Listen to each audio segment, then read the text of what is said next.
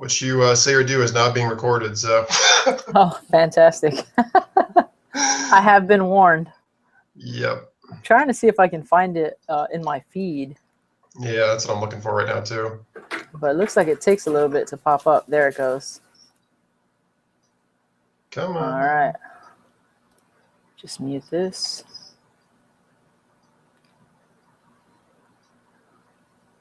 All right, awesome.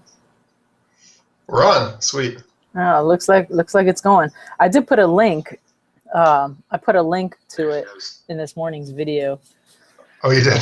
Yeah, I was like, oh, by the way, if you guys want to check out Anthony's channel, it'll be a link. We'll be talking today, so we'll see how that goes. Sweet. I know the lighting's not great, but I figured I might switch it up, like maybe switch angles at some point. I think it'll probably look really dark. It's very dark here too, with raining outside and gloomy. So I know my next vlog update is going to have a bunch of hate towards my lighting as well. Let me tell you, I could bring some spotlights out here, but I'm always worried my neighbors, like when I have recorded videos out here, I always feel like my neighbors are probably wondering what the hell I'm doing. You know, like sitting in the back talking to myself or yelling inside for the kids to shut up for 5 minutes. And I'm surprised nobody's called the cops or anything. Yeah, talking to yourself in front of people looks a little weird. Yeah, it does. It does. Oh, wow, here we go. Looks like you got a question already. What's the real difference between Malaysian and Japanese-made Seiko watches? Technically, they're just made in different factories, and they have the same standards in the factories. We live in a global world. I mean, car factories are no different. So you're really paying for the difference in labor rates and the name on the dial. And I tend to buy the ones made in Japan because I don't know, I get some, pleasure out of knowing it's a Japanese-made watch. But quality-wise, they're basically the same. I know people have pointed out there's some minor color deviation and some little minor things, but you're really not losing anything by getting a Malaysian movement. I don't know. How about you? Do you have an idea, Crystal? I agree. I've seen both of them. Particular like the SNZH, for example. I've seen both the K version and the J version.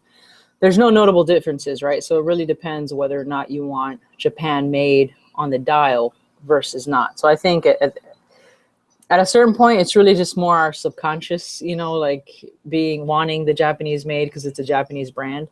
But just if you're willing to pay for the difference in price, and I would say there's no objective difference there really, aside from wanting to know it was made in Japan. But the standards, yeah, I agree, they're the same based on what I've seen.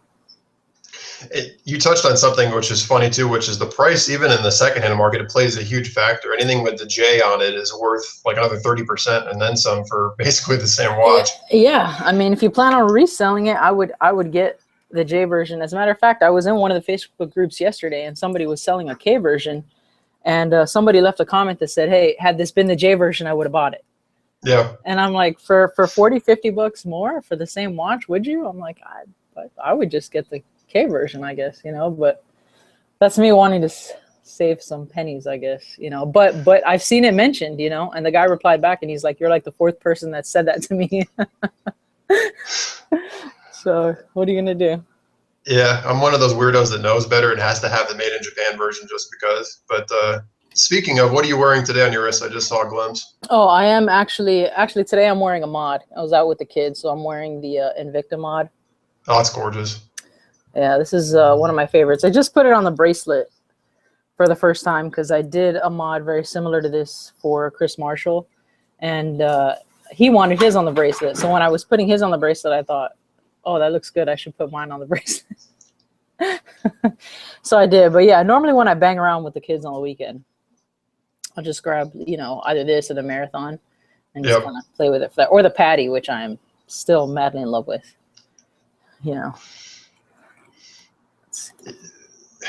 Oh, and Ilux, you have an SKX Malaysian version. Okay, I didn't know that. Yeah, again, you're not missing anything by not having Japan on the dial for sure.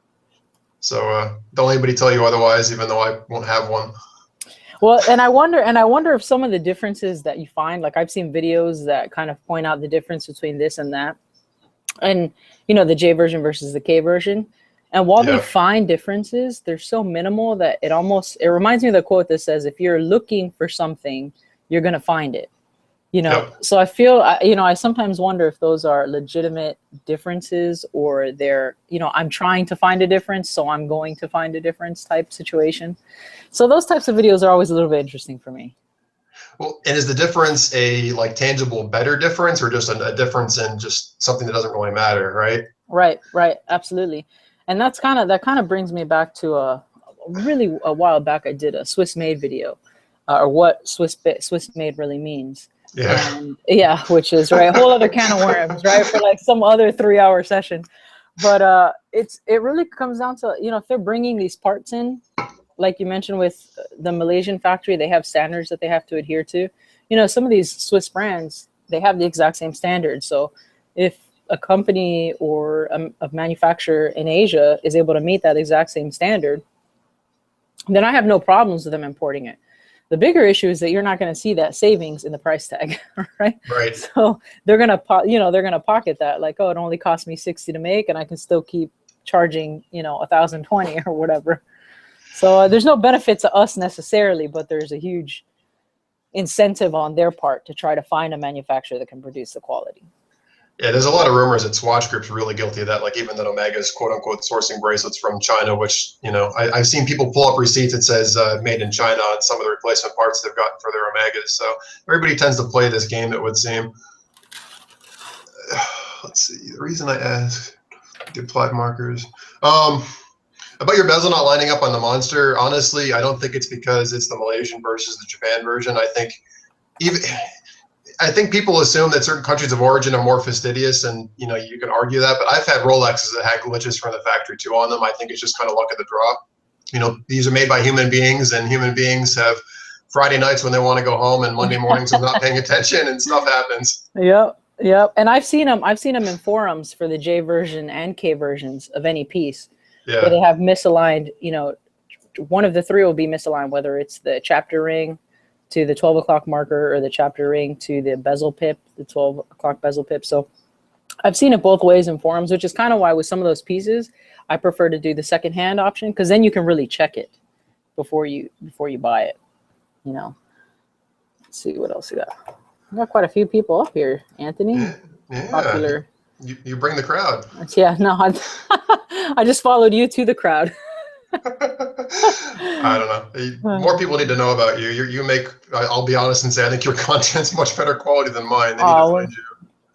That's really sweet of you. Thank you. I love your intro, though. I just wish I had something cooler than a Corolla to steal like a similar intro to have me. If I tried to make a video where I'm speeding, right, it would be like a 45-minute video as my Corolla tries to get to 60 miles an hour. Do you know what's bad is I'm such a car nerd. I noticed the stitching on the seats, and I could tell you're in a Corolla even though you never showed the car.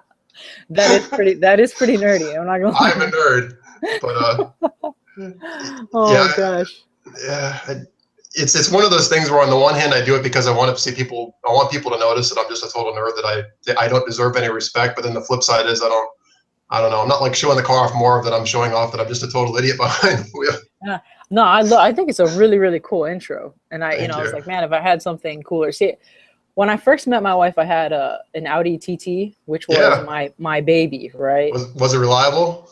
Oh, no, it was terrible. Exactly. But it looked good, right? They're sweet. They're sweet cars. Yeah, but it looked really good, right? So I rolled with it. But man, when we moved to Florida, I had a company ship it because I didn't want to drive it, and I remember telling the guy, be really careful. This is my baby. I'd wanted it all through high school. Gave it a kiss when he loaded it up. I mean, it was disturbing, right?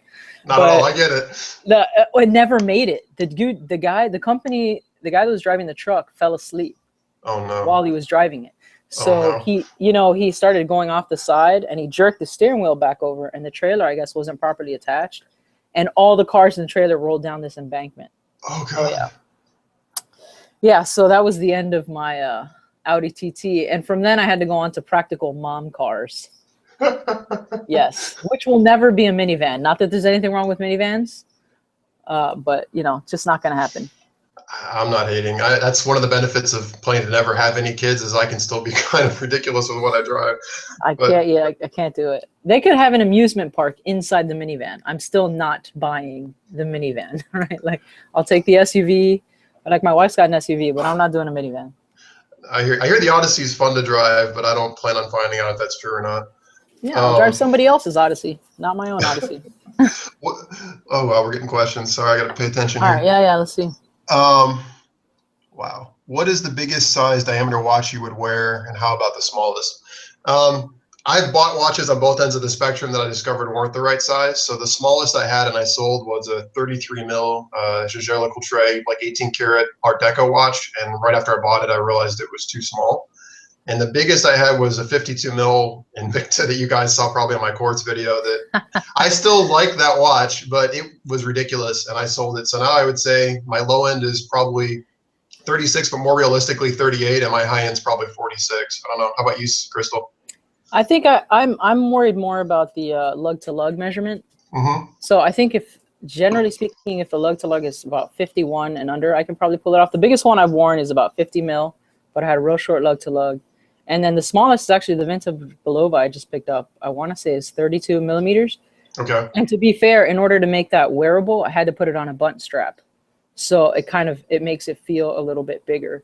But without kind of the visual tricks of a button strap, the smallest I'd probably be comfortable wearing is about a 37, 38.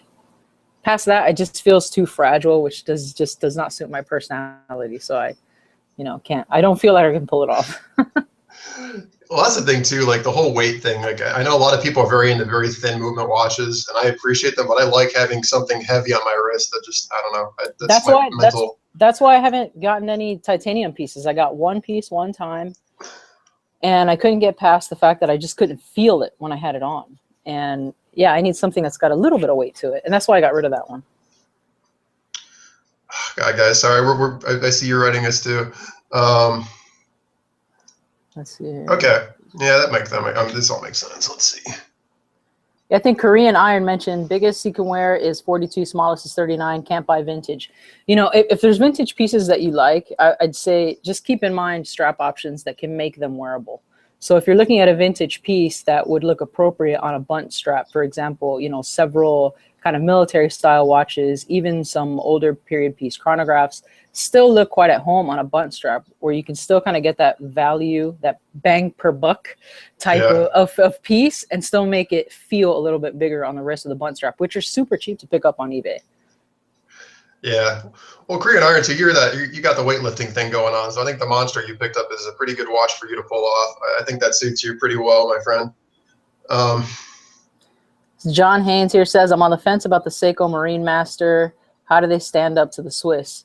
Well, which Swiss, right? I mean, yeah, you almost have to get specific on the piece that you're talking about. I think when you put some of the premium line, even when you start getting into $600 and up Seikos, and you put those against comparable Swiss brands, I think it would be hard to argue that you're getting better value from the Swiss. Because in that price point, you're talking about Longines, you're talking Hamilton, you're talking some higher end Tissot's, and there's nothing wrong with them. Those in themselves are historied brands, but they're historied brands that have been eaten by Swatch Group. Where the Asian comparables that could give you something in that price point are standalone companies that haven't been eaten up by a bigger Japanese conglomerate. So it depends what's important to you. I think you're getting more value from Japanese comparables than just Swiss. And I'm talking in general, like the 1,200 and under price point.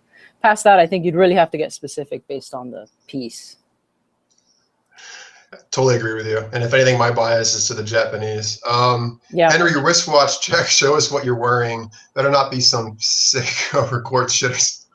Wait, who is that? Thank you. Oh, he's just being a dick. So on the one wrist, I'm wearing my my Rolex GMT Master, and on the other wrist, I'm wearing a Seiko, a Quartz shitter, my Shinola, because I was watching a bunch of Detroit stuff, and I felt, like representing today. So I've got my Shinola Runwell, and I've got my GMT Master 2 on. So Nice. Hopefully that's good enough for you. Not that I care. That's the only Rolex I'd consider, Anthony. That GMT Coke bezel.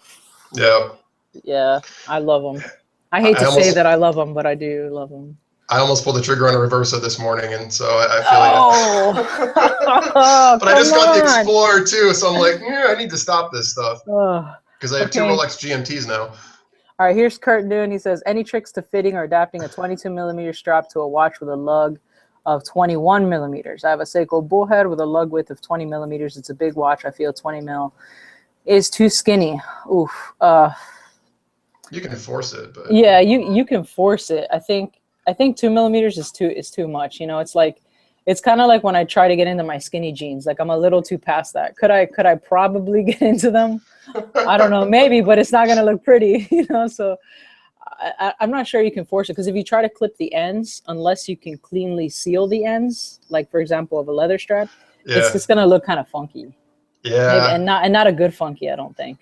Well, you got to be careful too, because I've tried to jam it in there before, and I've ruined some very nice straps, because once they're like held in place for a while, they can never go back to some straps being clever like that. Yeah, especially the leather ones, they'll stay that way. How often do the automatic washing get serviced? So here I've answered that on every live session, and the answer is there isn't a good answer, but I'm happy to have CG answer her end. But I mean, watches, they tend to kind of get in a rhythm and they settle over time. And I mean, yes, like a car, they have fluids in them, oils that can dry out, but I know watches that have gone 30, 40 years that run great. And I know watches that were serviced every 5 years, like the manufacturer says, and they never ran right afterwards, because they were kind of into a rhythm, and they took it all apart and the thing never reset back into like a good place. So the question, it's asked a lot, and my recommendation is, if the watch is running well, don't get it serviced. Only when you have an issue, get it serviced. But there's always exceptions to that rule. I don't know. How about you, CG? What do you think? I'm in the same camp that you are. If it's still running properly, then I'm not getting it serviced. And when I say, like, I'd have to probably be losing about a minute a day, maybe a little bit less before I went in and got it serviced. Because most of us are rotating watches. So to notice significant time loss, you'd have to be wearing it 2, 3, 4, 5 days in a row. And most of us aren't wearing, if you have more than one watch, 2, 3, 4, 5, days in a row, the same piece. So if it ain't broke, don't fix it. Yeah, if it ain't broke, don't fix it. That's my thing. If it's still running well, I don't want you touching it, because then you might mess it up. Yeah, people think of watchmakers as being these like blessed beings. I mean, I'm in the medical devices world, and people think doctors too can do no wrong. And there's always the C- students that still do their work, and there's the A+, and it's always roulette whether or not you're going to get a really good watch repair or a bad one. Yep. So don't risk it until you need to. A lot of the watch guys, watchmakers I've talked to have said the same thing though too. They've been like, if it's not messed up, don't bring it in to have it serviced. Yeah. And people worry about, oh, well, the wear on the gears and this, that, and the other. Yeah, but some of that you're probably going to have to get done anyways at some point. I don't think I don't see that added value. I think there's more that can go wrong than go right if you get it serviced before it needs to get serviced. Henry, yes, you put your Daytona on a Perlon. The Daytona is one of those watches that I think almost looks better on a strap than it does on a bracelet. Although I know you threw your NATO in the trash. I would have worn. I had the the 6. I don't remember the model now. I had the 4131st, the P serial Daytona, and I never tried on a NATO, but I think it would look good on one. I should have tried that. I've seen them on the rubber bracelets, the rubber bees lately. I've seen a few of those on Instagram, and they don't look bad.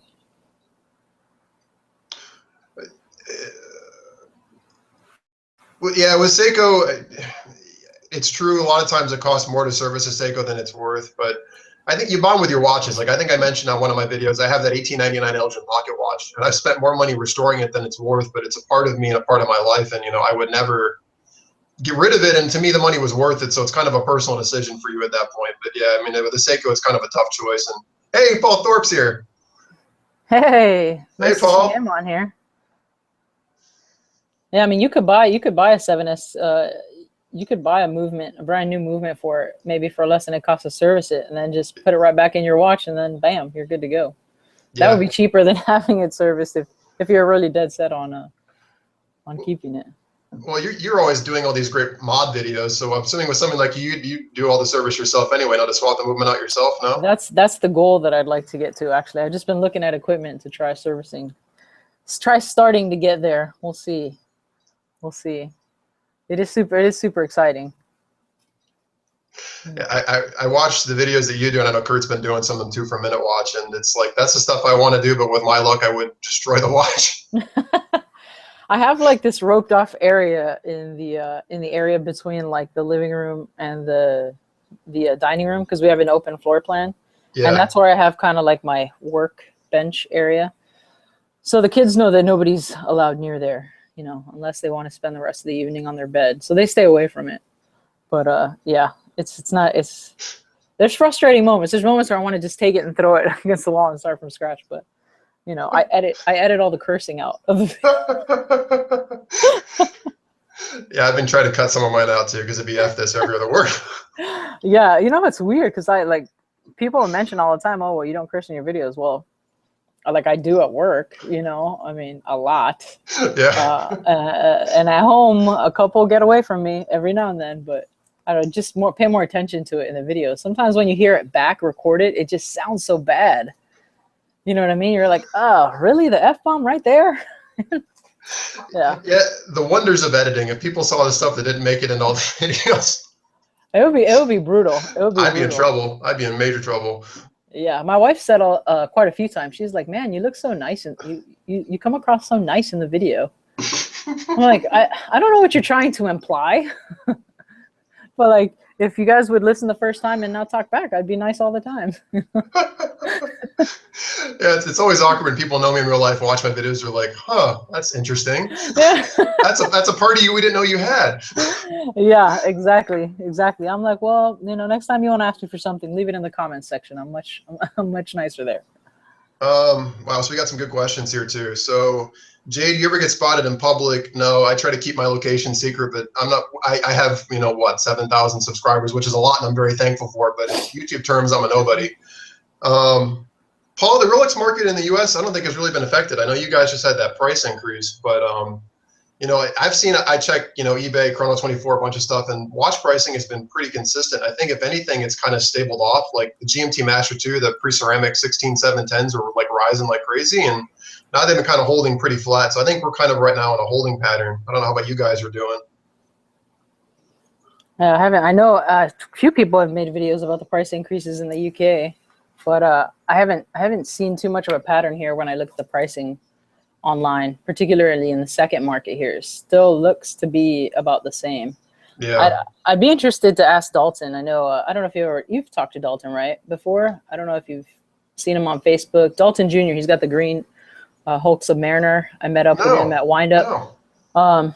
He knows a lot about that kind of stuff just because he's got a friend very close in the industry as well. So I might hit him up just out of curiosity and see what they're seeing on our end, because I haven't heard too much chatter or seen anything here stateside. Yeah, I was really surprised, and obviously I just bought I brought an Explorer too, and because that to me, which in my opinion, don't take this as investment advice, has been perpetually undervalued like the GMT Master was, and the fact the price has been holding steady, I figured I'd buy it now just in case the market ever corrects, because pricing has been pretty stagnant here for a while. So I'd love to hear what other people have seen. Yeah, I mean, I'm not shopping around for a Rolex personally, so I don't keep too close an eye on it, but. Henry, why have there not been any live streams? Well, there's a couple of reasons for that. One is, I know unbelievably so, I have a life and I have a lot going on, and to go book off like 3 hours of my time is kind of hard. The flip side is too, we ask a lot of the same questions, and you guys know my opinion, but my opinion is one of many, and I want to get people like CG or other people in the community that I respect that have a different perspective from me that can also kind of counteract my points, so you get a well-rounded view that's not just me, spewing all my opinions on you guys and you have to go live with it. I want you guys to get a better perspective. So that's the answer to that. Time, and I want other people on the channel with me. I think, let's see, John Hayes asked, have any new watch forums caught your eye? More specifically, what are your top 3 go-tos for looking for your next pieces? Listen, Instagram causes more problems for my relationship than any other social platform, and it's because there's these pictures of all these really nice watches. People are on top of new releases, and you get a look at it. I'm a huge fan of Worn and Wound. Yeah. Personally, I know they tend to be more kind of micro brands and not luxury pieces per se. But outside that, I'm not huge on forums. I just discovered Reddit, right? Reddit watches. I know I'm super late to that, but that's been a fun one. I don't even know about that. So you're I just found out last week. Somebody's like, "Oh, have you been on Reddit?" And I'm like, "What?" They're like, "You don't know about Reddit?" They looked at me like, "You know about cars, right?" Like, you've been on a horse and buggy this whole time. But yeah, like I just found out about Reddit, so that's kind of cool as well. But I hop on a blog to watch every now and then too, and dinky. But like you said, we don't. Time is really the problem. Like when I have time to be on the computer, we're either catching up with social media stuff or editing a video. And the rest of the time, I actually have to pay attention to the people, the other people in the house that live with me. Yeah. Yeah. Henry, you mentioned, what about getting other people on here like Archie Luxury? No offense to Archie Luxury. We have vastly different opinions, and I respect that he's created a following, but I like to talk with people that I think there's value in their opinions. Not that I don't value his opinion, but I disagree with a lot of them. So I wouldn't say he'd be my number one choice, but more respect to him. Watch Addict, this is a great question for CG. So you're asking about microbrands. I'll be honest, she knows the microbrand market way better than I do. And you just came back from a show in New York, so do you want to pick that one Yeah, up? have you seen any microbrands go mainstream? See, there's such the first issue with that is there's a lot of, I don't want to say debate really, but on what would be considered a true microbrand, right? Because there are companies like Stoba, which are smaller, that people don't consider microbrands, you know, Steinhardt. So I think the first thing would be, what do you really consider a true microbrand? So in terms of mainstream, I don't know what I'd say. You're not going to have any microbrand go mainstream in the sense that you're going to be able to talk to somebody anywhere outside the watch world and find them wearing one of these watches. I think the closest would be something like Shinola, which many people would say isn't a microbrand because they're just part of this huge beast. Yeah, Bedrock or whatever. They're huge. Yeah, exactly. But I think your closest would have to be something along the lines of Steinhardt. Yeah. If you consider them a microbrand, they're probably the ones that are punching through harder than anybody else. I'd love to see Hanhart make that kind of move because they have some really great history and they make some phenomenal pieces. So they're probably like a dark horse for me that I really wish would kind of be able to pull mainstream at some point, you know? So I have to ask you, because I've realized one of the things that I get a lot of satisfaction out of is having watches that people don't know what they are, don't know that there's that model out there. So if they went from like being like a kind of in the know watch brand to like everybody had one, would it ruin it for you? Yes, that was my conundrum with picking up the Seiko Patty. Yeah. I fought against getting the Patty so much because I was seeing it everywhere. And that kind of put me off a little bit. And then finally I was like, well, am I not going to get it just because everybody has it, even though I like it? So that's probably the first one that I picked up that, I had already seen millions of pictures of on Instagram. But that's what I like about my Reverso. I mean, when I did the Watch Week in New York, the boutiques that I walked into, aside from JLC, so like Vacheron, Constantin, Breitling, Audemars Piguet, when I went in there, they all said, can we see that Reverso? We've never seen it before. That's so cool. And I was like, yes, you can. I like that you haven't seen anybody else with it. So that was part of the appeal with that piece, but yeah, I don't like to have everything. I don't like super mainstream pieces, put me off a little bit. Yeah, and that's one thing that I will concede is I struggled for the longest time to pick up a Monster and like a SARB 35 because they were already kind of like darlings of the watch community. And I will say in that case, I'm very, very happy that I picked them up because as many times I say it and many times people still think I'm full of crap or that Seiko's paying me off, those two watches are probably my favorite watches. I adore them. And had I gone to my bias and said, everybody has one, I don't want one, I would have totally missed out on something that I find amazing. So you never know. Oh, Ivan said, is that a sub on CG AWC? That is not a sub. This is an Invicta mod. I'm not a huge Rolex person. Nothing against them. As a brand, I don't want to like go down that road, but Rolex it's not my thing. I just happen to think there's a lot more that I can get for my money in those price points with other brands that put me off Rolex a bit. So no, you won't see a sub on me anytime soon. Yeah. Hey Christian, good to see you. Yeah, Rolex. Somebody sent me a message, and they were saying I need to put together a video because I've been, on these ups and downs on my Rolex journey. I was their biggest fanboy. Then I made a bunch of reasonably popular videos of why I was done with them and I was over them, and now I have many in my collection again. So it's like, what the hell's going on here? But I get it, and part of the thing that everybody has one, and a lot of the demographics who typically own them. I mean, that in itself is a big turnoff, but. Like whereas a JLC, I mean, people look at you with respect and admiration because you're appreciating an instrument that is very fine and well made, and it's something that you have to be really passionate about watchmaking to pick it up. You're not buying it to make a statement so much about the piece itself, right? Yeah, I mean, it's really just one of those things. Like I do think Rolex is a great brand, but I mean, if I just break down like the price that I paid for the Reverso Squadra would have been the same price I could have picked up a sub for. Yep. And a sub is three-handed with a date. And the reverso is obviously, you know, Chronograph, GMT, Big Date, and freaking awesome in my opinion, right? So I just think, man, like I got so much more, you know. But if you've always wanted a sub, you're thinking, man, you should have just got a sub, which is fine, right? But can't do a sub, man.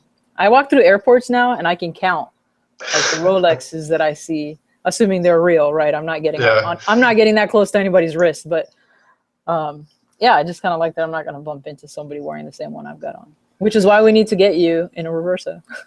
Yeah, like I said, I almost pulled the trigger this morning. It was what is it, Grand Taille, or Taille. I'm going to screw it up, but it's just the basic sub-seconds at 6 because I wanted that very classic dress watch look. Yep. Watch Addict, you know, I made that video, which I'll tell you right now was awful on why I don't go to ADs, and I would take it down now if people weren't like watching as much as they are. But yeah, I mean, there's situations where if I walk into a watch dealer and I'm wearing one of my higher end pieces, all of a sudden I have a new fan club and they're on my every whim and they're trying to show me the most expensive watches in the case. Whereas if I walk in there with like, you know, my Vostok or even like one of my basic Seikos, it's like, they don't even realize I'm there, or they come up to me almost kind of rudely. I'd say typically. Now there's exceptions to this rule. And I was just in Seattle, which I blew up on Instagram over because I was so excited. I love Seattle. Yeah, there's a lot of wonderful watch dealers there. You'll walk down the street, you'll see like a $250,000 Tourbillon special edition watch. There's Patek, Vacheron, there's a bunch of Microbrands, FB Journe. And I walked into a dealer there to look at some Nomos, and they could not have been I was wearing my Seiko Monster, which, you know, isn't exactly a great way to attract people. And I got fantastic service. So, you know, I guess I've had varying experiences. I don't know about UCG. You know, surprisingly, I've had nothing but good experiences. And I remember getting into something in the comment section of somebody's channel. I don't even remember whose channel it was, you know, about my tattoos and how I probably don't get taken seriously at boutiques and, you know, and this, that, and the other. And surprisingly, I've never had a bad experience at a boutique, even before I had the reversal to wear into a boutique. And I found that while initially somebody might judge you based on maybe having a ball cap or some tattoos, what people reacted to the most is the manner in which you communicate with them. So the second that they see that you're well-spoken, you understand what it is that you're asking for, and you have, you know, a very in-depth understanding on the pieces that you're asking to see, people change immediately. Yeah. And, you know, after a couple seconds in a conversation with somebody, I've never had an issue. So I don't know if I've just been lucky, but I know people that have had bad experiences. It hasn't happened with me. Yeah, and I just saw Watch Addict, you mentioned too, like there's the dealers like Vente and Torno. And I mean, the ones I assume you're referring to, I think you're from New York, and I know Vente is in New York, it's on Fifth Avenue. And the Fifth Avenue has its own kind of microcosm of attitude. And I've spent a lot of time in New York. My family's mostly from New York. I consider it my second home. And granted, the way you get treated in that city without money can be very different if people perceive you as having, you know, low economic status versus high. I know, like we've talked about, like Federico used to work at like the Cartier mansion. He also, I believe, worked at Vente and Tourneau for a while. And I know he knew enough to treat everybody the same because he knew that, you know, a 5-year-old could come in and ask for an Audemars Piguet solid gold and could afford it thanks to their parents, right? So you never know. But I do think certain areas of the country, like, like even like Florida, if you go to Worth Avenue in Palm Beach, and if you walk in wearing a Seiko and a t-shirt, they're probably not going to talk to you in some of those dealers versus, you know, if you're like in Midwest America, I think there's a different kind of expectation of how they talk to people. I think the general demographic, there's just been a shift in people with money, right? With new business ventures, crowdfunding things like Kickstarter, just in general, like Silicon Valley tech.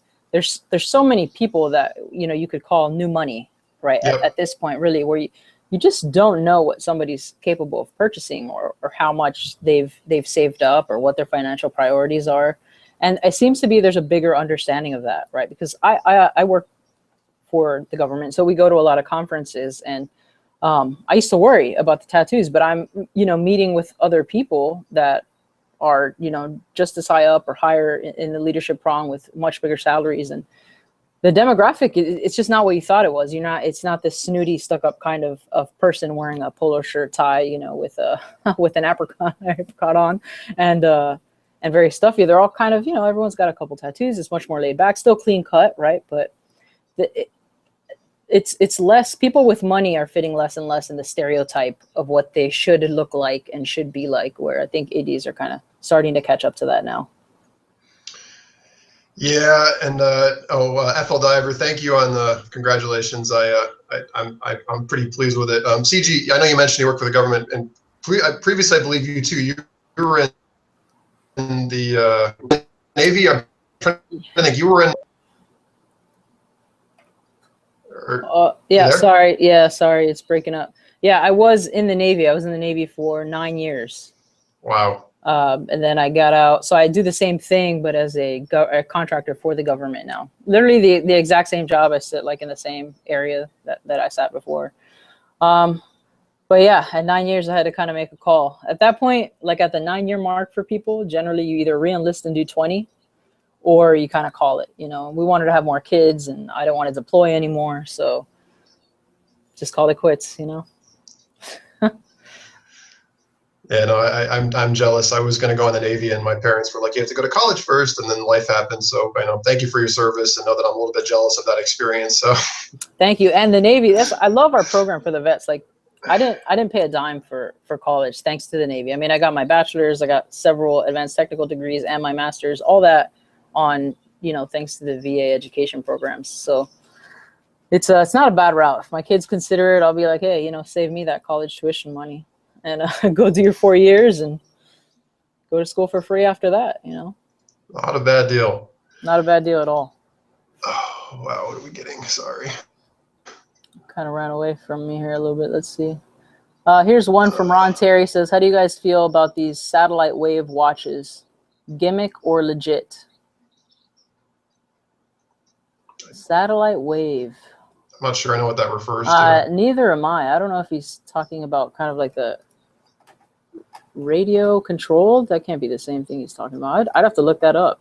Yeah, you're talking about the ones that have like they communicate with GPS to keep current time. If you're talking about that, I think that's obviously a really useful feature. I know like a lot of the G-Shocks have it. If you're talking about something else, please let us know. Nylox, yeah, I get it too. The Man on the Moon, the Hasselite, I know that's a big thing in the community right now. But yeah, walking into a dealer, if you have no intention of buying from them, I struggle with that too, because you kind of want to experience it, but you don't want to waste their time knowing that you're not going to buy it from them. Bone soup. This child was in the Navy for 9 years. I appreciate you complimenting my fantastic genes. I'm actually 32 years old, so I'll be 33 this year. Not a baby, just look like one. Thank you, Mom, for passing these genetics on. That's my comments. I wish we could pin that to the top. Yeah. That's nice. It is. I'll tell you what, it's really nice when somebody comes to the door soliciting things too, because they're like, are your parents home? I'm like, no, sorry, bye. See, I have the opposite problem. People always think I'm 10 years older than I am, and I never get carded anymore. So I'm like, oh, maybe it's the beard. I don't know. I get away with a lot by just saying my parents aren't home. And so I don't have to hear the sales spiel about how they want me to put in new windows and siding. I use like the 40 words I know in Mandarin Chinese to start speaking to them, where they look at me with blank eyes and walk away. Yeah, every now and then I'm like, oh, no hablo inglés, sorry. Oh, they speak Spanish where I'm from. That's not going to work for you. In this area, I can get away with it depending on what suburb I'm in. Yeah. Oh, let's wow. Eric, 6 years in the Navy here, not healthcare at all. Complete weapons guy then, now at the VA.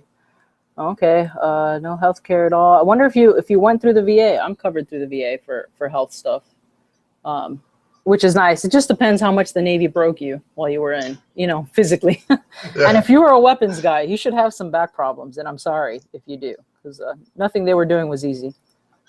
Watch Addict, no need to apologize for asking questions. That's what we're here for. So when did I get my first luxury watch? Well, I talked about my state of collection. The watch that really started for me was seeing the Bond movies in the 90s, and I had that vintage pocket watch. But the first luxury piece that I got, if you want to call it luxury, is I had a Omega Genève from like 1967. I bought that my first year at college, so I was late 18.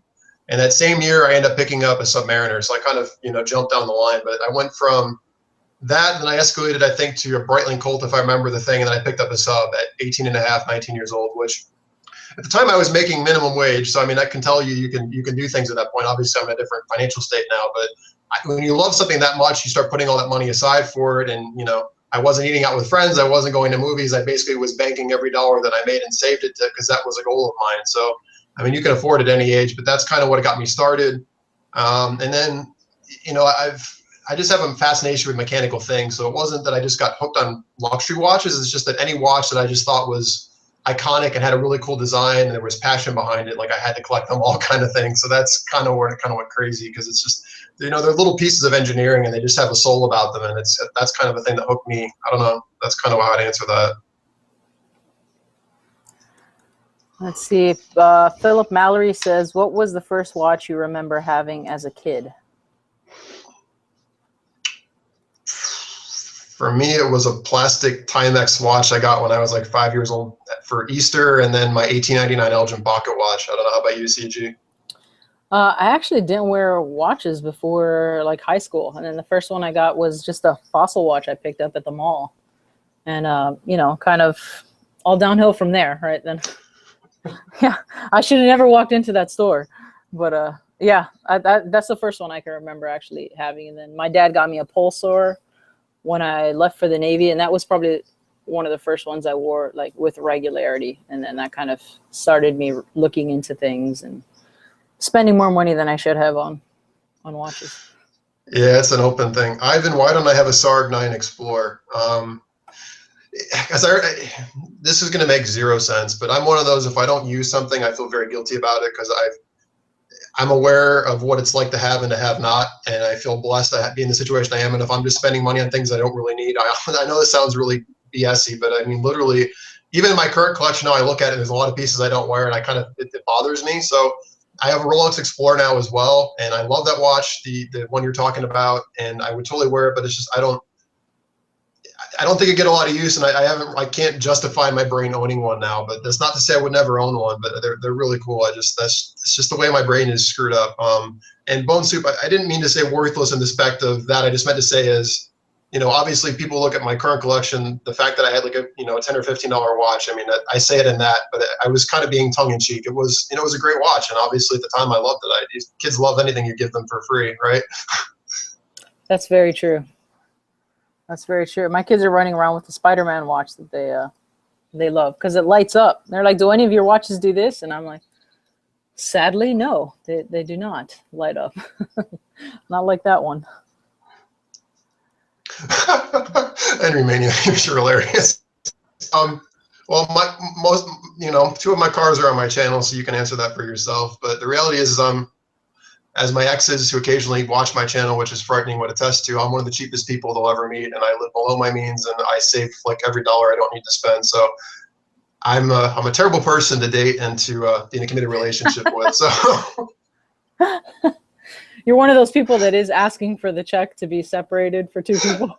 Yes. We're going Dutch today. So sorry.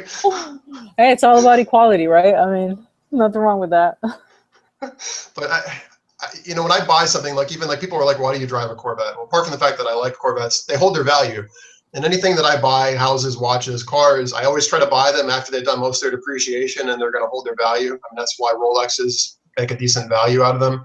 Like I would never just go spend, you know, a ton of money on something that overnight was worthless. Like that's just my modus operandi, if you will. So if anything, I'm cheap on that front. Like I could never just spend money that I knew I was never going to get back. Like that would give me massive anxiety and panic attacks. I'm okay with it depending, right? I think to myself, you know, if I'm going to get something like the GMT Grand Seiko Spring Drive is a perfect example. You know, I mean, I'm going to keep my eye out for a secondhand one because generally those secondhand will run about $3,200, and brand new from the boutique they're $5,500. Yeah. But you know, if when the time comes, I keep waiting for a used one to pop up and I don't see it, that's a piece I wouldn't mind spending $5,500 on. One, because I think it's worth it. But two, you know, if I sell it, which I don't think I would, but that, you know, I don't know, $1,500 I'd lose, I'd just chalk up to like, well, that's the price I paid for enjoying it for how long I had it. So, you know, I think it depends. And I don't expect to ever get any of my money back on the watches that I buy. So I kind of already have to be willing to write that off. And that's what I think of when I buy it, is that I have no intention of recouping this money at any time. And if I do get anything back, it's kind of a bonus. You know, but everyone thinks of it differently. Well, and I have to say that that's a very healthy perspective, and I've been trying to get better at that. Like, even like I used to be the kind of person who would even cheap out on vacations, and it's just like I could buy a watch if I spent this money on a watch, right? And it's like when I was in Seattle, for example, I intentionally was just blowing money on stuff that I never would spend. I was trying to force myself out of my comfort zone because, I mean, we could be dead tomorrow. I mean, you know, I don't want to get into it here, but I mean, obviously, I'm sure you have the same experience. You know, people can die instantaneously, and life can be over like that, and you never know. And with that being in mind, I mean, you need to live your best life, and you need to enjoy what you do. And if you're taking risk aversion and you're not having fun with your life, then, you know, clearly that's not a healthy attitude. So do as I say, please don't do as I do. I'm in remission here. My wife's a saver, right? She's Yeah. like a really big saver, and I'm a really big spender. So she forces me to save. You know, I mean, we've got 20% of our monthly salary that goes just into different things, right? Either Roths for us or college savings for the boys. And I complain about it all the time because, I mean, I do it, right? Like I put the money where it's supposed to go. And she's like, well, you won't be mad when it comes time for retirement. I'm like, what are you talking about? The day before we're supposed to retire, I'm going to get hit by a car and I won't see a dime that you made me put away for 30, 40 years. And you know what will flash before my eyes as my heart like flatlines? All the watches I could have had and why I'm mad at you. Well, so, you know. Yeah, I have to say, you know, one of my biggest regrets, I mean, and I'll be totally honest here, if I look back, and I mentioned on my State of Collection video that I obviously lost my significant other, and right after that, I have to say my biggest regret is that I did not spend more money on us and our time together, and I was so cheap. And if I could obviously turn back time and go back differently, I'd blow massive amounts of money and do things very, very differently. But hindsight's 20/20, and always is. Always is. Always is. Let's see what we got on here. Oh, looks like there's some interesting sidebar conversations. Yeah, Christian, that's a great thing you did. I think that's a wonderful way to, I mean, what else can you get a man really besides, I mean, a watch or, I mean, we don't have the same, I guess, kind of accessory portfolio that a lot of women tend to be open to, but yeah, I think that's a great way to show how much you love them. Let's see, question, which watch in your collection has the best dial finish? Oh, what do you think, Anthony? I know you're battling not getting the GMT you're wearing service because I'm gonna get shot for this answer. Say it. It's the Seikos. If you look at my SRP 307 J1 Monster, there's like you have to look at it, and the way it captures the light, the perfect finish on the markers, there's such a beauty to it. And the SARB too, the SARB glows. There's just this warmth of the dial with the SARB that it's unmatched. The one watch I will say in my collection that I think does come close is my new Explorer 2. The contrast of like the polar white with the black indices is very tasteful, and I'd say the Explorer 2 is probably a close second. But I would say those two are probably blowing my mind. That they're perfect, and the way they capture light, it's like somebody like must have ran them in different lighting scenarios because they glow in any condition. I don't know, how about you? I think for me, the nicest two dials I have, honestly, are probably the 1956 vintage Belova. Has this very nice texture across the dial that almost kind of looks like it supernovas from the hands out. And it's absolutely beautiful. And it's held up incredibly well. And then a very, very close second is just the JLC Reverso. Just what was done on the dial, you know, itself, it's beautiful. I stare at that dial quite a bit. So those are probably the nicest two dials I have right now. Yeah. I would also add the Omega Seamaster Professional Bond watch that I have that list too, because the way there's like that wave pattern on the dial, and if the light catches it just right, that thing has a really cool patina to it, or not patina finish to it. Wow, these questions are rolling in faster than I can even refresh. Wow. Let's see here. Ron, that's hilarious. Yeah, I'm guessing those tires are gonna be the excuse for quite a while. Boss Life, you guys enjoy TGV channel, seems to be popular amongst the community. That's all you, buddy. Yeah, of course you'd say that. I don't know Tristano personally. I've talked with Federico. Federico's a nice guy. Tristano seems like a nice guy. He seems to know his stuff really well. I think we have very different I tend to be, I want watches to be digestible for everybody. I think if you look at like Archie Luxury, which is all like you have to be wealthy and everybody else is worthless. I came from a family of bipolar, like bipolar family, because on the one hand, I have family that's stratospherically wealthy, and on the other hand, I have family that's very working class, blue collar. So I very much appreciate fine things, but I still appreciate that not everybody has access to it, and that value of life is not determined by a bank account. And I like to make things digestible, and I like everybody to be treated equally. So, you know, that's why like Archie is probably not somebody I invite on the channel. They have a market, and I wish them the best, but they're not. I don't align with their perspective. You know, TGV, he's very much about the gentlemanly thing. He does more fashion stuff. That's not me either. You know, my definition of a gentleman is the way you treat somebody. It's not, you know, the shoes you wear, the way you dress, or where you come from, or your family history. Amen. I mean, I have a family. I mean, I have my family were ancestors were like Marquisa and Marquesas in Italy, but it makes no impact on my current life, and it's not part of who I am. Who I am is, you know, the day I die, people are going to hopefully show up to my funeral, and they're going to remember how I made them feel, and that's what's going to make me feel like I lived a good life. And my value that I look to other watch people, and why I look at Crystal too, is because genuine people, genuinely passionate about a hobby that, you know, from, you know, $5 to $50,000, you just appreciate it as a piece of art and something that is, what does it say to you? What does it say about its creator? Or why should we care about it? And it's something we can appreciate from all. Well, I talk to people that have that perspective. And the best, and you know, nothing negative against them. It's just I have a different feeling about stuff. But if we end up talking with each other, great. I'd love to get them to know better. You know. Yeah, no, that was good. I think all I'll say is that I don't watch this channel. But I've gotten to know a lot of other YouTubers really well, and that's kind of been part of the fun of it, is, you know, getting to know people that you speak with a lot in the comment section, and then getting to know other content creators. And, you know, you find that I think a lot of people don't realize really how difficult it is to kind of put yourself out there, right? I know Andy Hunter's made a funny reference that says, you know, if you put your head out there, get ready for it to get kicked, you know, right?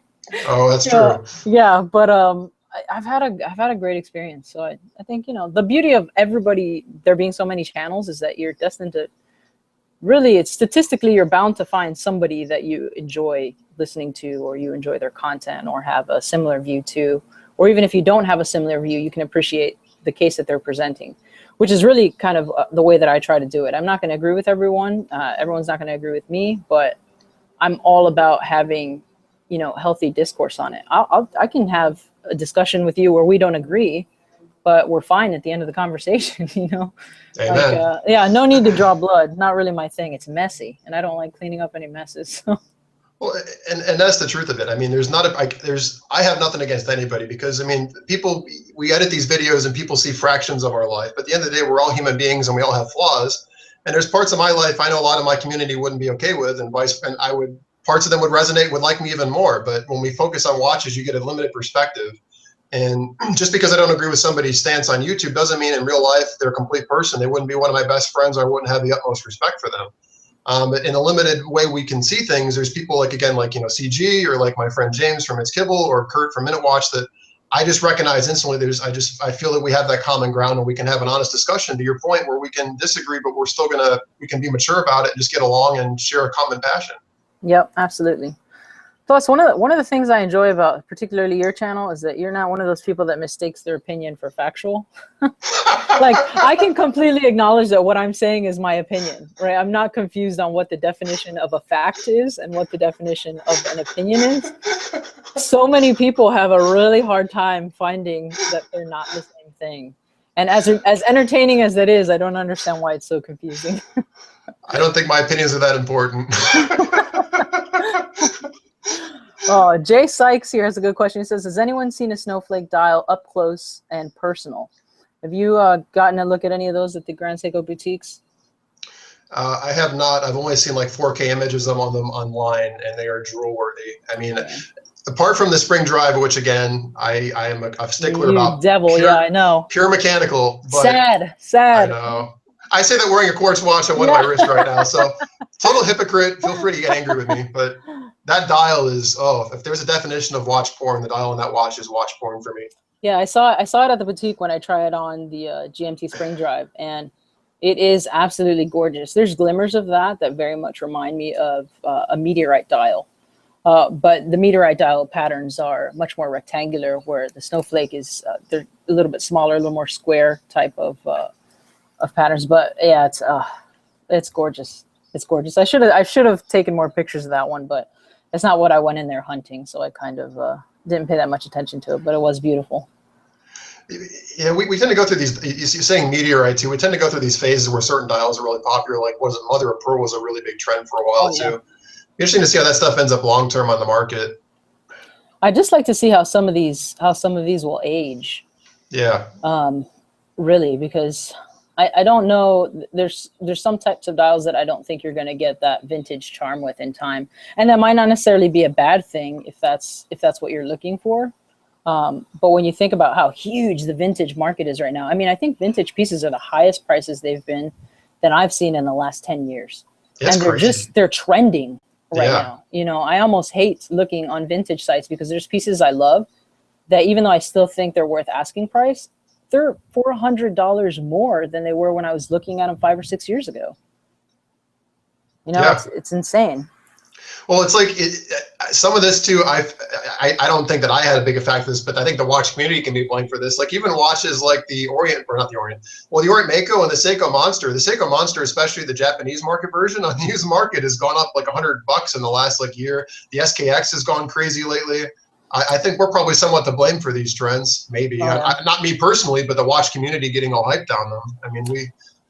Oh yeah, I think it's like from now on, when I'm hunting for a vintage piece, I'm not going to make a video about it till after I've gotten it, right? Like, because you know better.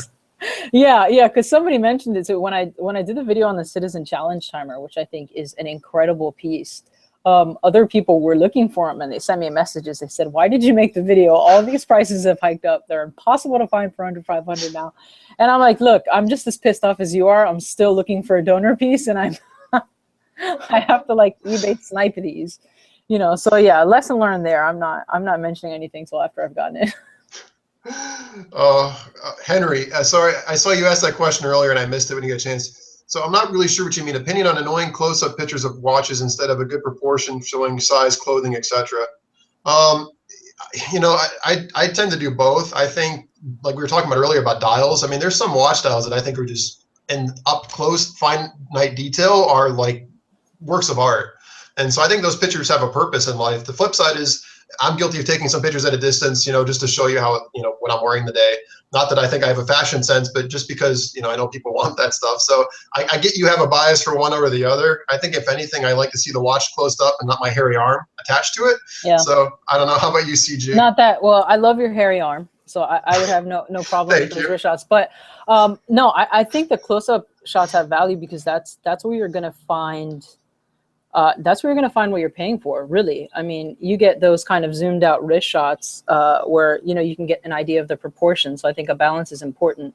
When you start to get into very nitpicking differences in pricing, we're talking about the neatness with which something is printed, you know, the proportion of one aspect on the dial in relation to something else, finishing on cases.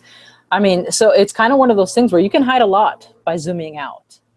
So there's some value added, right, in zooming in. That's a great point. And I'm too nice of a person to call people out, but I know some of the people that follow me on Instagram and you guys share your watch pictures with me. I know some of you guys are rocking fake Rolexes and fake Omegas. And yes, we do know. And just because you're taking a picture from 5 feet away, I can still tell you, and I'm not going to be one to call you out, but just know that people notice. And if you're going to be posting fake wrist shots, it's probably advisable you don't put them on Instagram, because I guarantee you, Crystal and I know there's some jackasses in the community, and sooner or later somebody's going to call you on it. Yeah, absolutely, absolutely. Yeah, I like a good zoomed in shot, because I think that's where the bread and butter is, right? All these companies talk about, oh, you know, we have 50 years of experience, 100 years of experience, 120 years of experience. Well, you have to show that in your execution at some point. You don't have, to be fair, you don't have a 120-year-old watchmaker, which means this is passed through 2 to 3 generations. So at some point you will have had to have taught the lessons learned, or your manufacturing really how-tos that you've encountered, ways to make things more efficient. And where you're going to see that evident is really the execution of function and the execution of the materials themselves and how they're printed. So I like to see that sometimes, because depending on what you're asking, there has to be something that sets that apart, in my opinion. right? I'm going to give you some leeway based on history, but past that, you're going to have to earn the dollar. Yeah, and it's some of these things. It's like even a photo doesn't capture it. Like I think a lot of people assume all luxury watches kind of have their own kind of. I mean that they're all kind of very similar. But like for example, the way like a Breitling feels versus the way a Rolex feels versus the way an Omega feels. I mean the difference in the execution of the way they do a bracelet versus the fine details on a dial. There's monumental differences. I mean, the way like Breitling does a dial is very different than the approach that Rolex takes to a dial, or the way that Omega does a dial, or the way that Seiko does a dial. And by zooming in, you get a little bit more of the flavor of the details that really separate these brands that speak to their heritage. To your point, and kind of separate what speaks to you. I mean, there's definitely a lot of detail you wouldn't notice from a distance. Oh yeah, absolutely. Let's see here. Oh dear, somebody's going on about Squale. I got nothing to say. I think you owned one, didn't you? I did. Okay, so I owned 3, right? Okay. I can own that. There's all 3 have been sold, right? So I'm wearing a Shinola. You're here's saying. my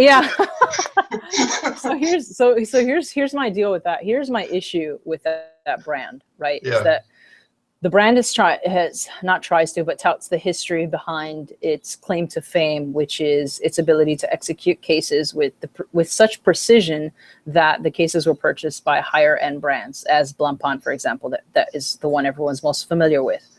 So that's fine and dandy. I have no issue with the change in ownership. There are plenty of companies that we still hold in high regard that fall under giant umbrellas, right? JLC being one of them, although that structure is completely different to the Swatch Group. But with Squale particularly, so they touted the fact that, we have these fantastic cases. So I actually emailed them. So my issue is based off my experience with them. So I emailed big, HQ Squale and asked them Really? because I was curious, right? I want to know, this is what you said your history was. I want to know if you made the case to the 1521 that I'm wearing that was one of these awesome cases. Oh, so boy. I shot them an email and I simply asked, where's the factory that these cases are being made, and I also asked if they were regulating the movements, just out of curiosity. Mm-hmm. And the email that I got back was a very generic, this is exactly what they said, is that their cases and pieces met the requirements as dictated by Swiss laws to be labeled Swiss made. Okay, that's the reply I got. So I wrote them back. I said, I'm not questioning the integrity of whether or not they should be labeled Swiss made or not. I was like, I'm sure they meet the requirements to be labeled Swiss made. And we both know what that means, by the way. Yeah, exactly. I'm simply asking, where are the cases made? Are they imported, right, or is Squale making them in-house? Right. And his reply back was the exact same line. So after that, I sold them. That's when I sold my pieces. And so that's my issue with them. Had they come clean and said, hey, we're getting them made by, we're importing them. But we had the conversation earlier about other manufacturers being able to create pieces to the same standard. I have no problem with that. I have a problem with you lying to me. Amen. So I stay away from the brand. As much as I like the new release that they came out with, the Squale-matic, it's beautiful. I saw it at Wind Up. But I don't like the way that they're marketing and the premise that they're building the brand behind, because it's disingenuous. So yeah, that's my quarrel with the brand. So I won't be. The watch is still very nice. I'm just not going to be buying it. Yeah, I had a very similar kind of thing too when the whole Shinola thing came out, and I knew they were only doing assembly in Detroit, and I knew that the bracelets and stuff were coming from China, but the way they were kind of manipulating the audience and stuff too. I mean, even it's because I know the factory, I know the people that work there, and as much as I want to support those people, because I consider those people, family to me, because I grew up around there, and I want to support that. The flip side is the contradiction in messages and manipulating the audience too was a very hard thing for me to digest, and I understand why you sold them. Yeah, that was kind of my thing. I want something that's genuine. Even if you tell me where you have been getting them, then it's fine, because I'm not personally blinded by the Swiss made label. I know everything that it can be and still be labeled Swiss made. So I'm not paying premium for that. I'm paying based on getting something in my hands and being able to create my own opinion on how I think you put it together based on my experience with other brands. And then I'll decide whether you have my dollar. But Swiss made is not why I'm going to pay premium, to be honest with you. That holds really nothing. And I also don't think that you can't get exquisite pieces coming from China or any other Asian country. So I think you kind of have to keep an open mind. If you're willing to give your money away based on a label, then you're just an easy target, and in some senses, part of the bigger problem with why they're able to do what they do. Yeah. That's extremely well said. I mean, people buy into the hype of something being Swiss made, and to your point, I know somebody was asking earlier about Vostok too. I think Vostok is a great entry level watch. But to your point, CG, I mean, like the Seagull watch is Chinese made watch is an incredible watch, and we get so locked into this racism and the stereotype of if it's not Swiss made, or even in some cases if it's not made in Japan, it must be crap. But the reality is we're all the same people. It doesn't matter where you live. There are wonderful people that work in these factories, and there are idiots that are drunkards that have no value to the society making these watches. And depending on the management or lack thereof in some of these companies, origin doesn't matter. It's how well the company is run and how committed they are to the quality. And the label on the watch doesn't change that. You're buying either a watch from a dysfunctional organization or a well-run machine, and that's what you should be paying attention to, not the origin or the ethnicity of the person that assembled it. In a country like the United States, I mean, you could have 50 different people from a multitude of backgrounds working in a factory too. I mean, what does it really matter? I mean, in America, I have a very different sense of what an American is. I mean, you could be Japanese, Chinese, Korean, Iraqi. It doesn't matter. We're all Americans. So what does it really mean anyway? It doesn't. That's really the beauty of it. And really, who you have to give credit to is Switzerland, right? For being able to for having an organization that was able to create these strict requirements on whether or not something could be on the label, and then over decades being able to create this reputation in a specific industry. Because over the history of horology, right, that powerhouse status has swung from country to country, right? It wasn't always Switzerland. The US had its heyday in watchmaking, but the Swiss, what they executed incredibly well in some ways is one of the things you have to credit Rolex for being known as kind of the icon of dive watches, right? It was realizing that we have this reputation at this time.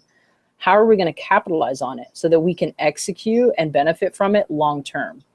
And that's what Rolex has been able to do with their marketing, right? The sub being able to kind of swim across the canal. I think it was a woman that had it on her wrist, and they made it this big marketing thing on how she was wearing a watch while she was swimming. And then they just kind of ground pounded that, and it became like this epic piece, right? Because if you look at it, there's nothing that is necessarily executing above and beyond on something else at a comparable price point. Agreed. But it comes with all this. It's kind of like, have you seen Hunger Games? I hate to dork myself out, but like I'm a huge Hunger Games fan. So when kind of like Katniss comes into the arena and the flames kick on, like they were able to do this huge fanfare, and to their credit, I mean, holy shit, what a great job they did, right? Like they've captivated us forever, and now people can't get rid of their money fast enough, to get these pieces. So I'm not taking any credit away. I'm just saying, at some point, you just kind of got to be able to, I guess, see past the.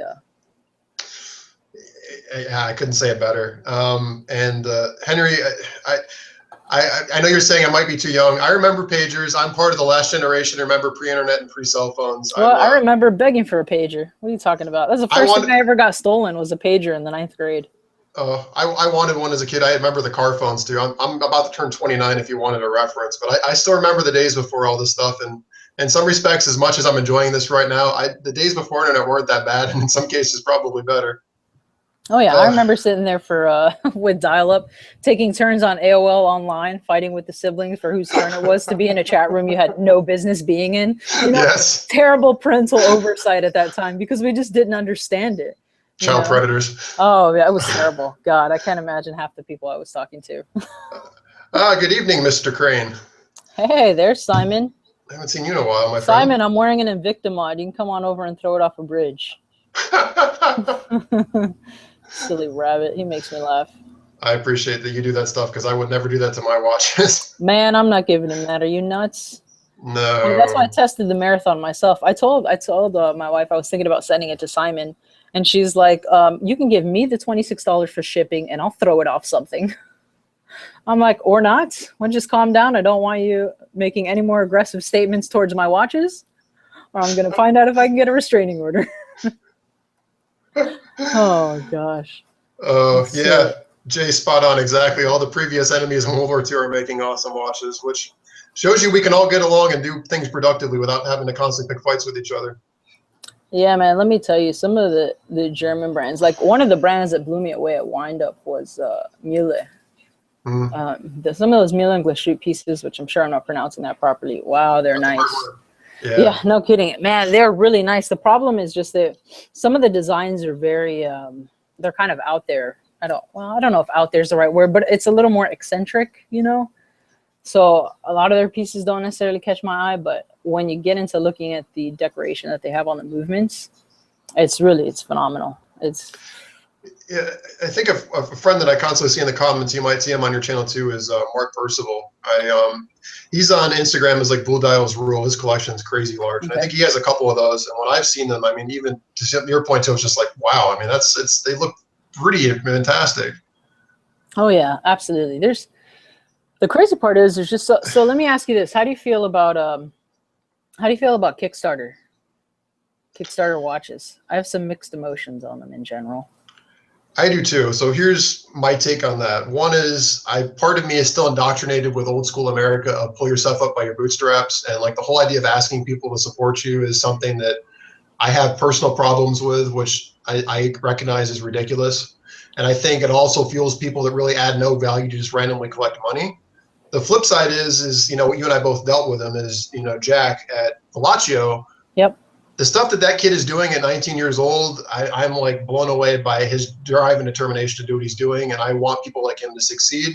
And you know, whether or not his product is perfect and all that, I mean, that's a personal thing, but I think what he's trying to do, I think, is the best reason to support Kickstarter. But the flip side is there's a bunch of people out there that I think, and on a whole, probably ruin the concept. I don't know. How do you feel about that? I think it's kind of the same way you could probably summarize what people might think about YouTube, right? I mean, yeah, you've got like some seriously shady videos out there, and then, like you said, dealing with some of these people that are trying to kind of build something. It's a great opportunity, but that doesn't mean you're not having to sift through a lot of nonsense to get there. Like, I will occasionally flip through Kickstarter, not just the watches, but tech stuff as well. And some of it's really cool, and then others, you know, it's just kind of like, really, you're just trying to make some money. But it's like GoFundMe pages. I've seen GoFundMe pages for go fund my pig to go to New York or something, you know, like, but somebody's giving money to it. So like, I think the real issue here, Anthony, is that we have not started a GoFundMe page for Let Me Buy Watches, because there are people that have money that they need to give away. You heard it here first, guys. CG and I are starting a Patreon account. Go fund my Longines 1. That's going to be coming up soon, as I collect 30 grand for it. Oh gosh. Okay, Bone Soup says Kickstarter. I worry about the warranties. What if you get a watch that breaks later? I feel like you could get screwed. To be fair, a lot of them do list kind of some of the issues with the project, but most of the ones I've dealt with do have warranties in regard to being able to get your money back. Now, how they can back those warranties later on, that's something that I don't know enough about the structure of that in detail to say, you know, one way or the other. So but having said that, a lot of the Kickstarters, you can reach out to these guys and ask them yourselves. And if they're ethical people, ethical businessmen or women, then they're going to be able to answer your question. Whether or not you're satisfied with the answer is another story altogether. Yeah, I think that's a great tip too. Before you hand your money over, you should do your research, right? And so with Kickstarter, I mean, contact the people, and, you know, what do they respond? Do they send you some blanket email and kind of brush you off, or do they take the time to write you a personalized response? I mean, that in itself should kind of show you the dedication they have to their product, right? Yeah, and a lot of these guys too, you know, I've been thinking about kind of starting a series with some of these microbrand starter, you know, founders, just talking about kind of like the grind of starting something, because I can't imagine kind of like putting together something that I think is great and then having to release it just to hear, you know, all the praise and then the tons more criticism that there'll be for it, you know, because for as much as we love our hobby, we are a brutal group of people. Oh my God, yes. You know, like, do we eat our young or what? You know what I mean? Like, sometimes I read through some of this and I'm just like, guys, we're such a small community. Like, why do we kill off, you know, any type of interest with like, just, there's some serious hostility, you know? And it kind of reminds me of like the scene from Ice Age where it shows like why the dodo birds go extinct, where they just are all chasing watermelons off the cliff. And I'm like, this is kind of like what we do. You know, we're not a very big community. People start to show a little bit of interest and they mention Quartz or a brand that you don't like, and, you know, you burn them at the stake. Well, good. That's one less person to help you increase competitiveness and market share and potentially bring prices down. So, you know, job well done for being an a-hole, I guess, if that's what you're going for. Yeah, and it's like, you know, people are always asking me why to like put videos on other watch channels and like say how much I hate them or how much I love them and all this crap. It's like what's the point? This like you guys want like live television, you want like reality TV. It's like it's not like that. We're just here. We want to talk about watches. It's not like I hate so and so and they're total whatever. I mean, it's like come on, people, grow up. We're adults here. This isn't, you know, heaven forbid I mispronounce the name of a watch or you talk about something that's undesirable and all of a sudden, I mean, you might as well be a KKK member. I mean, Yeah, or Quartz. It's absurd. God, don't say Quartz. Yeah, I mean, I think you and I in general. I mean, I don't read all your comments, obviously, but I know myself. If I get a hate comment once a month or twice a month, I mean, I'm very fortunate that I have a very good community. But you go on some of these larger YouTube channels, I mean, they get like beaten up all day. Yeah, it's pretty brutal. Man, let me tell you, looking through other people's comment sections was one of the reasons that I was not sure I was gonna go ahead with it. Yeah. But then I was like, well, you know, I'll give it a shot. I have a pretty thick skin, you know, in general, and I think part of like the thing with YouTube, both people that comment and people that create content, how they handle things, I find has a lot to do with how satisfied or dissatisfied they are kind of in their personal life. And if they're able to find value in things outside online, then they tend to be much more normal, you know, like in the comment section, and they don't take things like so personally. But yeah, I mean, it just depends. It really just depends. Let's see here. David Coates says, what do you think of Omega Caliber 321, 861, 1861 column wheel versus cam? I prefer personally the Caliber 321 just because that was the original. The 861, 1861. Now column wheels versus cams, to be perfectly honest, I'm not so much concerned with the method in which the chronograph is being engaged, right? Because that's all that the column wheel and the cam is doing.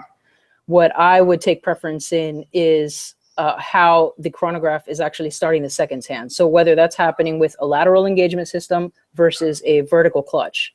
So I'd be more obsessed over that part. How it's engaged, you know, you're really just talking about questions of what's more difficult to produce in service. The cam is getting the system, a cam is getting the job done, you know, in much the same way. Yes, that's, you know, it's not as luxurious. The column wheel is more expensive to produce, and it is a crisper engagement. When you click the button to start a chronograph that has a column wheel, it's a very finite, like you feel it instantly. When it comes to a cam system, you're feeling the fact that you have to rotate the cam on that horizontal axis to shift it over and engage the chronograph. So it's not as crisp and clean. So it's really just a matter of, do you want something that's fancier and harder to produce? But I wouldn't obsess over how the chronograph is engaging. I'd look at whether or not you have a vertical clutch or a horizontal or a lateral engagement system. And the problem with that, even with the nicer brands like Vacheron that does, when they have chronographs, the problem with having the vertical clutch is that it doesn't look as pretty from a decorative perspective. So even then, they'll still go with lateral engagement systems where you get those gear trains meshing together when the second hand starts. But yeah, so that's a really long answer too. I don't necessarily obsess about that part of it, but I prefer the 321 caliber. On that point, two things. I'll give you my little brief take, but I think CG just summed it up great. And by the way, she has a video on this, which you should go look up because it's an extremely well done video, and she needs to start dropping more links to her videos on this live stream. I'm encouraging it because you did a phenomenal job. And the reality is like I look back at my Rolex Daytona that I had the in-house 4130. That was a vertical clutch system, and I wanted the vertical clutch system not only for the difference in the effect on amplitude, but because it's a lot less wear on the movement. And you know, to CG's point, I mean, you know, I was concerned because I'm one of those people who like to leave the chronograph running, and I was less concerned that I was actually adding wear to the watch. But when it comes to like, you know, column wheels, my brain is, I don't really see the value of them. It costs more to make, but it also means it costs more to service. So it's like, great, when I go to get the watch service, it's one more bonus in getting the watch serviced, and it's I'm going to be paying through the nose for a smoother engagement on the chronograph feature. So it's like, Yeah, there's just a lot more that could go wrong too when you have the lateral. I think KDP Ross, he's got a vintage Breitling, and part of the issue he's having with it is the chronograph. And what it sounds like to me is that there's probably been something that's chipped in the wheel that comes into contact with the one that's constantly rotating in the center pinion when he engages it. And even a watchmaker told him, look, I wouldn't get a service until other things start to go wrong. So as long as it's keeping time, just don't run don't run the chronograph. But that's another instance that goes back to the earlier conversation we had. I mean, he asked a watchmaker what he should do. The chronograph doesn't run properly. And he said, honestly, just if you don't need to use the chronograph, just don't use it. You're going to pay me, $700 to tell you what I think is probably already done, already wrong with it. And that was coming from a pretty well-known, watchmaker in his area. So, I mean, chronographs, if you like to have it running all the time, you need a vertical clutch. That's sort of the bottom line. I would totally agree with that. Yeah. Yeah, and it's like I had that vintage Pierce, and that's not a vertical clutch. So every time I engage it, I'm like, I'm putting more wear on this watch. It's already like 70 years old and hasn't been serviced in my lifetime. Do I really want to risk it one more time or running it and seeing what happens with the teeth? Oh, yeah. Here's Jay Sykes with a great question. Why can't everyone in the watch community just get along? 2 words, I think. Ego and pride. Amen. Right? That's an easy one. Next question, Jay. Well, and unfortunately, too, I think when you talk about expensive things or things that people hold up with grail status and want to achieve in life, there's people that recognize them as what they are, which is they're just watches, they're just nice ones you'd like to have. And then there's people that use them for status and to define their lifestyle. And there's a lot of jealousy with people not having things that they want and seeing people have what they want. They don't think they deserve it. And there's all this like jealousy and like, again, to your point, the ego. I mean, if YouTube is what's making up the value in your life, your reaction and the way your attitude towards community is going to be very different than if this is something you just do to connect with people and share a hobby. If this was my sole means of my self-esteem in life, I'd be in big trouble right now. Yeah, and honestly, I think another part of that is people's general lack of if somebody doesn't have comprehension on a concept or a belief or, and why they did or didn't buy something, then they're threatened by people that question their opinion. But if you have a pretty good comprehension on the topic that you're speaking about, or at least an opinion that's based on your own experience and your own research, then you're not threatened when somebody says, hey, I disagree with you because of X, Y, Z. You're quite comfortable having a conversation on, well, let's discuss why or why not, because I have a pretty good understanding. And you have a pretty good understanding. So I'm not threatened by your opinion being different. People that are threatened, I find, generally speaking, are very insecure on what they know or think they know. So they don't want you pulling back the curtain, and some people have a really hard time just saying, you know what, I don't know. If I don't know, I'll tell you I don't know. And then I have no problems looking at things up. I mean, one thing I will say a master's degree was good for, I can research the shit out of anything, like to the point that you no longer want to hear about it. So if I'm wrong or I don't know, hey man, I'll go look it up, And that's the thing too. There's these people that I think are motivated to be the end all be all gurus. And it's like, the reality is there's 2 big facts. One is a lot of this stuff is opinion, and opinions aren't facts. So to say one watch is the best watch in the world is ridiculous because it's an opinion. And the other thing is that there's millions and millions and millions of watches out there. And even some of these big brands have made some really obscure references, and it's impossible to know everything. And believe it or not, we get stuff wrong. There's stuff on videos too. As you guys know, I end up talking fast. I'll mispronounce English words that I use. And I'll say things that are wrong. And I'll even like watch the video a week later and be like, oh my God, I totally said something that was erroneous there. Yeah. And if I don't catch it, God knows somebody else will, but we screw up and we're human and we just want to learn more about the hobby. It's not like, oh my God, I'm always right. I can't be wrong. Yep. I welcome it. And listen, if I ever try to forget that I was wrong on something, if you're worried that you're going to forget when you're wrong, get married, because you'll have somebody that constantly reminds you. So you don't have the opportunity to be anything but humble, right? So there's a good one for anybody that's interested in how to stay humble. Farron K says, hey, first off, hey, Farron, nice to see you on here. CG, are the mods you're doing a side business or a hobby, and how did you learn? So they started as a hobby, side business. Now, yes, a little bit. So if people want things modded, I have no problem doing that for a price, right? I mean, it's free market economy after all. But no, in terms of how did I learn, I broke some stuff, right? Like that's how I learn. I am a tactile learner. So there's actually a few other people. There's a watch channel out there that's a watchmaker who kind of just runs people through things at like a dizzyingly slow pace. And I can't remember the link to his channel, but I mean, he breaks down movements for service and shows you how he's British. He's British. That's what you're talking about. Yes. So I watched tons of his videos. And after kind of watching them over and over and over, I just thought, you know what, let me get something, open it up and give it a shot. And that's what I did. And that's why I picked the Invicta Pro Diver. One, my dad had already given me one that I wasn't wearing and never planned on wearing. So I said, you know what, this is perfect. I'm going to try it on this. And if I break it, whatever, it's $70, I'll buy another one. And I tried it. I'm the kind of person that I learned the buttons that you can and can't push by pushing a button, watching it blow up and thinking, shit, don't push that button again. You know, so that's how I learned. And that's kind of how I figured it out. I broke a bunch of stuff first. Yeah, I mean, that was kind of the great thing. As a kid, I tried to collect these like fake Rolexes and just take them apart to figure out how they worked. And having, you know, an affordable watch or one you are not overly concerned with is a great way to learn about the community. And again, now we have YouTube. To your point, there's some great resources out there to make some mistakes and figure stuff out. Oh yeah, absolutely. Deepak here. Well, first, I guess there's one from Jamie that says, what do you think of Raymondville, the Raymondville Freelancer? Oh, I have seen that one. I've been asked about that one before. It's actually a pretty good looking piece. I mean, in terms of price point, kind of high, I think, but it's a good looking piece. But then again, I'm like a huge fan of buying things secondhand or gray market. So you're not getting full price for anything I'm paying for. It's just not going to happen. That's just me though. Yeah, I mean, I would never be in the market for one, but on the secondhand market, they're a much better buy. Don't ever buy one used because they have no resale. I'd say in that price point, I mean, Raymond Wild, I mean, they make some nice looking watches. The history doesn't speak to me. The watches themselves don't do much for me. I'd be looking at a Longines or something else in that price range long before Raymond Wild. But on the used market too, I mean, then I've got Hamilton and other watches I'd rather look at. But I mean, if it speaks to you, you know, by all means, definitely pick it up. But buy it used because you'll get a much better deal on it. Sorry, I dropped something. Next question on here is from Deepak. It says, what are your opinions towards so-called fashion watches that are still very popular amongst people these days? I feel that they get a lot of hate in the watch community.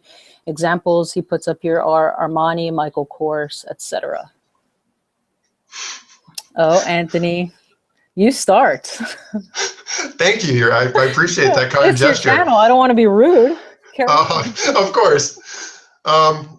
So here's the deal. There's my personal opinion, and then there's the logic behind it. So my personal opinion is I hate them all and wish they'd go away. However, I do think that they're adding value to the community, and I will say that because I had a couple Fossil watches when I was younger, which are fashion watches, and of course on the other wrist I'm wearing the Shinola right now too. So again, who am I to commit a sin here and say that I hate them? But the Fossils were good enough watches for me, and they kept me enthused in the hobby, and they led me to bigger and better things. And I'm gonna call CG out because I know she had some guest watches too. True story. And again, they opened up us to having, you know, wearing a watch daily, kind of bonding with it. And then, you know, as we could afford things, we've moved on to bigger and better things. So I think they're a great gateway into watch collecting. I don't like the way they look. I hate that a lot of their homages and they're gold plated, and I think the quality on a lot of them is very dubious. But to me, as long as they're good enough and people enjoy them, then, you know, they're opening up a hobby to them, and far be it from me to criticize them for that. I think in that price range, though, Seiko, Citizen, Skagen, even there's better watches out there. But as long as it's good enough, you know, hey, introducing people to the hobby, I'm not going to hate that. CG, your turn. Yeah, no, I think they're like marijuana, right? They're like the gateway drug, right? So like in terms of the watch world, they serve their purpose. You know, they get people involved. Like you said, you know, I started out with Fossil and guest collection watches. But, you know, I guess my issue with them is they're so overpriced, some of them. You know, like Michael Kors is a perfect example. My cousin has a Michael Kors watch that she loves. And it's supposed to be a chronograph. The subdials are decorative. It's not a real chronograph. Like, they don't move. Now, she's perfectly happy with this watch, you know what I'm saying? And that's fine. I just think fashion brand, you're paying for that fashion name, right? With the exception, I do put Fossil in a little bit of a different category, because I do actually think that they're executing some pretty good pieces. Particularly, they have mechanical movements that are in-house for them, with pretty impressive warranties. So you know, I always hesitate to put Fossil. They are technically a fashion brand, but they're a little bit special. So I don't hate them. I don't want any at this point, because I feel like I know better now, but especially not paying full price. But they have their place, right? If it wasn't for them, if it wasn't being introduced to them at some point, most of us wouldn't be where we are now. So I think they're a gateway drug in a good way. And quick shout out to James from It's Kibble Talks Watches. If you want to deal on a Fossil watch, he works for them. So go hit him up and make him give you a discount. Heck yeah, all right. No pressure. No pressure. Let's see here. Luca says, are quartz watches better than automatic? What's the difference between them, and how long can quartz watches last? Okay, are they better than automatic? Oof, well, it depends depends why you want to watch. If you're asking about timekeeping and affordability, yeah, they're better in every respect. If you're asking about long-term quartz watches, I think on average last between, maybe 10 years to 30, 40, depending. I mean, once the battery leaks, it can kind of destroy a lot of the watch and you have to replace the movement, and they're kind of beyond economical repair. There's exceptions, like there's the Oyster Quartz Rolex. There are some quartz watches that I do think will be around 50, 60 years, but they're going to require a lot of service. Whereas a mechanical watch, in theory, can last for generations as long as it's properly taken care of. But with a mechanical watch, obviously the accuracy, even as good as they are, is never going to be quite as good as a quartz watch. I mean, nowadays a solar watch is probably the way to go, constantly checking with GPS satellites. I mean, I don't know how you beat that, but you buy a quartz because you want something affordable that keeps good time. You buy a mechanical because you appreciate the intricacies of the movement, the fact that a coiled spring is basically this momentous invention that is keeping accurate time, and that somebody hand assembled this watch. In most cases, some are done by machine now, a la the Swatch System 51. But there's just that mechanical soul factor to it, which I'm a snob about, that it resonates. But, like the Seiko spring drive, for example, is a nice medium because you get the mechanical portion plus the quartz, and in theory, you get the best of both worlds. So it's perspective, what matters to you, really. But quartz in general don't last as long as mechanicals. They tend to have something fail monumentally at some point. I don't know. How about you, Crystal? Henry said, all you need to do is spray WD-40 every 5 years. My grandpa does it on his Omega, yeah. That's a great comment. I mean, listen, I have the same opinion of them that you do. I get why people prefer quartz, if especially when prefer mechanical in the watch community. But I don't harbor the hate for quartz that a lot of people do, mainly because if you appreciate the hobby from a horological perspective, you have to kind of appreciate the impetus. And if it were not been for quartz, it would not have pushed the mechanical industry that we love to really rise above, to make things more available for people. In some sense, really create this luxury out of something that was incredibly common by setting itself aside from quartz and saying, hey, our core competency is this. We're not battery powered. And this is what propelled everything forward. But on the flip side as well with quartz, it kind of made it to where so many other people could potentially get into something that we all find value added in our lives from, which you could argue is really taking value right from our lives by emptying our wallets. But so I see quartz as something that I don't hate personally, and the spring drive is something that I love. And I'm always curious how much more value would be placed on a hybrid movement like the spring drive if it's something that had come out of one of the Swiss houses versus one of the Japanese houses. I think it would be touted and seen much differently as really the kind of epitome of accuracy that it is, had it come out of kind of one of your hot horology or very 200-year-old Swiss houses versus something that came out of the Japanese market. But I think it really is a beautiful. You should consider. I know you are all mechanical. It's just the balance wheel that's gone, right? It's just the balance wheel. Everything else on that is just the heartbeat's gone. The heart's just gone. The heartbeat. Yeah, everything. Yeah. You have to see everything else. The sweep. If I thought that I could have outrun security at the Seiko boutique, I would have considered it. I'm telling you, my problem is I'm not a distance runner, right? Like sprinting under 100 meters, you're not going to catch me. If you can chase me for longer than 100 meters, I'm done, man. I just give up. I can't run very, very fast for very long. But man, it's just beautiful. It's mesmerizing. It's absolutely mesmerizing. Yeah, agreed. Hey, Federico, we were talking about you earlier behind your back. Good to see you. Yeah. Let's see what else we got on here. Mechanical, there's a WD-40. That was probably the funniest comment I've read the entire time. Well, you know what's hilarious about that is it's true, because I've talked about it before. I have a grandfather that has a 1969 or 70 Omega Speedmaster he's had since original. And every couple of years, he takes a pair of needle nose pliers, he takes off the case back, and then he uses an eyedropper and he drips like WD-40 on the movement.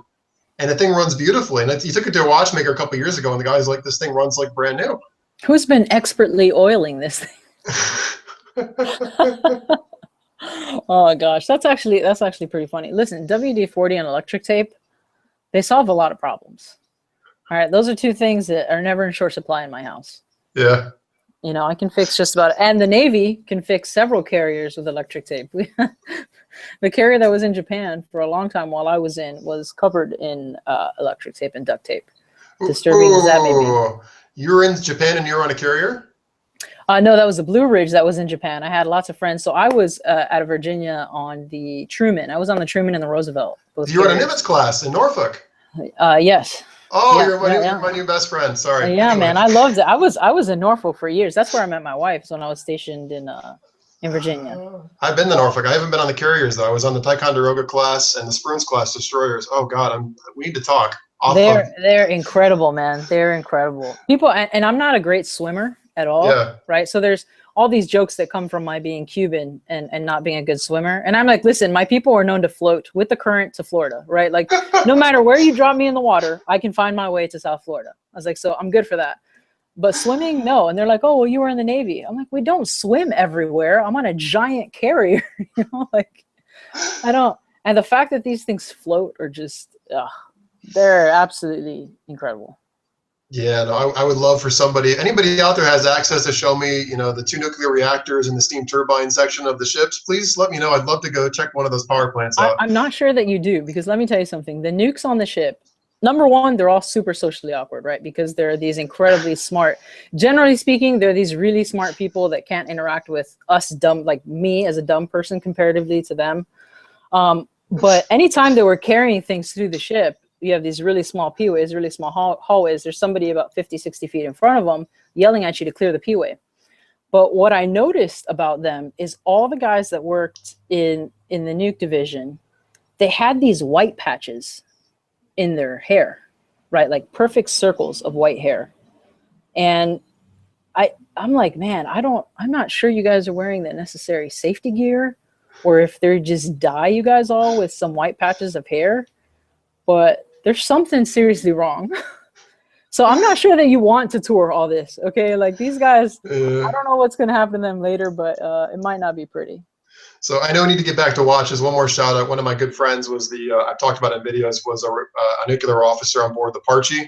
I think I know he did nuclear power plant on the Parchi, which was the spy sub of the Cold War. So yep. Again, we said this earlier, all of you serving in the Navy or the Armed Forces, thank you for your service, and forgive me for nerding out now that I have somebody I have to go pick their brain on, because I have to tour every aircraft carrier in the known universe. So forgive us. We'll get back to watches now.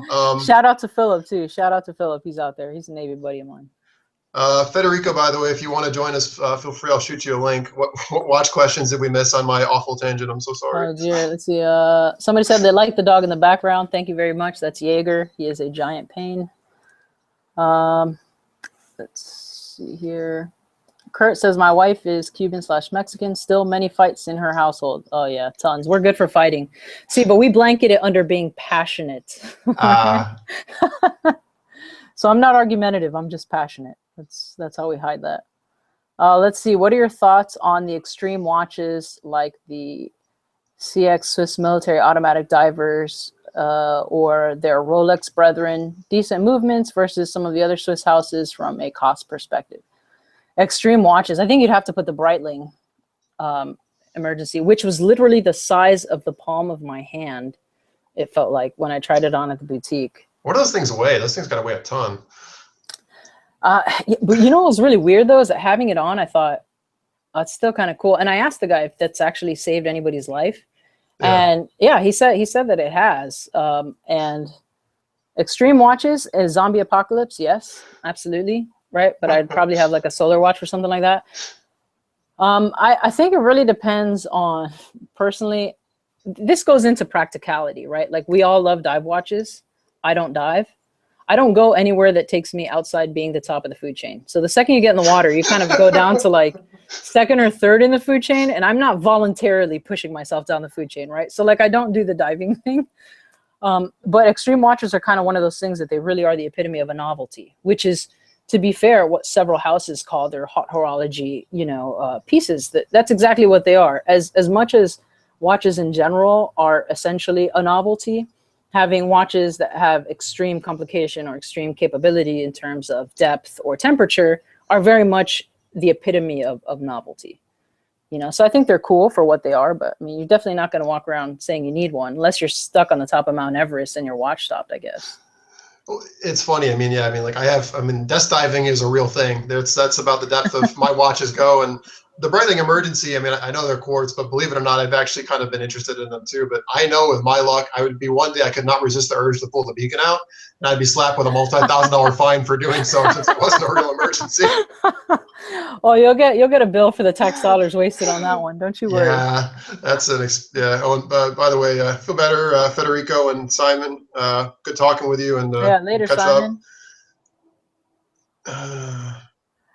Wow. Let's see here. When you think about the man on the moon, on the effing moon as a novelty, nobody's going to the moon. Yeah, that's true. But that's one of those romanticisms of human accomplishment, right? You know, is the fact that we've been to the moon. So people want a piece of things that are fantastic. All right, here's a good question from Kyle Fraz. It says, hey guys, after a lot of research and thinking, I bought my first good watch, a Grand Seiko Spring Drive. Oh, you bastard. Congratulations. A Grand Seiko Spring Drive SBGA 085 for $3,200. I was deciding between this and the Rolex 36mm blue Oyster Perpetual. What do you think? Thanks. Well, I think you did better with the Spring Drive. That's just me, though. But I'm not, like, you know, super big on Rolex. My honest take is I like the Seiko much better. I think it's going to lose value and it's going to be harder to service in the future. And as a long-term piece, I worry about 10, 15 years from now, if you keep it that long, how you're going to get it serviced. But I like it a lot better than the Rolex. I think the Rolex 36 mil nowadays, and I've owned a couple, I think is kind of harder for us to wear. And it's ubiquitous. It's a very generic watch. And honestly, I've owned them. I may own another one in the future, but it's not special. Where I think the Seiko that you bought is extremely special. The Rolex is going to hold its value. It might increase in value, and it's going to be easily serviceable. But I think, as a personal choice of the heart, I think you made the right decision. I think you're going to be happier with it as a watch just something that speaks to you as a watch. I think you made the better decision. Especially with Spring Drives. I mean, we've talked about the second-hand market plenty, but if you're purchasing these pieces on the second market to begin with, you know, it's pretty fair to say that considering you keep them in fairly decent condition, you're not looking at losing a significant amount of money if and when you decide to flip these.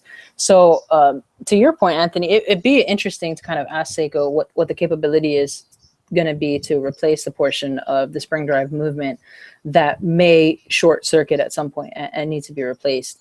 I have to think that that's something that they've thought about, just because when I think in general of Japanese manufacturing, it seems like that's one thing that they're very good at, kind of seeing the potential future issues and having a solution for that. But that's something that I might actually shoot an email about in regard to what might happen if something like that needs to be addressed in the movement. Because I think it's valid, especially if I plan on it being something that I can pass down. Well, and I think you bring up, I'd love for you to do that.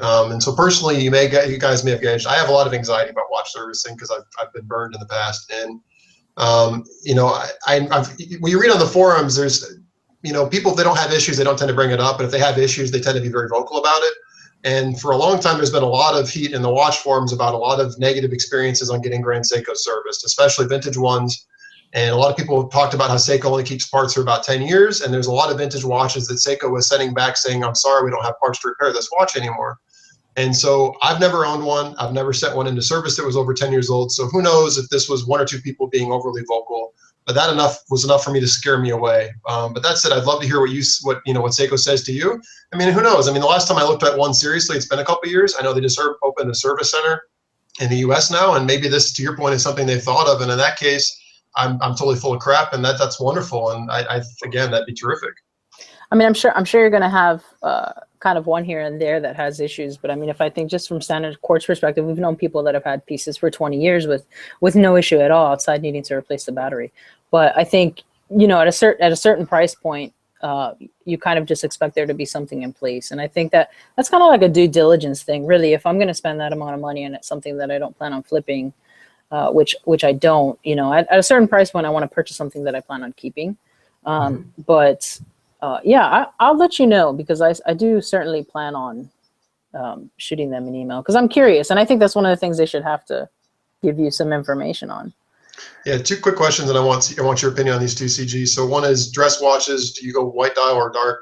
I tend to go white, but I think that you can go any direction. And the other question was, if you're going long term, quartz or automatic? Automatic all day, but if you want like absolute like low serviceability, get a manual wind because you don't have the rotor oscillating, spraying stuff around the movement either. I mean, that manual wind, you really can't kill it. I mean, I have a pocket watch now; it's 117 years old. So I don't know. What do you think, CG? Oh yeah, absolutely. I tend to do white dial in general. Just because I think I can wear my browns much easier with a white dial versus a black dial. Brown and black are two colors that I'm not super comfortable mixing. So I tend to stay away from black dial dress watches. But then in terms of quartz over automatic, I'd go over automatic. I would prefer to have a manual wind long term, just because, I mean, I think pocket watch movements are probably the biggest quantitative, proof of something's longevity. There is something beautiful in simplicity, right? So what's funny is that we place a really high value, particularly on the complexity of a movement in terms of how many pieces something has, right? Like when you get into these higher tier brands, you'll hear something like, oh, it has 236 pieces, and I hear 236 potential problems, right? So when you think, exactly. Right, but there is a beauty in being able to take that and make it such a complex process. But when it comes to something like long term, there is beauty in simplicity, and pocket watches are almost perfectly simplistic in the way that they function. And I have that a 1919 Elgin pocket watch as well that I have in a dome, and it's a desk clock for me at work. And yeah, I mean, I open the back and you look at it, and there's not all this crazy stuff going on, but it works. And I'll take that. I want you to hold that thought. I want to go grab I have another pocket watch from 1870. I want to go wind up and just hold it here just because I want to be emotional about it. Yeah. Somebody just asked about Tudor in-house. Federico, if he's still on here, he just made a video on that. Why don't you ping Federico about that? Yeah. Hold a second. I got to grab this watch. Yeah, no problem. All right, let's see what we got on here. Dude, brown and black goes so well together, provided you don't cheap out on the and the casing is gold. Yeah, I think it just depends on the shade of brown and black. Sometimes I find that they're super clashing. All right. So. All right, what do you got? Here's the 1899. I love that dial. But I got this thing. It's, what do they call these things? A hunter case? I can't remember. Yep. Hamilton. Let's see if I can get it running. This is a Waltham, excuse me. So this is from 1887. See if I can get it running here. But I mean, come on, baby girl. These little watches, sometimes they need a little bit of a kickstart. There it goes. See the balance wheel? Look at the size of that balance wheel. That's one of the things I love about it most too. So, I mean, again, you buy a mechanical watch that's made, well, look how beautifully that decorated that movement is, which I know I have like a 480p camera here, but this is what it's all about. This is the art of watchmaking, and this watch is worth a couple $100, but I mean, that shows you what you can get. And if you like watches, there's a lot of stuff out there you should check out.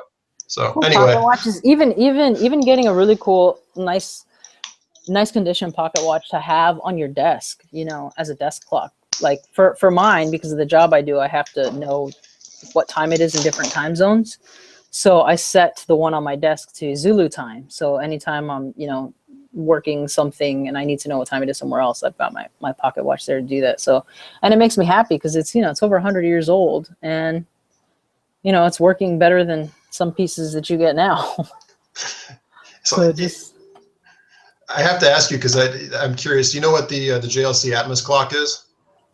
Yes, I absolutely love that clock. They had one of those at the boutique, and there's so many different versions of that. I do eventually want to have one of those that takes the moisture out of the air. Oh gosh, what's happening here? Sorry, my computer went retarded. And they're just so expensive. Yeah, I heard they're pretty finicky too to set up. That once you set it up, you don't want to move it. Yeah, when we saw the one at the boutique, my dad kind of wanted to play with it, and she's like, "Oh, maybe not." And I sit down before you get us kicked out of here. Rational Pragmatist said Zulu time, WTF. Yes, that is basically Greenwich Mean Time.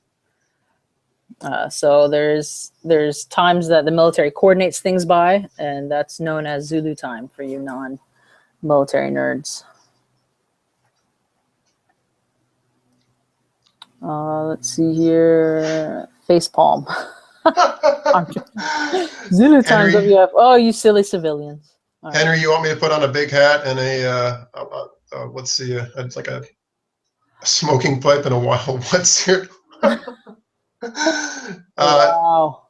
Here, I like to pander to my audience, so CG, why don't you sit there real quick? I'll be right back. All right, go ahead. Fill up the airtime with any questions. All right. Anthony's gonna put some nice attire on. David Coate, Tudor Pelagos is it the ultimate watch? I mean, I guess that depends really on what you're looking for. Right, so titanium obviously makes it a bit more practical from that perspective. But I'm not big on titanium, so I think it kind of really just depends on what you're looking for. Oh my goodness, look at this. There you go. I don't have a cigar right now, but we'll where is your cigar? You know, you need a pipe. It's got to be a pipe, right? I don't have a pipe. I always kind of wanted to try one of those. I just don't think I'd know how to use it. So, all right, that's enough for me. This is a 1950s Harley Earl hat, which was the guy that designed Buick Roadmasters in the 50s. So there you go, bit of trivia. There we go. All right, yeah. So the microphone issue is whenever Anthony takes the headphones out, we kind of get this feedback, but we're good now. All right, so you can entertain the audience. I'm gonna grab my charger because my crappy battery is dying on my laptop. Okay. So I'm gonna go grab that to plug in, and I'll be right back. Rational. I'm wearing my GMT right now, so I got you covered. I'm also wearing the Shinola in case you're curious. Yeah, harmonica and a banjo. I don't have either of those. I'm sorry to say.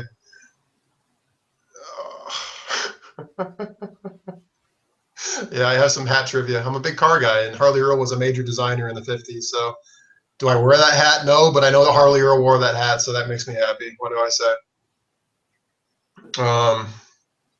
Opinion on Submariner homages, Steinhardt and Victa. I hate homages in general, but I've owned them. So what can I say? I had the Invicta Pro Diver, and I think the Pro Diver is an awesome value watch. So I mean, there you go. I'm a hypocrite, but I wish designers would create their own designs. I mean, why do you want to buy a particular brand if they just have a me too? I think everybody should have a style and a feeling to them that draws you in, and just to do something else somebody's already done, I don't see the value in that.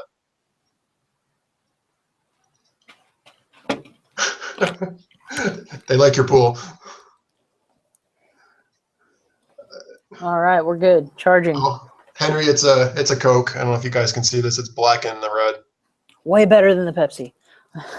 I actually like the Pepsi because it's the Pan Am colors. But man, I like Coke. Except black and red is just my favorite color combo. And Anthony cannot spend more money on an HD camera because he's a cheap bastard. We covered that earlier. Computers depreciate. Yeah, if there's something you're not getting your money back on, it's your laptop. You can kiss that goodbye. I will drop 30 grand if I know I'm going to get my money back, but I'm not going to spend $500 more than I have to on something that's going to be worthless one day. Yeah, the amount of money that I've spent on Apple products, it's depressing. Yeah, I need to get Apple. I keep trying to do the Microsoft thing, which I like Microsoft better, but when it comes to video editing, there's a reason my videos look like shit. What? No, man, I think it's just they're expensive, you know, like, but once you have one Apple product and you have kind of that integration across all your stuff, it's hard to say no to.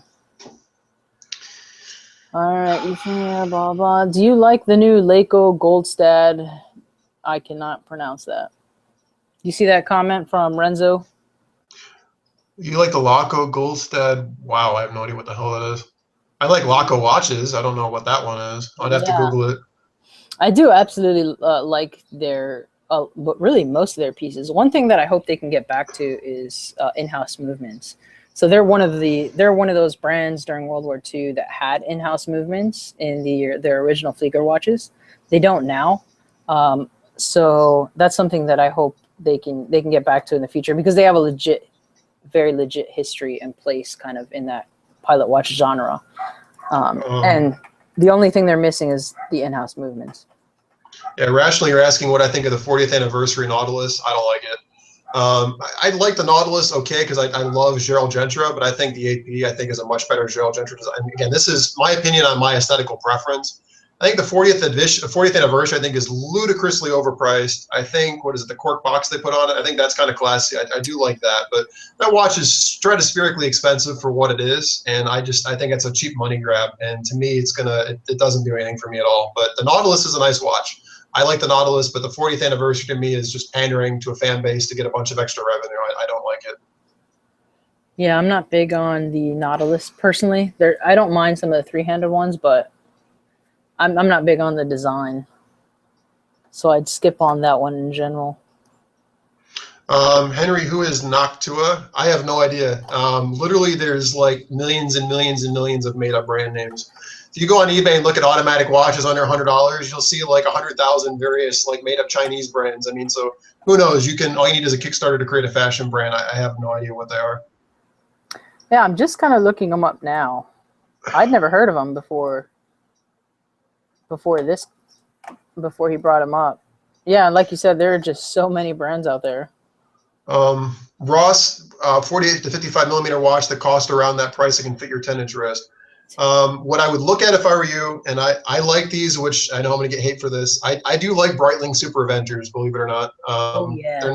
They're not a great long-term strategy for easy to sellability or long-term value, but you can get in our first generation Super Avenger, which is going to be closer to $2,500. They're 48 mil, or they even go up to, I think, 54. If you can find one in good shape, that would be one I'd recommend. That's a lot of wrist presence from a decent brand. That'd be the only watch that really comes to mind, honestly. Well, that one of the Breitling Seawolf 2. Yeah, that's true. That thing is huge, and it is beautiful. Even on my 6.5-inch wrist, which could never pull something like that off, I was tempted just because it was beautiful. But that's a really big piece that I think would look pretty good on you, especially if you have a bigger wrist. I'm probably going to have a Super Avenger. I want the Super. I almost won an auction on eBay for a Super Avenger 2 for $2,500, brand new with warranty cards, and I missed it by $1. I'm so pissed at myself. What? See, that's why you have to get in there and you have to snipe on eBay. I went in the last 5 seconds and I screwed up. Oh man. I'm pissed about it still. I think he said, no, wait, that might not be the name. I don't think it's Noctua. Well, no, actually, Noctua came up as a brand, Henry. So that might not have been the one that you're talking about, but it's called Right Watches Noctua is the line. I think Noctua might be the line of the Right Watches brand. So there's actually an article on them on Monochrome Watches, on the Monochrome Watches site. So if that's something that you'd want to check out, you can definitely read up more on them there. Christian, you ask a wonderful question. Are limited edition watches really worth the extra money? Well, let me tell you a secret. Every watch is a limited edition. They start making it at one date and they stop making it at another, and there's only so many of them ever made. The question is it a legitimate limited edition, and is it from a company people have any respect for? So if it's from a name that has some weight in the community and they're making like 100 of them, or I'd say less than 250 of them, that might be worth the extra money. But if it's a limited edition of like 5,000 or 25,000, no. And some of these companies like Panerai did this, where every week it's another limited edition where they change one little detail and it's a new version of it. So there's like 500 different versions of limited editions. So no, it's not worth it at all. Yeah, I think that's really a brand's name of a brand's way of kind of rejuvenating or recreating some excitement, especially with brands that have the same lines consistently over years. You kind of have to spruce things up a little bit, create some new excitement in the brand so that it gets new PR and it kind of gets brought to the top of the watch forums again and conversations. And that happens through limited edition. So my opinion on whether or not they'd be worth it, big picture, no, unless you really, really like it, right? Like if you really like it, then get it secondhand. Well, we got more questions coming in. So you asked what I think about Detroit Watch Company. Sorry, I got to scroll up here. Affordable watch collecting. Yep. I'm aware of them, and I like them better than Shinola in that they offer manual and mechanical, or not mechanical, or not. Excuse me, I need to slow down. Automatic movement watches. Yep. I like that they're trying to take influence from like the original, Cadillac founding origins of Detroit. Personally, aesthetically though, the way they do the flat dials and stuff like that, they don't really appeal to me. They're a watch that I really want to like, but when I look at pictures of them versus like a Shinola, I think Shinola's fit and finish is many levels above what these guys do, but they're a niche brand. So, I mean, they only have so much that they can do in that price point. What I would love to see is the automatic movements that they do with Shinola quality combined into one watch company, because that would be a watch I'd be very excited about. Henry, yes, I do know what Nautica is. I'm embarrassed to say that I've owned one, and not because Nautica, I mean, Nautica watch is another fashion brand, but I had several issues with the one I had, and then I bought a solid gold-plated version on a cruise, and yeah, chronograph, but the chronograph didn't do anything. The pushers were just there for decoration, and the gold plate came off. So I have owned one in the past, but I mean, they're basically a Falso by another name. So if you buy one for around $100, they're fine, but they're a fashion watch. I know what you're talking about. All right, let's see here. Do you know anything about Rado watches? Sure, they did some cool watches in the 70s. Yeah, I know them mainly in the vintage market. I know they're making some pieces now. But I'd have to do some research into the continuity of that history, whether it's still linked to kind of the original company that was making them vintage-wise, or whether it's one of the many brands that has had the rights purchased and then has started producing pieces under a name that had some previous, not prestige necessarily, but just had some credibility previously. So I've not done that research to tell how that bridge can be gapped, and I've certainly not handled one to speak to the quality versus the price point. I don't know if you have, Anthony. So, you know, Rado is one of those brands that I think for better, not for better, for worse, is, you know, basically can seen as an equivalency of Movado.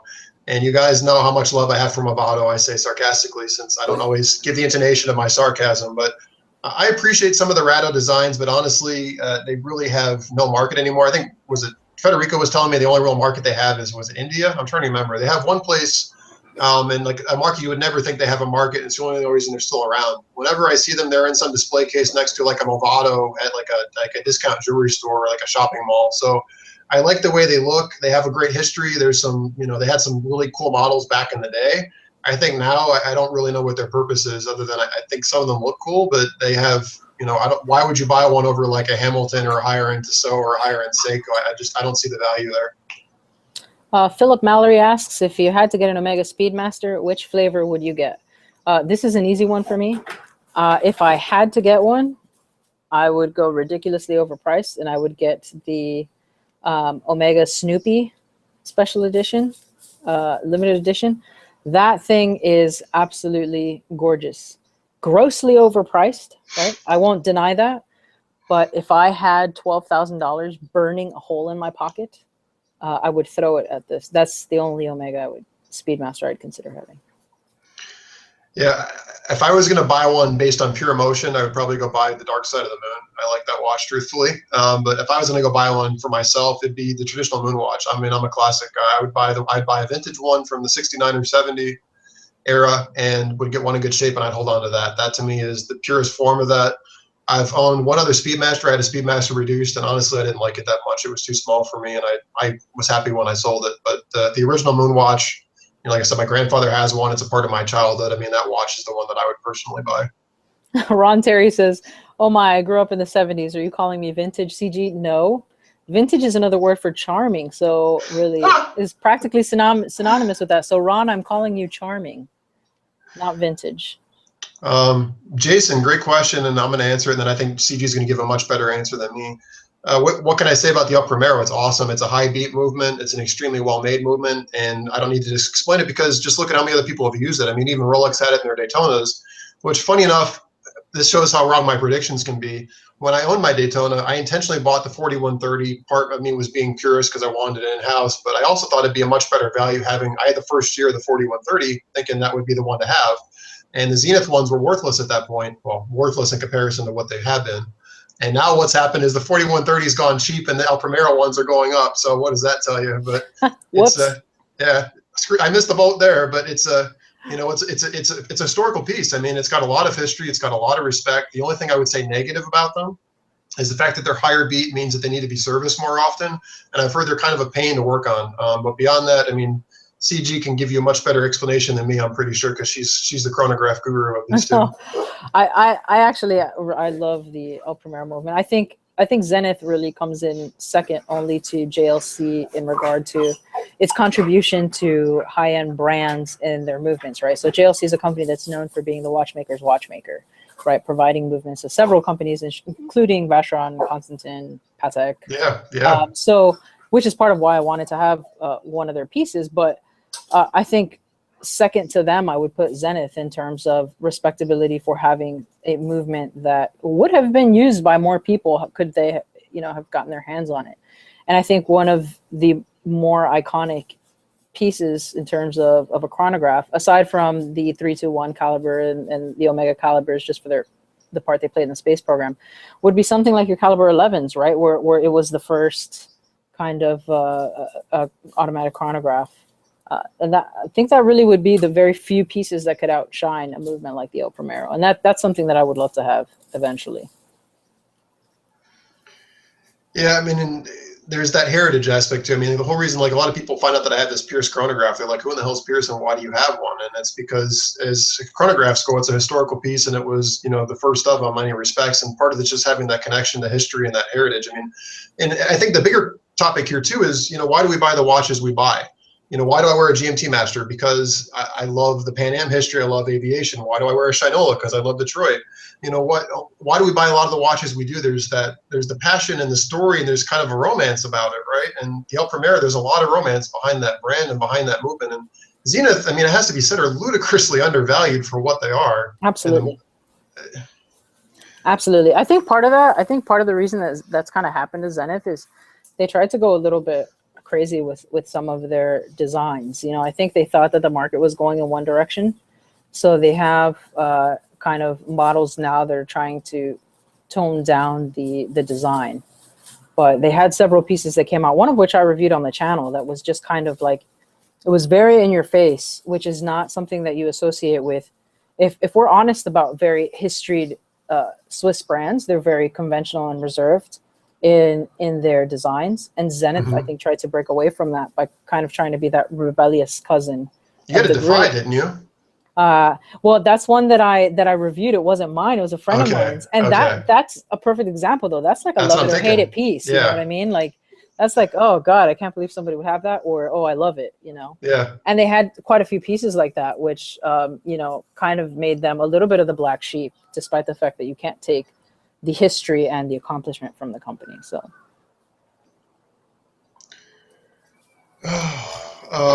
David, what do I think of the A23322 with the Valjoux 7753 changing the day? Great watch. That's a great point, and nobody talks about that. I was kind of surprised when I first got it. I thought it was broken, and then I did my research, which I showed up before I bought it.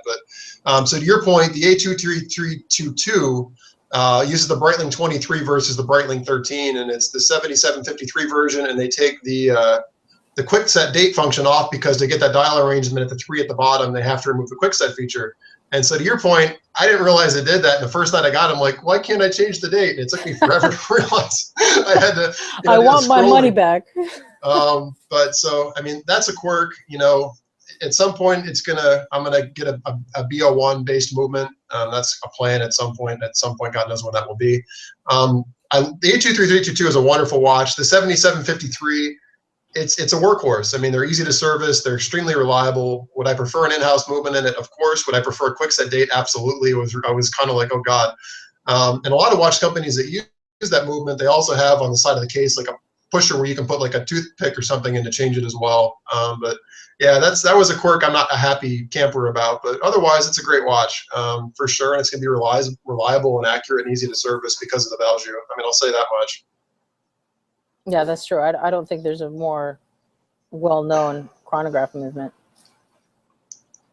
Junghans watches. What are your thoughts? I love the Max Bill. That's a gorgeous watch. They are. I've only handled one, and it was a very good-looking piece. I kind of dig that. I dig the overall design, but I've not handled as many of them as I'd like.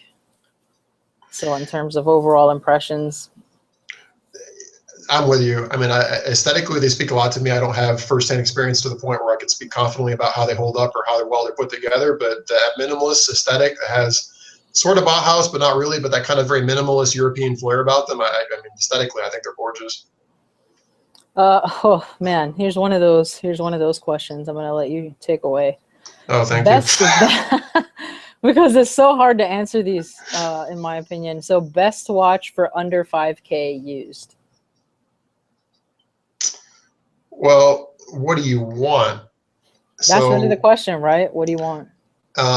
You know, I would say there's the best of certain brands, right? So Rolex, I think the best watches you can buy for under $5,000 right now. I own one of them currently. I'd say it's the Explorer 2. I think that watch is ludicrously undervalued. I think you might be able to get a deal still on a no-date sub. I think those are definitely worth being picked up. The date just and the rest of that stuff, yeah, not my thing. I think if you're looking at Breitling, I think there's a bunch of Navatimers on the secondhand market that you definitely should pick up. I think their bang per buck ratio is still really, really good. Omega, you can get some decent Omegas well under 5K. You know, obviously Speedmaster Man of the Moon is a watch that obviously get recommended. You know, I have a Seamaster. I like it. Whether or not that's a great long-term watch, who knows? But I would definitely pick you can get icons of brands. I mean, Rolex, the Explorer 2 is to me, it's a little bit of an icon. A no-date sub, if you can find one, is still kind of an icon. An older one from the 80s is still reasonably affordable. I would have said GMT Master a couple of years ago, but these are over 5K now. Again, the Navitimer is an icon. I'd look at that. You know, you can get some great Grand Seikos. You can get a Snowflake for under 5K. That's a lot of value for what that is. You can get a JLC Reverso, like a basic one with like sub-seconds at 6. That's a classic watch, timeless. There's some great options from pretty storied brands you can buy. What I would not recommend is it might be tempting to buy like an Audemars Piguet or a Vacheron Constantin, or maybe even like a much older, smaller size Patek Calatrava. I would not recommend those, because if your budget's up to $5,000, servicing a vintage piece like that is going to be a whole nother level of money you better be putting aside to take care of those watches. And they're probably not going to wear with as much presence as what you're looking for in bang for buck region. But I don't know. How about you, CG? What do you think? I think really, if you're going to have one, if you're going to get one for that amount of money that you want to get your best kind of all-around value for, I would actually say the Tudor Black Bays are probably a great option in there. You're going to get a lot of the prestige, particularly something that's in-house, if that would be important to you, at under 5K, even new.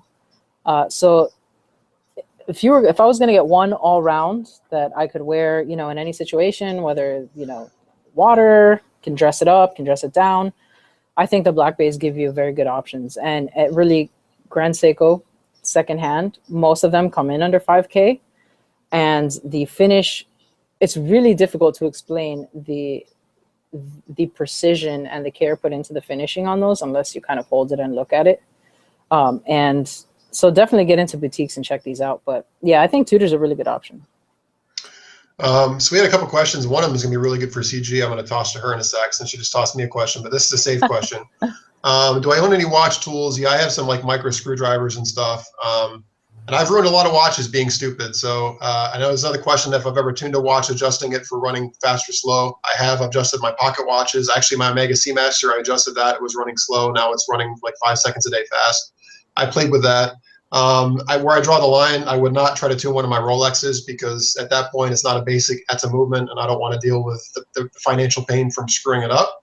But, you know, like a Seiko or something like that, I'm okay taking the case back off and tuning the watch a bit. But as far as watch tools goes, CG, you take this one here, because I think you can answer that better than I can.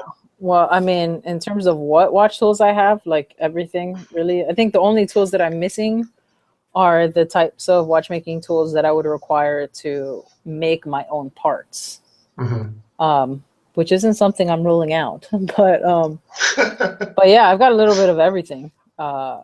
Really, probably too many to get into on here. I'll probably have to do like a CG workbench tour, which would require cleaning it up. So I'm not sure how that would work.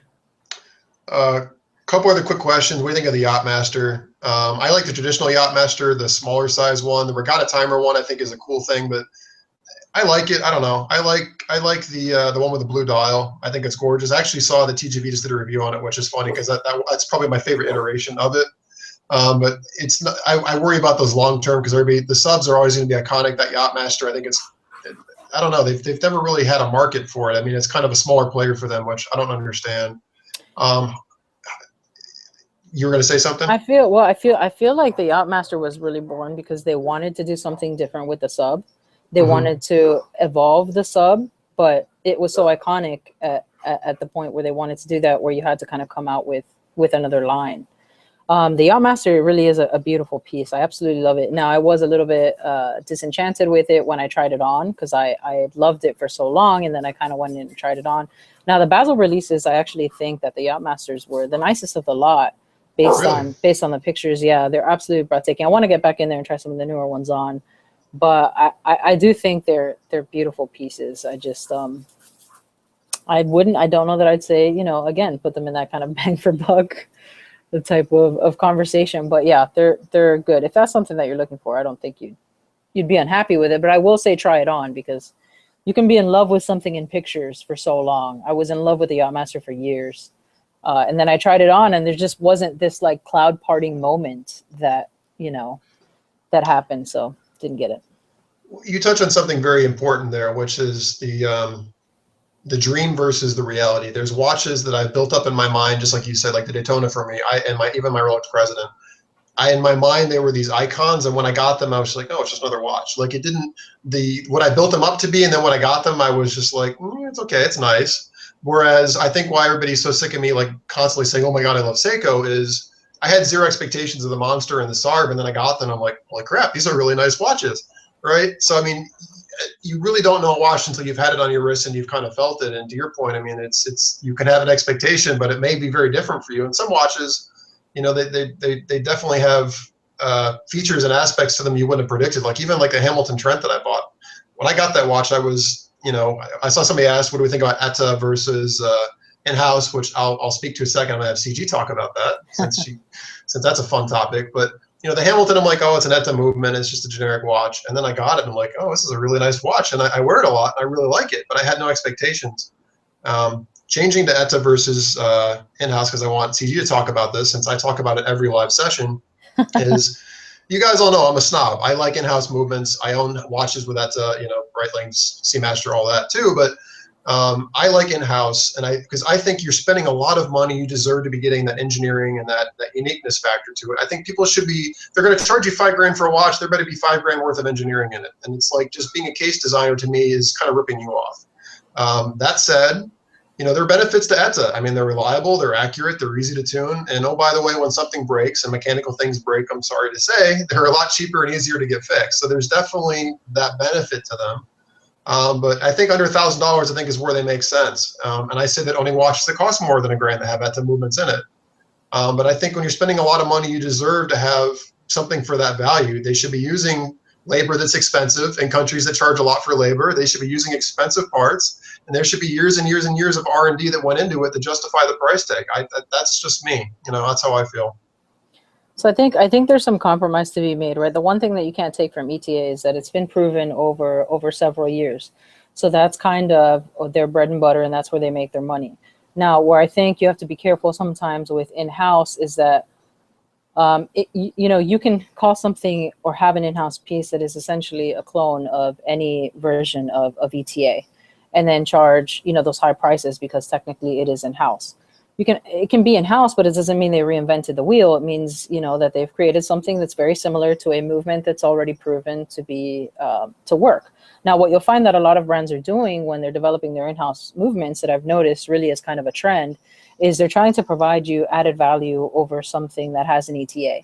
And the way that they're doing that is you have, you know, the 2824, for example, one of the most popular movements has your 40-hour power reserve, right? Or just shy of that 40-hour power reserve.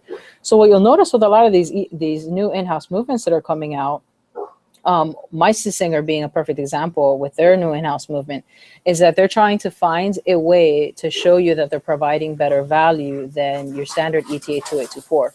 And the way that they're doing that is power reserve. Right, so they're going to have to prove over time that they're as reliable from a timekeeping perspective, but they have to beat the 2824 somewhere. And the only way that you can beat an established movement is to do at least one component better than that movement is currently doing. And the one shortfall, I think, of the 2824 has been for everybody the lack of 2 full days of power reserve. You know, to be able to put your watch down on a Friday, wear your weekend watch, pick it back up on a Monday for it to be running and not have to put it in a winder. So a lot of the in-house movements are now doing that by having these huge barrels to create this 5-day power reserve, this 72-hour power reserve, these higher power reserves.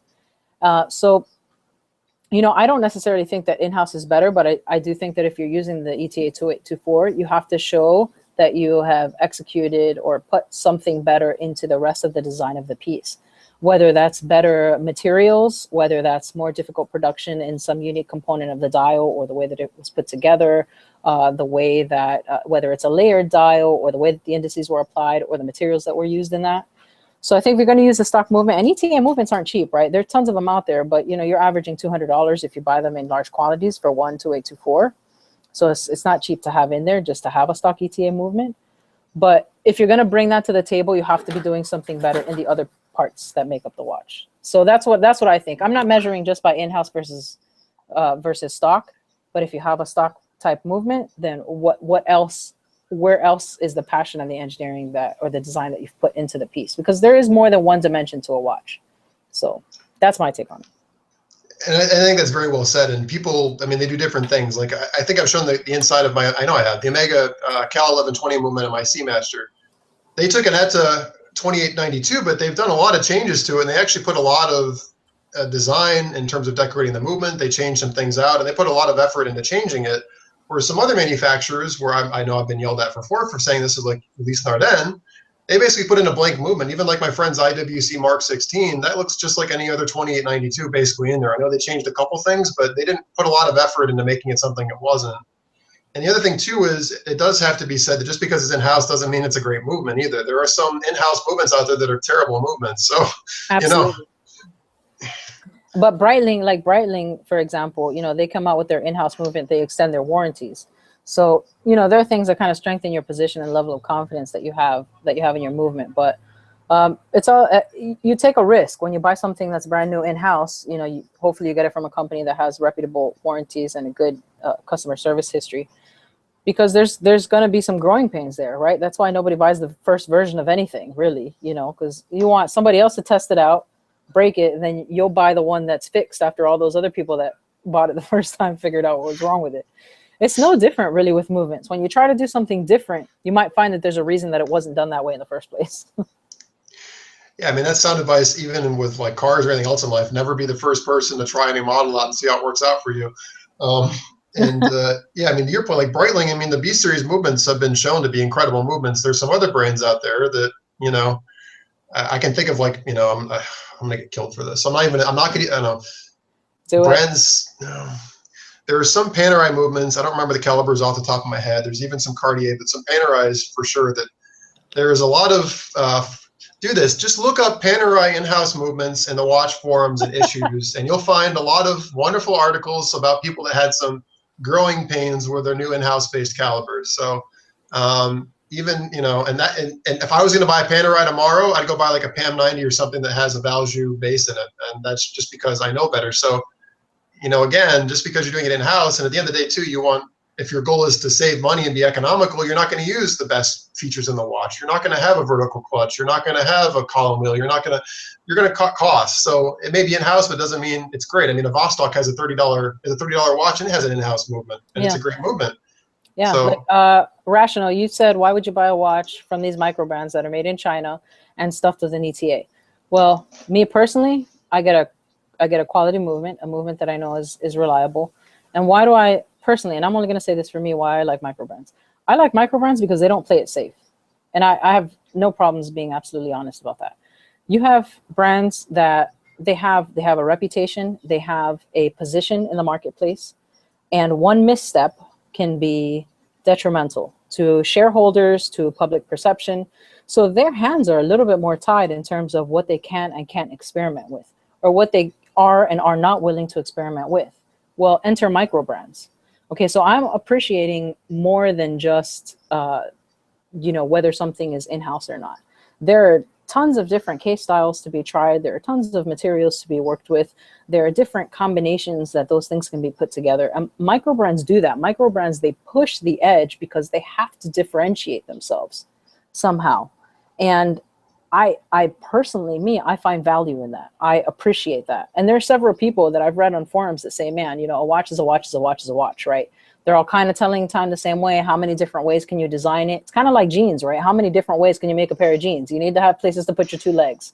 Okay. And are my Wranglers, you know, an homage to somebody else's Levi's? I don't know. I don't care. And I'm not even going to get into that conversation. But the point being, you know, sometimes you have to recognize the hypocrisy of our own position, right? We beg for something different. We want somebody to show us something different. And then somebody finally shows you something different. And you say, oh, that's shit and it's overpriced and it just has a stock ETA 2824. But what about everything else that went into trying to find a way to tell time in a different way? I appreciate that. I appreciate that because if everything looked the same, what the hell would I be wasting my money on? Well, that clockers you had too, when I saw that on your Instagram, I'm like, holy crap, that is a cool looking watch. Oh yeah. I don't know if I could pull it off, but I was like, I love wow, that thing. That's a cool looking watch. I don't care what movement it has in it. That's really clever what they did. I'm gonna grab it real quick so people can see it because I've still got that one right now. I have to review it and give it back to its owner. But let me grab it real quick. By the way, they've been telling you to throw a frisbee over the pool for your dogs to jump in. Listen, he will jump in the pool. The problem is I can't get him back out. He loves going in the water. Hang on.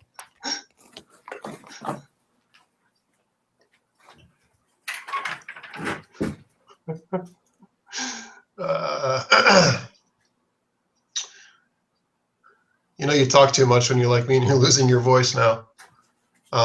By the way, if you guys saw those watches, I would not recommend videos. I've said some really dumb things and I've been pretty harsh on brands without ETA movements or with ETA movements. So I'm aware of my own hypocrisy, just so aware. All right, so this is the clockers. This is the clock 01.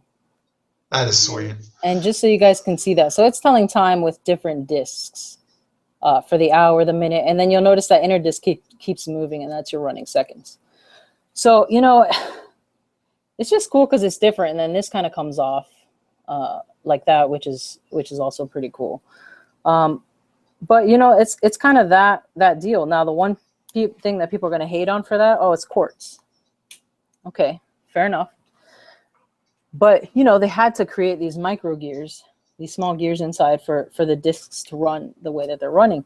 But that's the kind of ingenuity and creativity that an established brand is just not going to be able to pull off. I mean, can you imagine the slamming that some established brands would get for coming out with something that left field? Oh, for sure. You know, but that's what your microbrands are there for, you know, and that's what I appreciate about them. Well, I mean, look at Rolex. I mean, all their watches are basically Oyster, and if they're not, they're the Cellini line. And who's ever seen somebody wearing a Cellini in the wild? Yeah, no kidding. There's a tried and true formula. They're super daring because they changed the color on the bezel. You know, like, it's true. I've mentioned this before. Like the best job has got to be the Rolex design meeting. Like, what are we going to do this year? I actually have a ceramic bezel. Meeting over. Thousands of dollars in bonuses.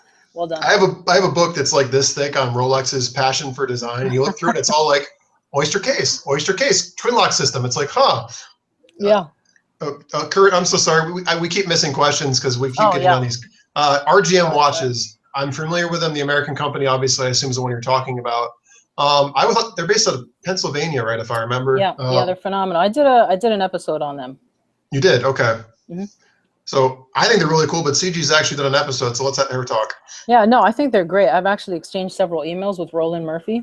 Mm-hmm. And he has an incredible passion for watchmaking. And to be fair, he's trying to do something that's very difficult to do with the price of American labor in general and being able to stamp something as made in the USA.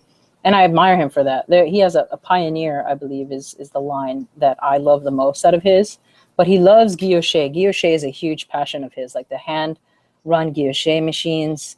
And I think what he's doing is incredible. And it's not valued. They are priced very high, especially compared to, you know, what we're used to seeing even for luxury pieces. But he's got some true in-house calibers. I think when I spoke to him, the one thing that he wasn't getting currently for the movements that he's making in-house is the hairspring. Mm. Wow. And that's, you know, incredibly different to manufacture. But everything else, I mean, he's making this stuff. So, yeah, I think they're great. I think they're a great brand. Oh God, we said some funny stuff. Renzo, I love Cellini too. Actually, the Cellini Prince is still on my list to buy at some point. I'm looking for a black dial one. You know, it's a romantic thing for me. I love that it's a rectangle shape, and this sounds ridiculous, but I grew up, I don't own one right now, but I grew up in like my grandparents' Cadillacs, and I would actually own a Cadillac now, honestly, like the CT6. But for some reason, that Rolex reminds me of old school Cadillacs for reasons I don't understand, and like I want it just because of that. What are we drinking? I'm drinking Chianti, which is a red wine. That sounds even. I'm I super usually not drink fancy. I got a Diet Coke. Diet Coke, yeah. I usually drink a lot of like sake, or I'm more of a liquor person. I'm not a big beer guy, but yeah. Anyway. Yeah, I'm not a big drinker at all. I got all that out of my system. Port call after port call after port call. So I don't really drink anymore now. Japanese whiskey's good stuff. Richard Mille, we talked about them before. I mean, they I think they're massively overpriced. I think they work a lot with celebrities to drive up hype, which to me is kind of silly. And I've heard that they're ludicrously fragile and break a lot, and they're a momentous pain in the ass to get fixed. All that aside, making watches out of carbon fiber, they have some incredibly cool designs. And, if they were $20,000, $30,000 watches on average, I probably would think they're pretty cool. But what they charge for them, how fragile I've heard they've been, and the fact that they're all this like celebrity-driven machine, I mean, they're kind of a turn-off for me personally, but nothing against them. Oh yeah. Jason Yoon asks, thoughts on birth year watches? I like it. I mean, it's not like there's a line of birth year watches, right? You look for a watch that you like that was produced in your birth year. I think there's a romanticism to it. There's a romanticism to having something that's been around as long as you have, So I want to get a birth year piece. So if you love watches, you can quite easily assign some sense of emotional connection to a piece. Like my Bulova is a 1956 piece because that's the year that my grandfather brought our family here from Cuba. So I've created, this romantic attachment to this Bulova that wasn't there before. But yeah, I like birth year pieces. I think it's a cool idea. I understand why people do it. You see me? No, I don't see you. I'm kidding. Thank you for the pronunciation thing. I kind of went with the Italian flair with the chi instead of the key. So forgive me. No mean to offend. If you want to tell me your real name too, I'm happy to address you as such. What do you think about Zin? We've talked about them kind of every live session. I think they're cool. I'm not a fan of the Navitimer, which I understand they bought the rights to and fair and all that said. But yeah, it's got a kind of a cool story. That's the appeal with them, I guess, really. But yeah, I mean, I think their flight style watches are pretty cool. I mean, for sure, I like them. But to me, in the price range, I'd be looking at a Longines or something else. But I respect them, and the watch community really respects them. So I mean, nothing wrong with them. Jay Sykes, is my dog trained to be a watch winder? Only if I want to lose the watch. So he's a pit bull. He doesn't have a gentle jaw. He also doesn't retrieve things from the bottom of the pool. He will jump in the pool, but he's a bit of a lemon. He has a lot of allergies, and he's super prone to ear infections.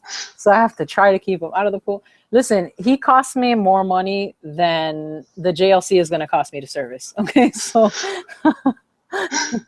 he's just super intimidating looking, right? Like he keeps people from breaking into the house. That's about it. Other than that, he's a giant pain in the ass. Well, I don't know how your dogs are too. Like I've had dogs my entire life until like the last year when my last one passed, and I go to my parents' house and play with their dog, and it's like I don't know what it is with the watches, but it's like, oh, chew toy. So it's like every time I go over there, it's like my GMT Master, whatever I'm wearing, ends up in the dog's mouth, and I'm having that moment of, like I'm screwed. Yeah, when I first got him to train him to like walk nicely on the leash or to stop biting, I could only wear the Marathon. Yeah. Because he kept putting his teeth on it, and I had when I first brought him home, I was wearing the Reverso. Oh man, I almost killed him the first day I got him. I had to go straight to the room and change. I think somebody, Magic Rising said, do either of you baby your watches? I don't baby my watches, but I also don't want my dog chewing on them. I'm guilty of babying my watches because I definitely have OCD, which I'm not even being sarcastic about. And I'm like, things have to be like aesthetically perfect, which is why, I know CG was teasing me a bit earlier. Like my GMT has a bit of the Stardust style starting on it where the lacquer is a little goofy. And it's actually potentially worth more for that. But the fact that it's not factory perfect irritates me to no end, because like the second I get a scratch on my watch or my car, like I flip out. But it's therapeutic. Like I had my Corvette, I think like 2 weeks, and then somebody backed into me and put a dent. Or not dent. They chipped off part of my paint. And after that, I was like, all right. And then right after I bought my Lexus, I had a hailstorm within 2 weeks, and it dented in like my entire roof. So it's like every time I try to be careful, I end up getting screwed. So yeah. That's what happens. The Audi TT, the first scratch on it ever was our now oldest was like 3 years old at the time, and he went to take his bike down the driveway, and his handle straight down the top, like right next to the headlight. Oh. My wife kindly excused me for like 2 hours while I cried in the bedroom instead of wringing his neck. that was pretty brutal. Yeah, it's like, you know, I don't know. The couple times that people have seen another side of me, everybody thinks I'm just really nice. But I tell you what, if something like that happens, I mean, I turn into Hitler, because it's just like I'd have to walk out of the room too, because I'm like my like full-blooded Italian like New York style comes out. It's like I'm gonna kill you. So yeah, you handled it well. Let's see. What about Orient made in other countries than in Japan? Like Brazil, where do they make those? I'm trying to remember. I don't know. I mean, I like Orient personally. I have the Bambino. That's an awesome watch. Yeah, and I've reviewed and handled quite a few of them. I think when you look at the pricing, they're pretty good. I think a lot of people are having a harder time swallowing the higher prices now that they have the hand winding and hacking. They're kind of creeping into like the mid 200s. But I thought they were probably worth that even before. I mean, like people gladly give that over for an SKX, and I'm not going to get into an SKX debate, but I mean, like if you see, so here's my problem with like Seiko 5s, right? And listen, I like Seiko. Okay, I have plenty of Seikos. I'm not gonna get into that. But if any company has the economies of scale, it's a company like Seiko Citizen, for example. So if there's anybody that should be able to quite easily put hacking and hand winding, on a larger scale in a movement, it's Seiko. Now, I think that part of the reason that they hadn't done that is because they wanted to keep this very kind of pyramid style features in terms of what you got as you moved up the pyramid.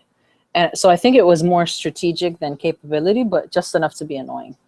Well, am I right in saying too, was it you that I remember that was modifying like 7S26 type movements to make them hacking and hand winding? Yeah, I was taking them out and putting in the NH35, which is I want to say comparable to like the 6R series, but they branded the NH35 when they give them to other manufacturers. Like Invicta puts that in the Pro Diver now, right? Yeah, exactly. But that's the Seiko. So I was taking that movement and putting them in the that's what I put in the SNZH, because it was driving me crazy. Wow. Jay, thanks for stopping by. Good talking with you. Where have you guys gone to buy pre-owned Rolex? I hate Tourneau. I bought Rolexes from Tourneau. You're guaranteed to play top of the market if and beyond. Like I don't know, some of their watches are priced somewhat competitively. Some of them, I don't know where they come up with these numbers. They're like $2,000 over what they should be. It's absurd. I don't know where they come up with their pricing strategies on some stuff. I go to gray market. I go to like dealers that deal in pre-owned watches. Like I know one that I've dealt with in the past is like Bernard Watch. Or I've dealt with, I used to buy from bobswatches.com, honestly, but they're very reputable. I've heard tons of good things about them, actually. I had a couple issues with them, if I'm honest. Their prices have gone up a lot, and I had a Rolex President from them, and I found out after the fact when I went to go sell it that the bracelet was made by an Italian company and it was aftermarket, and they didn't disclose that to me, and I lost a lot of value. That really upset me. But not a ding against them. I mean, some of the stuff you have to be even more fastidious than CG and I to pick this stuff out. But I mean, nowadays I go to like dealers that don't know a lot about watches, that kind of buy stuff kind of like on the secondhand market, because they stock used watches. And if I know that I have a little bit of edge and knowledge over them, I'll walk in and kind of point stuff out, and then I'll kind of flood them with information and feel them out on the price point. And if it's the most expensive watch in their case, I'm like, what if I gave you this deal because you're selling mostly Citizens and they'll work with me more. Yeah, I solved that problem by not buying Rolex, so I've never gone to Tourneau for a Rolex. But good question from Kurt. Outside of Seiko, what are some of the true tool divers? No one will actually dive with Rolex, Blancpain, JLC, and the rest of the Bentley pickup trucks. So that's true, although you could quite happily dive with a sub. But like, to be perfectly honest, you want to know what a true tool dive watch is? A dive computer. Okay, so dive watch computers these days, that's what divers are using. I've got plenty of friends that do diving, so that's what they use. But then in a more practical sense, anything that has 200 meters or more of water resistance. And the big difference between why I wouldn't say something with 100 meters is not so much, it's because of the way that you move your hands in the water, right? So that's what's going to create some of that push and pull in the water to be able to get through or not get through the gaskets. So that's why the general consensus is 200-meter diver. Any 200-meter watch with a screw down crown, you could call for all practical purposes something you can go in the water with. Right. So outside Seiko, you've got Orient, you've got tons of microbrands, right? All damn day microbrands. And truth be told, if my life was on the line and if I was going to go diving and I was that worried about like keeping track of very accurate time, I'd go out and buy a Casio G-Shock, to be truthful with you. If my life was dependent on a watch functioning well, that's a watch I would trust. I would not be taking my $5,000 plus Rolex or something with me, or like a $20,000 Blancpain 50 Fathoms, like original edition. Like the people that dive in those watches, I think are, I mean, a Submariner is one thing, but like a Blancpain, I think they're crazy. I'd want a cheap watch that I know has been, you know, like the Mudman or something even, which isn't a cheap watch. But I'd look at what armed forces are wearing around the world, and if you're going to go and invade a country, what's on your wrist? That's what I want on my wrist when I go underwater. That's what all these special forces guys are wearing. G-Shocks, yeah. Or like Illuminox. Somebody said Doxa. Somebody said Doxa. Yeah, for sure. Doxa. The Marathon G-SAR, fantastic dive watch. Really good thing about that dive watch is that because it has tritium tubes, you're never going to lose the light. It's never going to lose in terms of like in a dive or in a situation like that. The tubes lose, I think, about 20% every 25 years. They're about $100 to get a new dial with tubes in 25 years. So I love Marathon though. So that's me. Life's a Beach, Simon, right? Simon, do you own that Life's a Beach account too? Uncut. Hackable, what does hackable mean? So hackable, if I recall, assuming you're Simon, I know you deal a lot with Rolexes. Hackable, obviously, when you pull the stem all the way out and the second hand stops so you can adjust the time, that means hackable. A lot of cheaper watches, and actually some Patek Philippe's, believe it or not, you pull the stem all the way out to set the time, the second hand keeps ticking. And by being hackable, it will stop the balance wheel or the escapement, so you can pull it out. And usually what I do is I'll line my second hand up like exactly at 12 o'clock, and then you can set time to like an atomic clock, and you can keep perfect track of time. So that's all hackable means. Somebody asked, I don't own any watches. What are good brands for a simple watch? Something thin, look nice with a suit. Personally, honestly, I'd say the Bambino all day. If you can get a second-hand Orient Bambino, first, second, third generation, looks great in the suit. Put a leather band, nice leather band on that thing. Whew. I missed the question. What was the question? That was from Mr. Todd 3620, right under the Diver Doxa comment by Renzo. Oh, somewhat thin that look good with a suit. You know, I think if you're looking for something slim, I mean, I think of like the definitive, like the Warren Buffett watch would be like a Patek Philippe Calatrava. I think a JLC is an awesome dress watch to wear under a suit. There's still enough slim enough profile. You know, a lot of people would wear like a Datejust. You know, Rolex, like the GMT is a much thinner case. You could get this under a suit, but it's not a dress watch per se. But like a Daytona is a similar profile. You could definitely pull that off with a suit.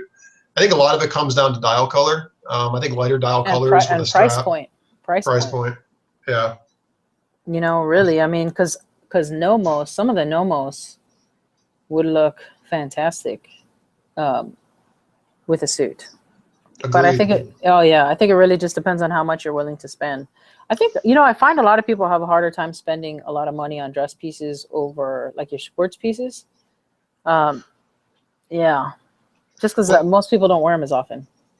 Well, it's funny you say that because you look at like, well, one thing too, my review on Nomos comes out tomorrow. I know people keep asking me, so it's coming out tomorrow. So sorry, I've been late. But yeah, to your point, so you look at like watch brands too, like the sport watches are where the value gets retained. So like Rolex, if you want to buy Rolex as an investment piece, which again, I don't recommend, but if you're going to do it, buy a sports watch in stainless steel. That's where the money sits. Those watches always hold their value and they increase. It's when you get into these dress watches or these, you know, like 18K or whatever, that's where they have a much harder time. And to your point, CG, maybe it's just like the daily wearability of it, that they're not as collectible otherwise. Yeah, I think it's really convenience goes a long way, you know, because dress watch, you know, you're playing a role for a little bit, whether it's for your 8 hours a day or your 4-hour business trip or whatever. But it's really just the convenience of knowing like rain or shine, that sports watch is going to be good, you know. So I know I personally have a hard time spending the money on a dress watch. There are pieces that I absolutely love from a mechanical perspective, but then I think in terms of practicality, you know, which is one of the reasons I went for the Squadro, because I can wear it all the time. I really don't feel bad like banging it if it gets hit or something. I mean, for all intents and purposes, it really was the first sports watch design. So It was for polo matches, wasn't it? Yeah, absolutely. Yeah. And the original case was much more. So fun fact with that, one of the pieces that I want to pick up is it's a vintage Hamilton Reverso style case. So Hamilton for a very short time made a case that was very much like the Reverso until they were sued by JLC to stop using the patented design that they had for their case. So there are Hamilton produced Reverso style pieces out there, but they were a very short run because they ended up getting sued by JLC. So that's one that I kind of want to add because I think it'd be very cool.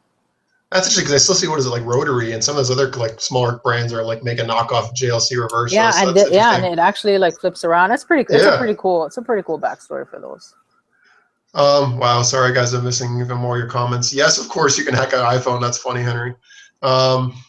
Wow, so many. And by the way, sports watches with a suit, of course you can do it. I mean, Bond did it, right? He wore his Rolex Submariner, he wore his Omega Seamaster. So if Bond can do it, you can do it too. Not only that, but the watch community is such a small one, so the amount of people that would know what type of watch was what in the general masses, practically non-existent. Oh, agreed. Nobody ever notices. Just don't wear a brown band with black shoes and a black belt, man. That's all I'm telling you, gentlemen. Match, at least if you're going to wear a leather band in a suit, match the damn band to the shoes and the belt at a minimum. That's all I'm asking. Yeah, the fashion police will come after you, just like the grammar police come after me. Let's see. I'll pay $50. Are vintage glass shoot collectible? No. Yeah, I mean. Well, because if you're thinking glass shoot original, they're not glass shoot GUB. To my understanding, they're different companies. Unless I screwed something up massively in my understanding. No, yeah, because they were falling under a group. Yeah. Do people understand that glass shoot is a place in Germany, and so there's plenty of watchmakers that are actually in that town, just like Geneva or whatever. So there's a lot of companies that have that on their dial because that's their origin of their watch manufacturing. So there's a bunch of ones that say glass shoot on the dial, but it doesn't necessarily mean. I mean, they're from many different brands, made many different times. But if you're talking about the ones from like the '60s, those are $200-300 all day. Those are really cool watches and stuff like that. But I don't know what long term is. But I'm sorry, I cut you off, CG, please. No, yeah, I'm saying then depending on the year, you have glass shoot as a standard itself that now umbrellas things like Miele glass shoot. You have Nomos glass shoot. You have it's like a big manufacturing house and standard for particularly German brands. So right. The thing is, I don't know what year that was established. Rational, we wouldn't read your comment. Sorry, was the comment to us or somebody else? I missed it. Oh dear, something tells me it was probably interesting. All right, let's see here. I mean, UB. All right, so you said which one are you reviewing tomorrow? The Orion. Oh, I like that one. Do you have it? Can you sneak peek it? I don't have it on me right now, but it's on my Instagram on Instagram. You can see it. Okay, I'm gonna have to go through your Instagram. Who said glass shoot is Swatch now, right? Well, not quite. You give it another couple of years, depending on how things go. Yeah, we'll see how that works out. And it might fall under there. Man, Swatch Group is something special. That's all I'm gonna say. Yeah, they are. They're just so strict hierarchy, and I feel like that kind of ties the hands of it, So like when you think of Tissot, and then Hamilton's supposed to be over there, and Tissot, and then Longines, like they have to kind of stay in their lane. It's clever in the sense that they should not be competing against each other. But I'd hate to be like working for Tissot, right, in the Swatch Group, and then you kind of walk by somebody that works for Omega, and you know that like the Swatch Group has shoved you in this particular category. I don't know. Richemont goes, to another extreme. So yeah, you guys know me since I'm a car lover. I have to make this into a car analogy. I know a lot of European car brands play the same game. Like I know like Porsche, a lot of people said that the Cayman and the Boxster are better cars in terms of platform being mid-engine than the 911, but they always have less horsepower in them than the 911 because they don't want people buying a better car for less money. And if they put like the full horsepower 911 engine in the Cayman, then it would make the 911 redundant, which I don't think would happen. But whereas like us Americans, we're like, yeah, screw it, we'll put 600 horsepower in a Camaro, and who cares if it's faster than a Corvette, right? So, yeah, we will. Yeah. So let's see, thoughts on the Stova Partitio. I don't know Have that you one. seen that one? Okay, so I think I saw both of these. Let me just look this up to make sure I'm talking about the right one. Yes. Okay. So the silver partido, I tried this one on during the wind-up event. So they had the black dial and the white dial. What was crazy is how different they look just based on the dial, because then the accents on the outer chapter ring on the dial are a little bit different. So I actually think they're beautiful. They're a very nice modern take on your classic. They remind you of the classic trench watches. And the styles, the case size is also much more reserved. So I think they're great pieces. If you like it, you should definitely go for it. A couple really good things. You see me, thank you for connecting my pronunciation. Rational, no, there's a clutch that I believe disengages it from overwinding the watch. No worries there, although I would recommend you switch to your other wrist just to be safe, because you might get a little violent. I don't know what you get up to. John, yeah, the GT4, I am kind of excluding the GT4. I'm thinking more like the Cayman S line, where it's not the same horsepower as like a 911 Carrera S, but that's a fantastic point, and the GT4 is a great car. I say that as a Corvette lover, but I have a lot of respect for that car, so absolutely great point. So they make the Wow, rational. That's all I'm gonna say is wow. You know, I'm leaving that alone. I'm not even going there. Wear a Quartz. It's water resistant 200 meters, right? I mean, shock resistance is supposed to be good. I think you're good. Be careful with the salinity levels. I don't know. Rinse, repeat. That's all I'm saying. I'm gonna get banned for this. I'm gonna stop this. Oh my gosh. Let's see here. Geo is owned by Swatch. Okay. Let's see. Yeah, and I screwed it up in one of my previous videos and didn't mention that. So all of you guys that called me out for that, thank you for correcting me as always. There was times I thought I was wrong, but I was mistaken, as they say. All right. So what do you have a favorite microbrand at the moment? Me? Yeah. Well, does microbrand really have a definition? Because I feel like there's kind of a. It doesn't. I feel like microbrand to me is something that's not super mainstream. So something that doesn't have, I would at this point say it's something that doesn't have a boutique or a brick and mortar store that you can go in and try them on. Mm-hmm. There is one company I think is kind of cool that I thought about buying, which as a piece of manufacturing, I don't know how well they're named. They're called Retrowerk, Retrowerk. And they have some like very like steampunky looking kind of cool watches, and I think they're kind of cool looking. And that clockers you showed me, I think really kind of cool off the wall too. How about you? The clockers Clock 02 is like that's cool, super cool. I mean that one I almost bought. My favorite microbrand right now, I have to say it's Isa. Okay. I like totally fell in love with them. Aside from the fact that the founder is like 8 feet tall, and when I edited that video with him, I had to like the way I had the camera set up at first. When he walked onto the frame, his head was chopped off. Like I had to like turn it up, and even when I'm holding the microphone up to him, I'm still like six inches away from his face. That dude is so tall. He had so much swag though. Like if I liked men, he would have wooed me. You know, like he was super like. That's one dude I could totally understand having a crush on. Like the guy just had swag, you know, like he was really cool guy.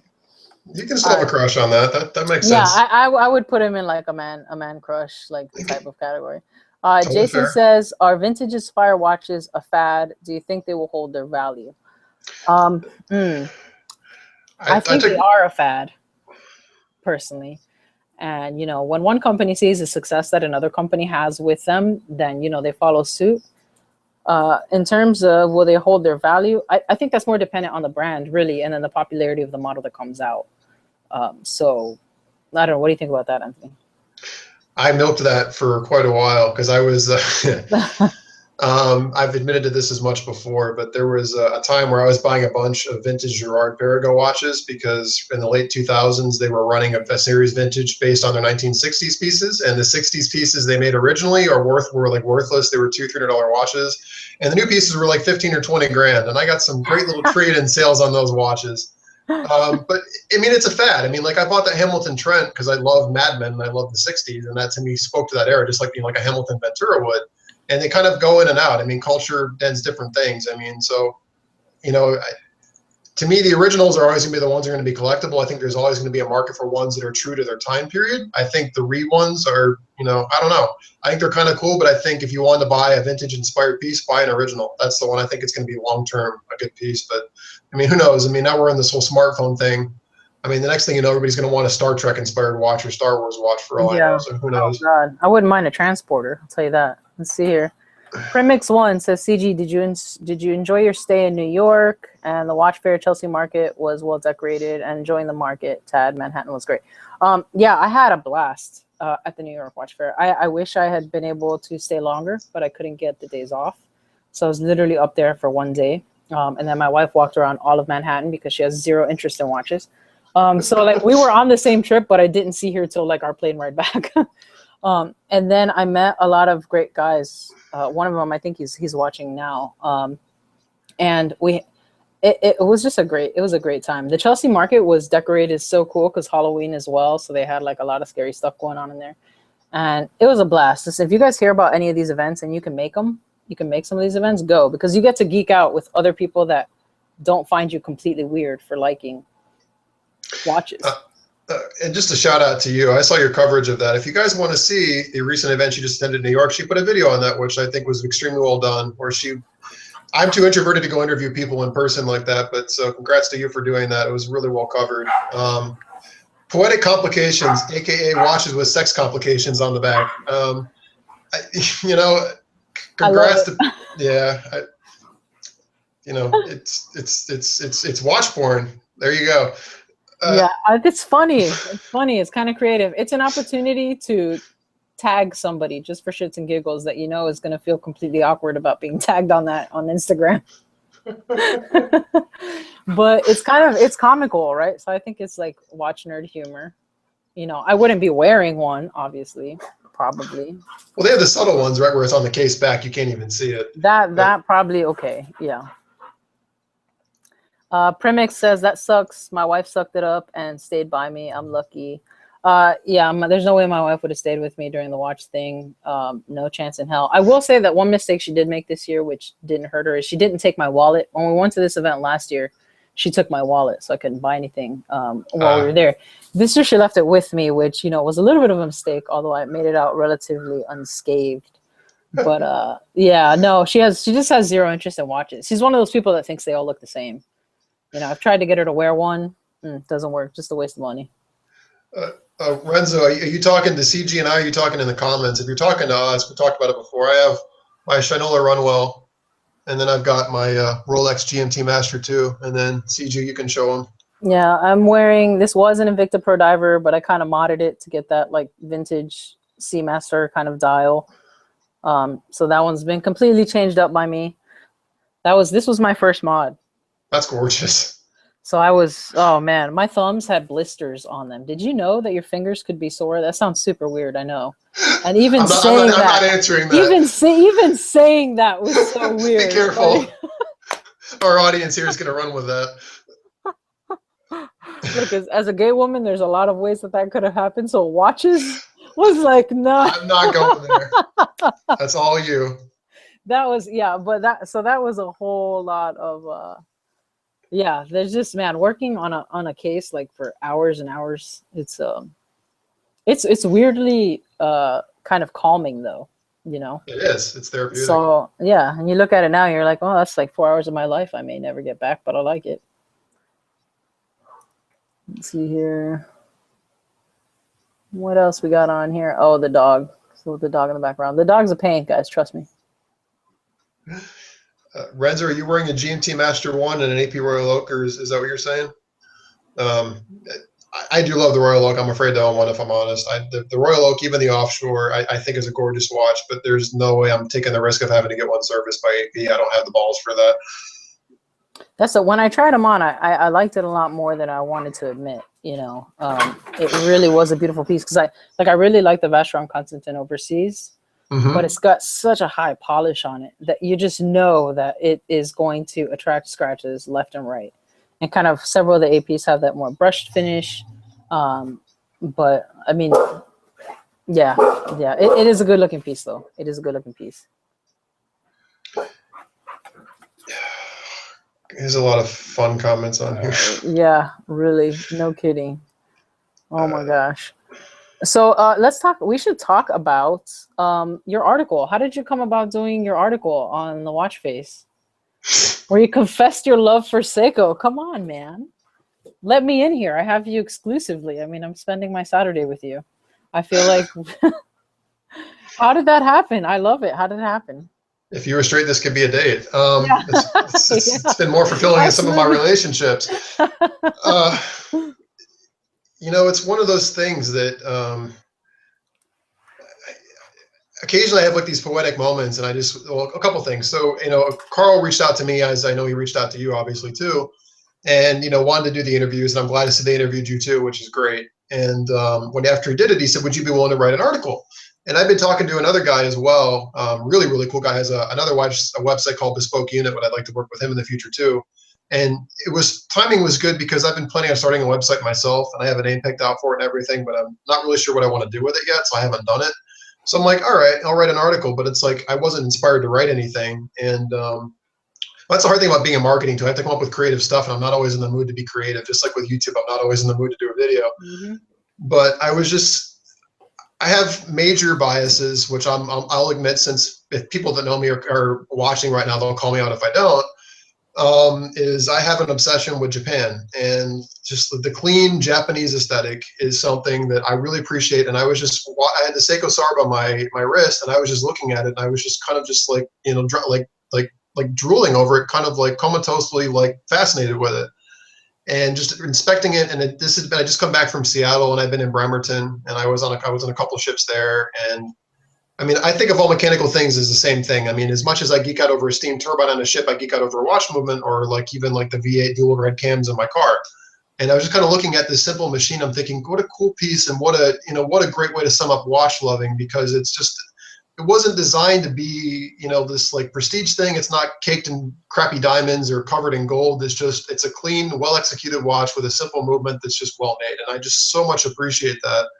And you know, I get called all the time, like, you have all these expensive watches, you know, why are you so in love with Seiko? And it's like, because they don't say anything about you other than that you just appreciate a good watch. It's not like, well, my bank account must be enormous because I own this, or I'm not making a statement about myself. I'm appreciating the statement that a creator made about their device. And so, you know, it was a poetic moment. I'm like, this is why I love watches. And I kind of put pen to paper, and then I sent it. And then the second that I sent it, I'm like, and I read it again, I'm like, God, this sounds so cheesy and overly lovey. So I was like, I want to take it back. I loved it. I thought it was great. When I saw your post on Instagram, I was really excited. I hope you do more. I hope you do more stuff with them, because it's nice. It's like, it's a very different perspective. And to your point about having, you know, all these expensive watches and then still wearing a Seiko, I think it says a lot about the person, because if your self-perception is so fragile that it has to be validated by the value of anything that you're wearing, you know, I think that in and of itself says more about you than anything else. But well, I've been the other side of it though too. I mean, I can't sugarcoat it. I mean, I've grown up very well, and I was privileged in my upbringing, and I was definitely one of those insecure teenagers that was always wanting to have more than my friends. And, you know, where I went to college, or not college, when I was in high school, I mean, I had friends of mine getting, you know, brand new $100,000+ Mercedes as their cars when they were 16 years old, and they were living in multi-million-dollar mansions. So there was constant one-upmanship, and it was all like, well, screw you, I just got this, and well, you got this, well, I have this. And it was just, it's meaningless and it's pointless. And I think once, hopefully, you kind of get beyond that point, you just appreciate things as they are. I think you open yourself up to a lot more possibility, and you'll find things that you love or things you never would have thought of, because you're not trying to impress everybody else. You're trying to impress yourself and buy what you like. And it takes a while to get there.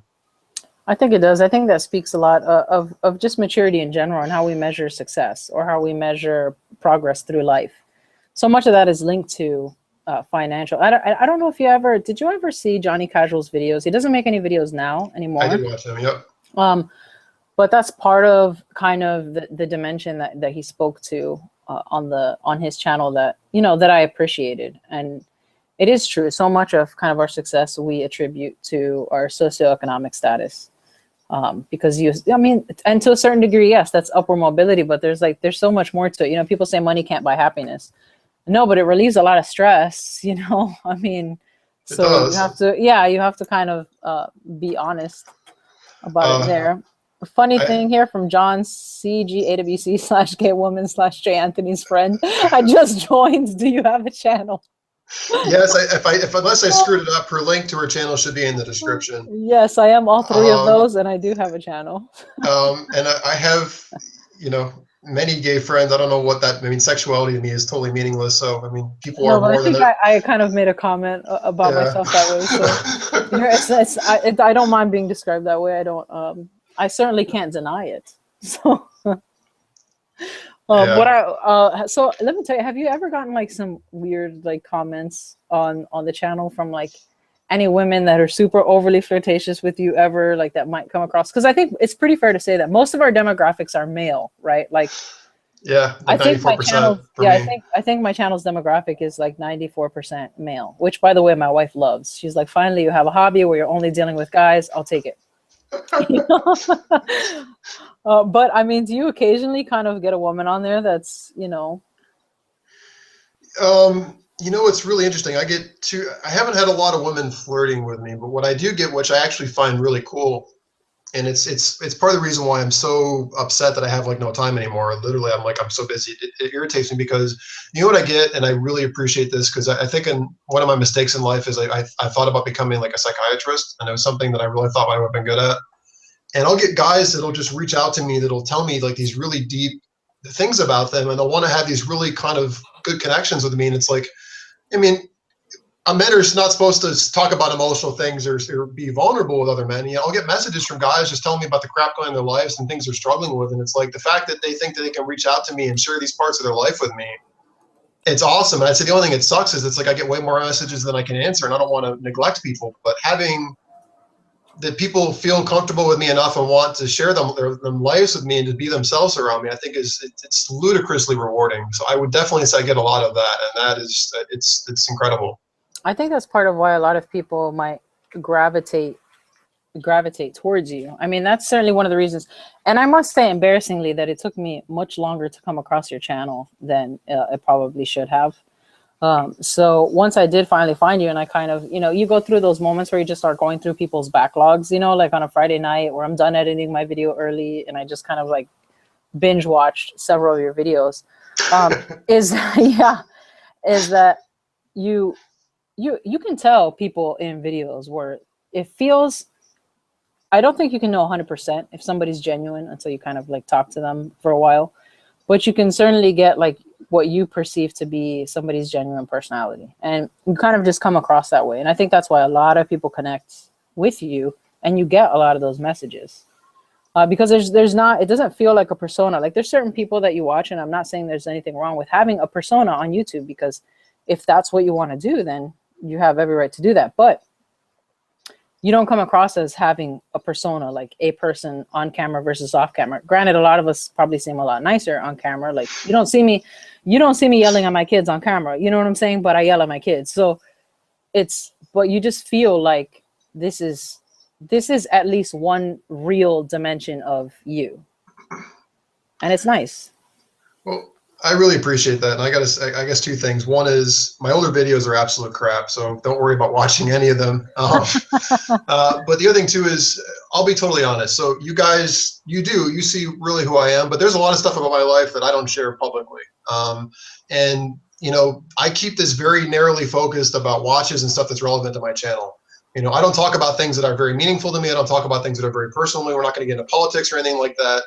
And, you know, I don't share my personal life with you. I'm not telling you guys who I'm dating. I'm not talking about my day-to-day stuff. And part of that is one is I don't want to lose track of what the channel is about. And the other thing too is I'm very much aware of the fact that that's going to become a definition of me. There's things that people are going to gravitate to me on, and they're going to want to join me just because I have these opinions. And there's other people who are going to go away and think that they're going to not want to do with me anymore because there's parts of my life they're not going to agree with. And the reality is that I know people can get so put into filters that they put people into categories of whether or not they'll listen to them. And to me, you're seeing all of me that you need to know to talk about watches. And so that's kind of why I've kept this narrow focus. And there's stuff that I just don't get into. And some of it is I'm just introverted and I don't want to share that part of me. But the flip side is I am who I am. And to your point, CG, there are channels out there. And I think part of the reason I don't watch them either is it's very clear to me they're putting up a front. And again, nothing against that. And there's some really mean comments and people say shit. And it's like, I get part of the reason why they're being protective of even being themselves. They're trying to be completely politically correct, which I can't be if I wanted to be. I mean, sooner or later, my mouth's going to get the better of me. But you know, if somebody in my comments got attacked for something that I was really passionate about, like I made that stupid video a while ago about respecting the watch community, because it's just like, I don't talk about stuff, but I got so pissed off at people acting like little idiots and talking to each other like they're 5 years old that I'm like, I blew up and just put my camera on and like, screw you guys. That's the first video of yours that I saw. That's actually the first video of yours that I ever came across. And that kind of led to my love affair with all the rest of your videos. That video, the lighting is off. I'm out of focus. Like I literally just came home and I'm like, I am so pissed off. And I just set the camera up and I'm like, I'm filming this. I can't handle this crap. It was a good video. It was a good video. Let's see. Watch drama is fun. Yes, several of you boys do think that. I was a bit surprised because I got to tell you, I thought girls were mean to each other. Yeah, turns out boys are pretty damn mean to each other too. Like I thought we had the whole drama thing on lock, but no, you guys got a pretty fair share of it. Great talk to you guys. Oh, thank you, Bob, from Time to Go Travel with Pieces. He's got some really cool videos. He just did I don't know if you saw, have you watched his channel before? No. So he's got a pretty good channel. He just did a review on the Bulova Moonwatch. And that's an interesting piece. So what do you think about Bulova's Moonwatch? Because they got, initially when they came out, there was a lot of people excited about it. And there was a lot of people kind of spewing the whole, stealing some of Omega's, you know, like it was an Omega homage to the Speedmaster. God, that's a word that gets thrown around a lot. But but what do you think about the Bulova Moonwatch? It's logic versus emotion for me on that watch. So the aesthetic of it, I think the watch is gorgeous. I think it's timeless. I love everything about it. The quartz movement and the price point to me ruin it. I think it's a little bit overpriced for what it is. Again, I'm aware that I'm a hypocrite. But for that reason alone, I would never buy one, but I have a lot of respect for one. And if I saw somebody wearing one, I would definitely think well of them. Not that but I mean, yeah, so that's what it is for me. I think it's a gorgeous looking watch. I think it's really cool. And for the record, by the way, the Omega watch that everybody loves so much, the Man on the Moon, was the first watch on the moon in theory, but it was not the first watch in space. And rather than tell you what that was, feel free to go check that one out. But I don't know, what do you think about it? I actually really, I was excited that it came out. I think it's like a super good looking watch. And, you know, Bulova was in the running originally as well to be one of the moon watches. And there's something nice about it being an American brand. I mean, it's not technically currently at the, you know, right, being purchased by Citizen, but I think it's a really cool piece. The prices came down really fast for them. So originally the price point was really high. But I kind of dig it. I mean, I kind of dig it. I'm not gonna lie. I almost got one when they first came out. And then I was like, okay, just wait a little bit because prices will come down. And then if I still want it, because I try not to impulse buy. It's hard. Yeah, it's so hard. I try not to impulse buy, but yeah, that's one that I might still end up getting. What are you doing? The dog wants to be in the video now. Yeah, eBay is kind of like crack cocaine. If I get on there sometimes and I find a watch that's like really underpriced on an auction, then the next thing I know, I'm bidding on it and I'm in trouble. eBay is very, very dangerous. Extremely. Very, very dangerous. I've seen quite a few pieces. There's some things on there that I'm thinking about getting now just for a mod build. But we'll see if I end up getting them or not. Jaeger, down. He's biting me now. Oh. Yeah, he's a bit special. So I do like the Bulova. Now they have that new curve. I don't know if that's like out to be purchased, but they featured it at Basel. It was they have the first curved quartz movement, and those kind of look like interesting pieces. And I know people don't get excited by quartz. I mean, I think in general people know that. And to be fair, I think that's one of the reasons that Seiko's overtaken Citizen in terms of being more, you know, mentioned more often and being more popular, because Citizen makes some fantastic watches, but they've quite obviously focused on outsourcing several movements, particularly Miyota. But man, they make some great pieces. I mean, the Citizen Grand Touring is one of the sexiest watches I have. That thing is sex on a bracelet. Have you seen the Grand Touring Sport? I mean, I reviewed it because my dad got it. I'm gonna pull it up now. I swear to you, I almost sent him a check at a gross discount. I almost gave myself a gross daughter discount on his watch and almost sent him back just a check to keep the watch. The dial on it is absolutely beautiful. And it has kind of a sandwich style from 12 o'clock down to the 15-minute marker, where underneath it has orange. Oh, it's beautiful. I almost bought one of these. It's and beautiful. The only reason I didn't buy one is because it's not made in Japan. It had a Japan movement. I literally was at a Citizen boutique and they offered me one discounted for like $6.98, and I was going to pull the trigger, and then I saw Japan movement. I'm like, oh, and they killed it for me. Yeah, but I mean, that's in-house, right? It's gorgeous. That's Miyota. That's the Miyota 9015, but they have it under, I believe they call it the 8015 or something, which is the same movement, but it's branded a different caliber when they use it themselves versus when they sell it to other people to use in their pieces. But yeah, I mean, the Grand Touring, there's a regular Grand Touring as well, which is okay. But the Grand Touring Sport is, who is that? Bingo knows. Hey, CG, your video on the Citizen Grand Touring Sport sold me on the watch. Just got it last week. Damn it, it's beautiful. And it's a big piece. But just the blue dial on that, thank you, Bingo knows. So they call it the caliber 9012 when they use it themselves, but it's the Miyota 9015. And it just, that thing in the sunlight, holy crap. I blame Instagram. Instagram is where I fell in love with that watch. Oh God. I am with you, and I would say too, if that watch was priced at the same level as like a Seiko Sarb line watch, I would buy the Citizen. Yeah. The movement is really well decorated too. Yeah, it's surprisingly, it really is. And granted, you know, I mean, in general, I think they kind of like Japanese market kind of gets known as more focused more on function than flair. You know, whereas you think about it with the Swiss, it's all about presentation, right? That's part of the art, right? Is the hours that it takes to decorate the movement. And interestingly, there was a brand at the meetup, which is a British brand, Van Berg. That sounds familiar. Yeah. Yes. So he's a UK watchmaker, and that's his brand. Yeah, and he is taking these movements. They are stock movements, but he's getting them undecorated. And he is hand decorating the movements, and the rotor that he puts on them, he's actually making. So that was pretty impressive. I mean, there's something to say about the flair, but you are going to pay for it. Good looking watch, Seiko Patty Turtle or SRPA 21. I'm taking the Turtle, the Patty, personally, but I'm being completely subjective on that. I think which one's the 21? Is that the, let me look this up real quick. Nylox Hesselite versus Sapphire and the Man on the Moon. I would buy the Hesselite if you're going to wear it as a once a week kind of thing or like a dress watch. That to me is true to form, and it's part of the classic reason of that watch, or part of the history of that watch. Now, if you're going to wear that watch like as your everyday watch and you're going to be banging it up and down your desk and taking it to the gym with you, then get the Sapphire, because Hesselite is definitely not going to take a daily beating to the same degree that a Sapphire would. But if it's going to be kind of an occasional watch for you, I'd go Hesselite all the way. To be honest, Citizen build quality is greater than Seiko. Citizen makes almost perfect watches.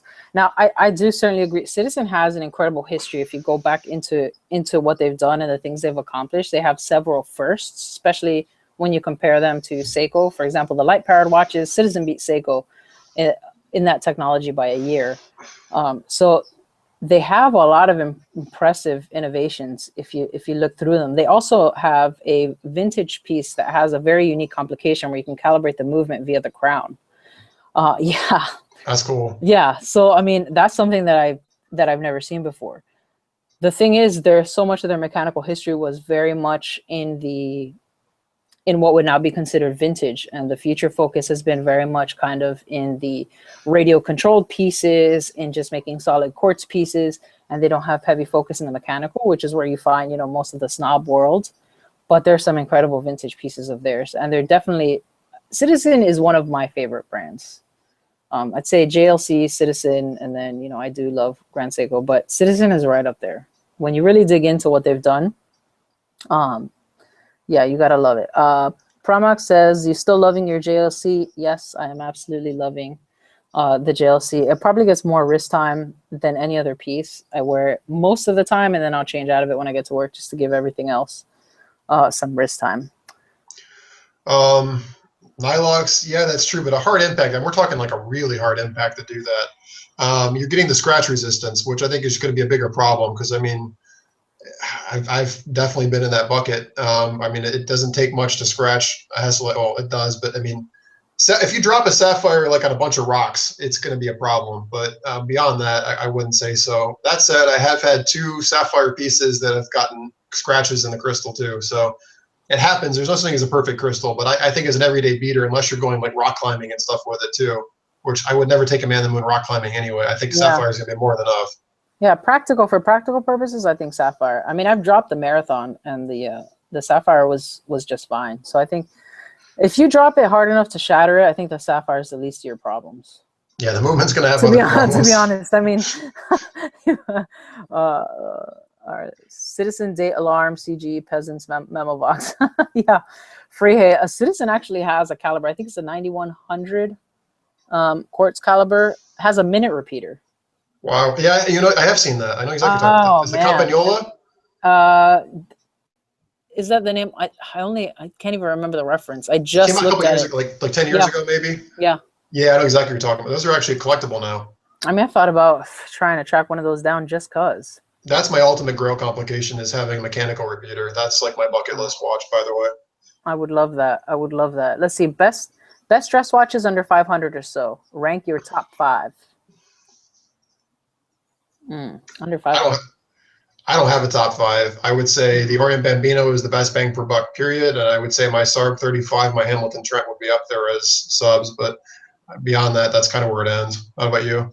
I'm just not big dress watch person, to be honest with you. When I think dress watch under 5, I would probably only go the Bambino route. Yeah, I'm not a good one to ask about dress watches. Anthony, your current favorite in your collection and why? That's from Primox. Or Primox. Sorry if I'm mispronouncing that. That's like picking a favorite. Like, I don't know. Like, I assume I'm never having children. I don't plan to. But if I had kids, I'm assuming that's like picking that, right? Yeah. I'll do mine. I would say probably my Seiko Sarb or my Seiko Monster, because every time I pick them up and I think about what I paid for them, I think of what a good deal they were. And like the Sarb in particular, there's just the way the watch glows. Like I say that all the time. There's just something about that watch. There's an aura about that watch that I can't explain. I would say the one other watch I'd probably put up there, I'd say my 2 other ones that fall into that are the Omega Seamaster Professional. There are days that I wear that watch and the sun catches it just right, that I'm like glued to the dial thinking how pretty it is. And the Rolex Explorer 2 that I just picked up, the polar white dial with the black indices. I love the contrast of the dark black with the solid white. That is a sexy watch. I mean, I love my GMT Master. I love all my other watches too, but I'd say for just pure joy of what I paid for it, the Sarb has got to be number 1. If I take price out of it, I'd say it's a 3-way toss-up between the Seamaster, the Explorer 2, and the Sarb. Absolutely. Next question. What is your opinion on Christopher Ward in general? Oh, I feel like this is going to be good. Please do tell. No, I'm leaving this one up to you. I've talked about it in every live stream. They can look it up on multiple live streams. So, CG, how do you feel about Christopher Ward? They're not bad. No. I will say that their accomplishment in having an in-house. It's probably so Christopher Ward is the epitome of what an in-house movement would resemble in a globalized, interconnected world. In that they named the movement the SH21 because that was the number of companies that were involved in producing that piece, and they came to own the majority stake owner in that, which is how they came across the in-house movement. So that's impressive from a standpoint when you consider the amount of time that they've been around and what they've been able to accomplish. They've had a few missteps, I think, but generally speaking, there's some of their pieces that I find incredibly attractive. Really, they've done some really cool things with modifications to movements, and the fact that they have an in-house movement is something that not every company can say. Now, will it stand the test of time is something else that we've touched on earlier on. We'll see. But 5-day power reserve, They have that new Pilot watch. That's a 5-day power reserve. That thing is stunning, not going to lie. So they do have some pieces that should turn your head. Even I like that one, I gotta be honest. Yeah, they do have some pieces that will turn your head. But, you know, in general, they're very popular Tridents. You know, they're just okay for what you're getting compared to what you can get from some other brands with the same features. I think they're a bit overpriced. But I don't mind them overall as a company.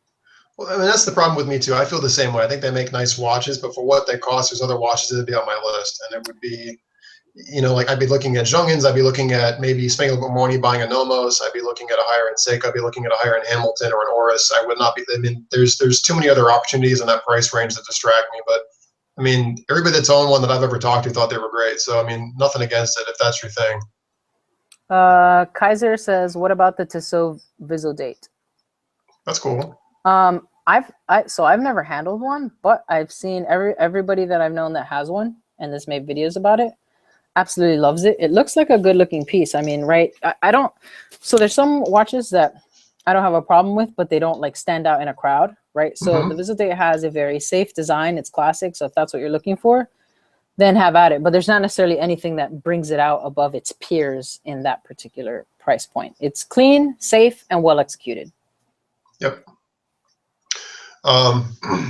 James, by the way, I just shot you a link if you want to pipe in. I know you. Yes, James, man bun, who cut off his man bun.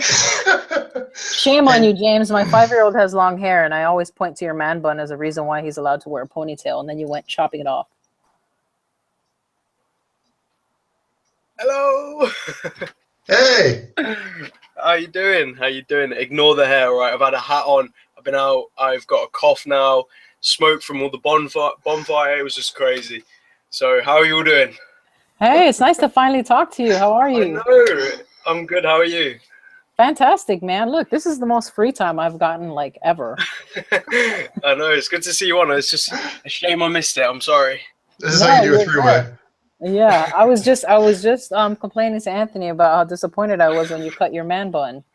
Oh yeah. Yeah, because my 5-year-old has long hair, so when I watch your videos, I'm like, look, this is James, and he puts it in a ponytail, and you can put it in a ponytail, and then you cut it off. Anyone can do it. Anyone can do it. I got rid of it because of work and stuff, and I need it shorter now. And had a lot of really great emails about it as well. People are so nice on the internet, aren't they? Oh, it's the interweb. You can't take that nonsense seriously. There are some awesome gems. Offer him some tea and biscuits. I've just had tea. Unfortunately, no biscuits, but yeah, I'd happily take some tea and biscuits. No problem. All right. So Ross Williams asks, "Is a smartwatch a watch or an extension of a smartphone?" I don't believe they're watches. I think most of us generally probably agree on this. If you're a tech person and you want an extension of your watch, then yes. If you're a watch person, then you're not into the smartwatch thing. Now, I do kind of like the exercise counter type things. Yeah, the buttons. Yeah, you know, that like count your steps and your heart rate. Yeah, exactly. That kind of stuff. But yeah, and they are doing some interesting things with mix. So they're doing like digital or analog faces with the digital backplate. That does all that sort of stuff. It vibrates, it tracks your steps, but with a normal analog face. So there's definitely some interesting stuff going on.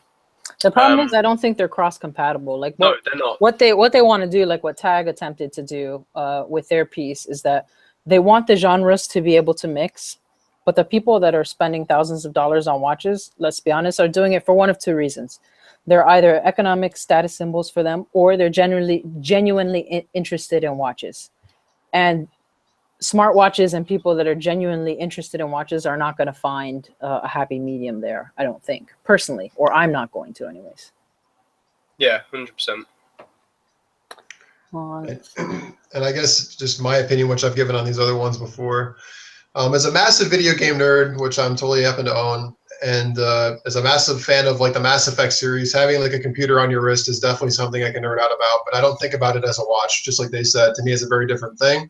And there's a part of me that has massive respect for like the Apple iWatch, and I've actually been looking at maybe reviewing one on my channel, but to me, it's not a watch. I mean, calling it a watch to me is it's a very different market. And I know some of you guys are mentioning that you wear both. And if I bought one, I would have it on one wrist. I'd have a mechanical watch on the other, because to me they serve very different purposes. I did that to work when I wore, because I got sent a or what's it called, Huawei smartwatch. I've still got it right now. I was going to make a review on it, but I just couldn't figure out how to review it, because obviously the review would have been watch orientated in comparison to wristwatches. But then I was like, you've got to cover the technology, because there is some great technology in this thing, but I'm not a tech guy, so it didn't seem like a review I could do and give justice to, so I just didn't bother doing it. And but yeah, it's fun to wear it on one wrist with your watch on the other, and I did find use for it as my phone was not on me when I was out, and I could still, check texts and do things I shouldn't be doing whilst at work, which I thought was brilliant. So good job on that. You know what I mean? All right, Primox says top 3 brands. And Korean Iron too, I want to touch him because I think you brought it up earlier about the newer version of the Bambino, CG. Oh, yeah. So do you want to talk about that? He's talking about the Symphony, which is the upgraded one. About the Orient Symphony 2, basically the Bambino with an upgraded sapphire crystal at the same price. I'm surprised the Symphony isn't as hyped as the Bambino is. Yeah, let me see.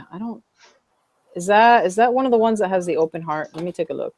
I gotta look at it. I don't know everything by like memory when I think of it.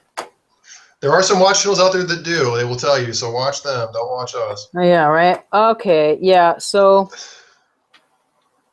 it's super similar. I mean, okay. So from what I remember here, the big difference that you're getting here, and part of the charm of the Bambino, if you look at people that review the Bambino or that have looked at the Bambino, the charm of that is the dome, right? So that's really part of what that's the difference between what you're getting for the Symphony and what you're getting from the Bambino. You're getting modern-ish materials, right? Because the Bambino doesn't have the sapphire, but one of them has that vintage appeal, one of them has that vintage charm, and the other doesn't.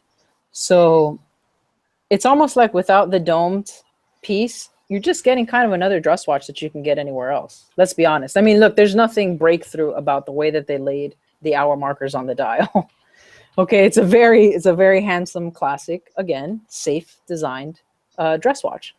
But you put that dome on it, and it's something a little bit different. The way that looks, the profile view of it, that's beautiful. I think that's part of the reason that the Bambino won so many people over. It just looks much nicer than what you would think you'd get for what you paid for it. That's a good point. I think there's a lot of truth to that, for sure. And then I cut you off. Top 3 watch brands for us. Yeah. Well, as watches that I'd spend my own money on, or watches if I didn't care and wasn't anxious about return on investment that I would buy just because. If there were watches I didn't care about what they'd ever be worth, I'd be Lange, I'd be MB&F, and probably Grand Seiko. If money I'm going to spend my own money on, my top 3 is definitely Seiko, and then Rolex, and then beyond that, I'd say those are probably my top 2, and everything else beyond that to me is at a different level for me. How about you guys? Go ahead, James. It's difficult, isn't it? It's difficult. Grand Seiko would definitely be on there, especially now I saw some at Salon QP. What else did I really experience there? Younghans was just incredible. I'm really surprised by them. Nomos as well. Definitely got Oris. Yeah, I'd throw Oris in there. That'd probably be it. I actually think mine would be a Lange. Then I would definitely have to put Citizen in there and JLC. So one from each region of the world, if you will. Those are my favorites. I like that you choose Citizen. Yeah, they offer some great choices. They really do, and a lot of people look past them because of Seiko, and I think they are missing out because Citizen do offer some real great watches. I'm a total groupie. So, James, I've been following your Instagram, and you've definitely popped your high-end watch cherry. Do you want to talk about your Paul Newman Daytonas and all your new experiences? And are we still feeling the way we felt about high-end watches, or are you still feeling the love for them? Them Paul Newmans, the bracelet felt worse than my 1977 Seiko 5 that I bought for about £12. But it was just knowing that that's $100 grand on my wrist, which felt stupid. That was more than like a common house in England usually costs. I was just like, that's ridiculous. But they were truly beautiful watches, and it was just such a, I don't know, when you hear so much about a watch, you see so many pictures, you see people talking about it, and you never think you're going to see one, and then to see 2 in the same place and get to experience both with, the other person being so like willing to show you and everything. It's just, it was really, really great, to be honest, and it was just a great overall experience. I had so much fun. I even got to try out the new 2016 Daytona as well with the I ceramic saw bezel. that. It looks good on you. Beautiful, beautiful watch. You know, I understand that the movements and all that get a lot of flack. I know, Anthony, you never liked your Daytona very much, if anything at all.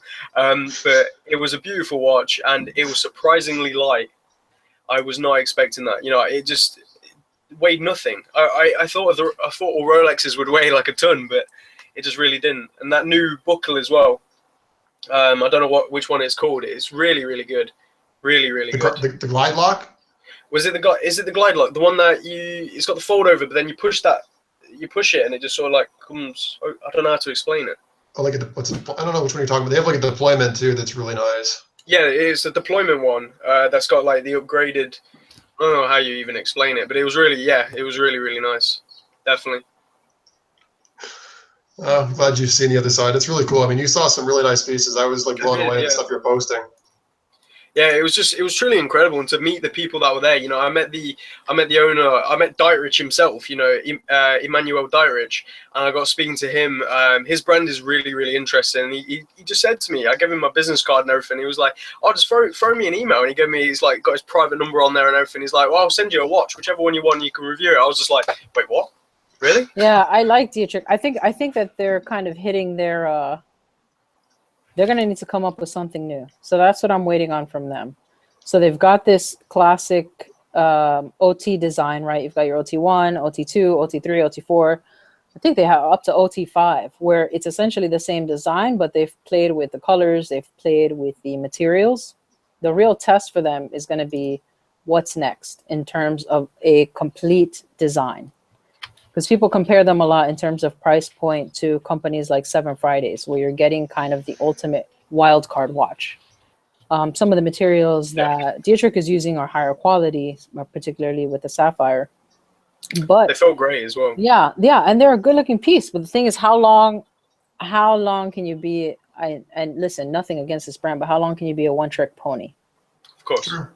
Well, right? That's Rolex with the oyster. Well, yeah, I was going to say, unless you're established like Rolex, you've got to come out with something different. At some point, just changing the colors and putting a carbon fiber bezel is not going to be enough. Oh, guys, I'm going to have to run. I know I've only just came in, but I'm going to have to run. Thanks for stopping by. I'm sorry, guys. I hope to make the next one for the full thing. This is the first one I've not ever made as well. I've been here from the very start of all of them. I know you have. I was Yeah. watching you from the very start. You have priorities. Get to them. All right, I'll catch you all later, guys. Have a good All one. right, take care. Later, James. Bye, All right, so Jason Emmanuel says, what do you think of the Breitling Transocean? Personally, I think it's a very cool classic style watch, but it doesn't speak to me. When I think of Breitling, I think of the Navitimer, obviously, because that to me is a heritage piece. Granted, the Super Ocean is too, and they have the new Transocean too, which I think is really cool. Yep. But I also, the Breitlings that speak to me are the ones that I'm embarrassed to say really speak to me, but they're the big, gaudy, super polished watches like the Super Avenger and the, I almost bought a Breitling Blackbird recently as well. Oh, really? The limited edition with the big date, with the red subdials. But the Transocean and the Super Ocean line, the heritage ones, I should say, I think are very classic, minimalist style, restrained watches, which for Breitling says a lot. And I think they're really, really nice. They just don't do it for me personally, but I think they're probably the most digestible for most people when they go look at a Breitling watch, where I know Breitling's very much love it or hate it. A lot of people think they're overdone, and that probably speaks to that demographic that feels that way. I don't know. How about you, Crystal? I mean, I like the Transocean. I think it's a good looking piece. I guess my problem, like with most things, is I don't like it enough to pay for it. If that makes sense. Like, because there's tons of things that I like, and there's tons of things that we all like, but we don't own them. True. You know, so it's kind of like that. Like, I like it, but I'm not going to be. There's other things at that price point that would be much more tempting. All right, let's see. I do remember V for Vendetta, by the way, Henry. I wore a Guy Fawkes mask to work one year for Halloween, and nobody knew who I was. I thought I was from Scream, so I never dressed up again after that. Wait, what? He's talking about V for Vendetta and the Guy Fawkes thing. I don't know. I missed a comment apparently or why that's relevant, but I know who he is. I like V for Vendetta. It's a good movie. How many watches do you have? I know you've got quite a bit. You have a few that you consider your core. So what's with all these other ones that you have but you don't wear? They're ones that were given to me, or they have like meaning to me. Like I have a couple that I gave the people that are no longer with us as gifts, and obviously when they passed away, that I get them back. It's regifted. Yeah. So I hold on to stuff like that, or I have ones that are just significant to me, but they're ones that I would never personally wear. But there's a backstory to it, is really what it is. And some, like I keep teasing, and honestly, I probably never get around to it, because I have a vintage Tudor as well, which I know a lot of people know that I have, from the 60s. And I know if I made a video, a lot of people would watch it, but I don't have passion for the watch. And it's really hard for me to make a video about something I don't care about. And I literally feel nothing for that Tudor. I know it sounds mean. And I keep it because every year the market keeps going up, and I'm just like, oh, more money for me. So it sits in a box, and then once it reaches a threshold, I'll sell it off. But it's kind of that thing. So I don't know. I think I have right around 20 watches, but in my core collection, 11 or 12, somewhere around there. How about you? Now, what do you? Yeah, I'm probably sitting at about 13 right now. And funnily enough, I told myself I wanted to stay at 10, and then I realized that's just not going to happen. Yeah, so, that's dangerous. Yeah. So what do you, when you think about the watches that you have or things that you want to get in the future, do you think about the construct of your collection, like kind of the way that you wanted to that you would like to lay it out? Because I've been thinking about that now, right? I know eventually I'm not going to stop. I think I'm lying to myself if I say eventually I'll stop buying watches, but yeah, it's not going to happen. But I do think that I kind of want like categories, right? So there's like certain vintage that I'd like to have, vintage pieces. So I'd like to have like a vintage shelf that are significant for one reason or another. And then I'd like to have a microbrand shelf, just, cool pieces that I appreciate. And then I would like to have the like everyday wearers that aren't necessarily one way or the other, but that I don't mind beating the hell out of and I just respect in and of themselves. And then I'd like to have kind of like your more expensive like pieces, which that would obviously be the smaller side of it, right? So like to me, the Grand Seiko would kind of be the prince for my JLC, if that makes sense, because she's the queen right now. And then the Grand Seiko GMT Spring Drive will be her prince. And outside that, I would like to get a German luxury piece. That resonates with me because I used to be that way too, but mine was more of complication. Like I had to have a chronograph, I had to have a power reserve, I had to have a date feature. Like I started going down that list. And then, and I had to do a video on this too, but I kind of went through that period. Obviously I made videos on it where I just sold off all my high-end pieces, and I was just sick of dealing with service, and I was sick of the snob factor, and I was sick of people just thinking I had a bunch of reasons in the videos. You can watch if you care. But and then as I started rebuilding my collection, I started just buying things that spoke to me, and I got more emotional. And that's why I ended up buying like the GMT Master. And I talked about this, but a lot of my watches have been very romantic for me. Like I bought the Hamilton Trent because I've been watching Mad Men, and that reminded me of a Mad Men watch. And I bought the GMT Master because I love aviation, and I thought of the old Pan Am, and I watched like a Pan Am documentary, and it's like, oh, I really want that. And then I bought, like the Navitimer, because one of my favorite planes of all time is the Lockheed Super Constellation that Breitling owns right now. They have like a press plane. And every time I saw one of those planes start up, I kept thinking, wouldn't the pilot of that plane wear like an Navitimer? It was a romantic connection to me. And the Seamaster because it's the Bond watch, and the SAR because it's a classic Japanese dress watch, and I just have this fascination with Japan, and it's a very like 60s vintage style but modern done watch. And so, because now I have redundancy. By the way, top tip: if you guys want a GMT Master like mine, but you want one for less money, buy an Explorer 2. It's the same damn watch minus a rotating bezel. So now I have the same watch in my collection with a different bezel on it, basically. So I've blown my rules, but I buy stuff on emotion now. That's kind of what it is for me at this point. I think it does get stressful sometimes. Like I used to worry if it would be overwhelming to have XYZ amount of watches. And now I'm just going to, if I enjoy it, I'm going to get it. And if I start to feel overwhelmed, then, maybe I'll sell something. But for now, like it's just fun to have a little mix of everything. There are some complications that I'd like to have. Like I want an alarm piece. Yep. For example, and the one that I wanted to get for a long time was the vintage Memovox, the JLC Memovox. Then they came out with that new damn Memovox. Mm-hmm. Holy crap, is that thing nice? The blue dial. I think it's like 11K new, so I'd probably wait. I'll try to wait a couple years, right? Like I'm going to tackle the Grand Seiko first, but I would not mind seeing what the price on that's going to be secondhand. So buy a Seiko Bellmatic for the time being, and then when the price comes down, upgrade. Yeah, right. Man, they have. Or what is it? The Cricket. I was gonna say the Hamilton Cricket. Yeah, not Hamilton. What's the one? one along I was looking at? Like President Johnson had one. It's a brand that's kind of obscure these days. What's it called? I'm gonna get shot for this. You talking about Concord? No, there's a watch something the Cricket, and it's a reasonably famous brand if you're a watch nerd. Cricket watch. Well, I'm drawing oh God, I'm gonna get smacked for this. I know think it starts Hamilton with a V. has a Cricket, has a piece called a Cricket. Volcane, the Volcane Cricket. Okay. Okay. It's got the same movement in them. Potentially. Sorry if I offended anybody for getting Volcane. Let's see. We got a little Vacheron Patek thing. Only problem with Vacheron today is that it's just a division of Richemont. Only Patek and AP are actually still independent. So interestingly, though, to note with companies that fall under the Richemont group is that their structure is very different, right? So people that think, okay, well, you know, horology or luxury brands that are under the Richemont group are kind of falling under this umbrella.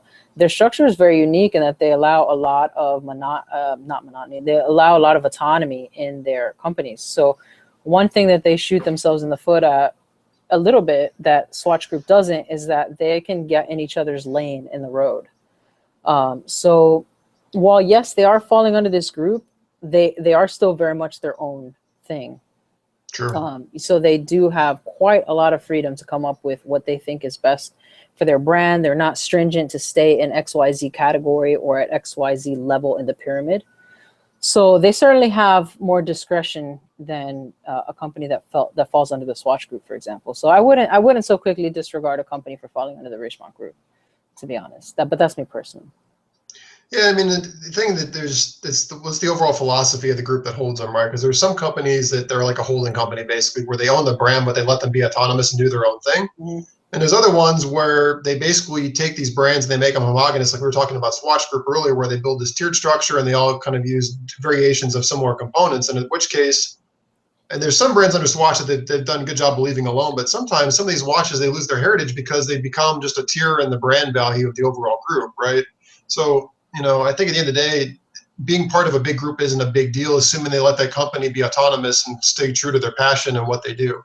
So it'll be interesting to see. I know a lot of you guys were asking earlier, what do we think about Invicta buying out Glycine?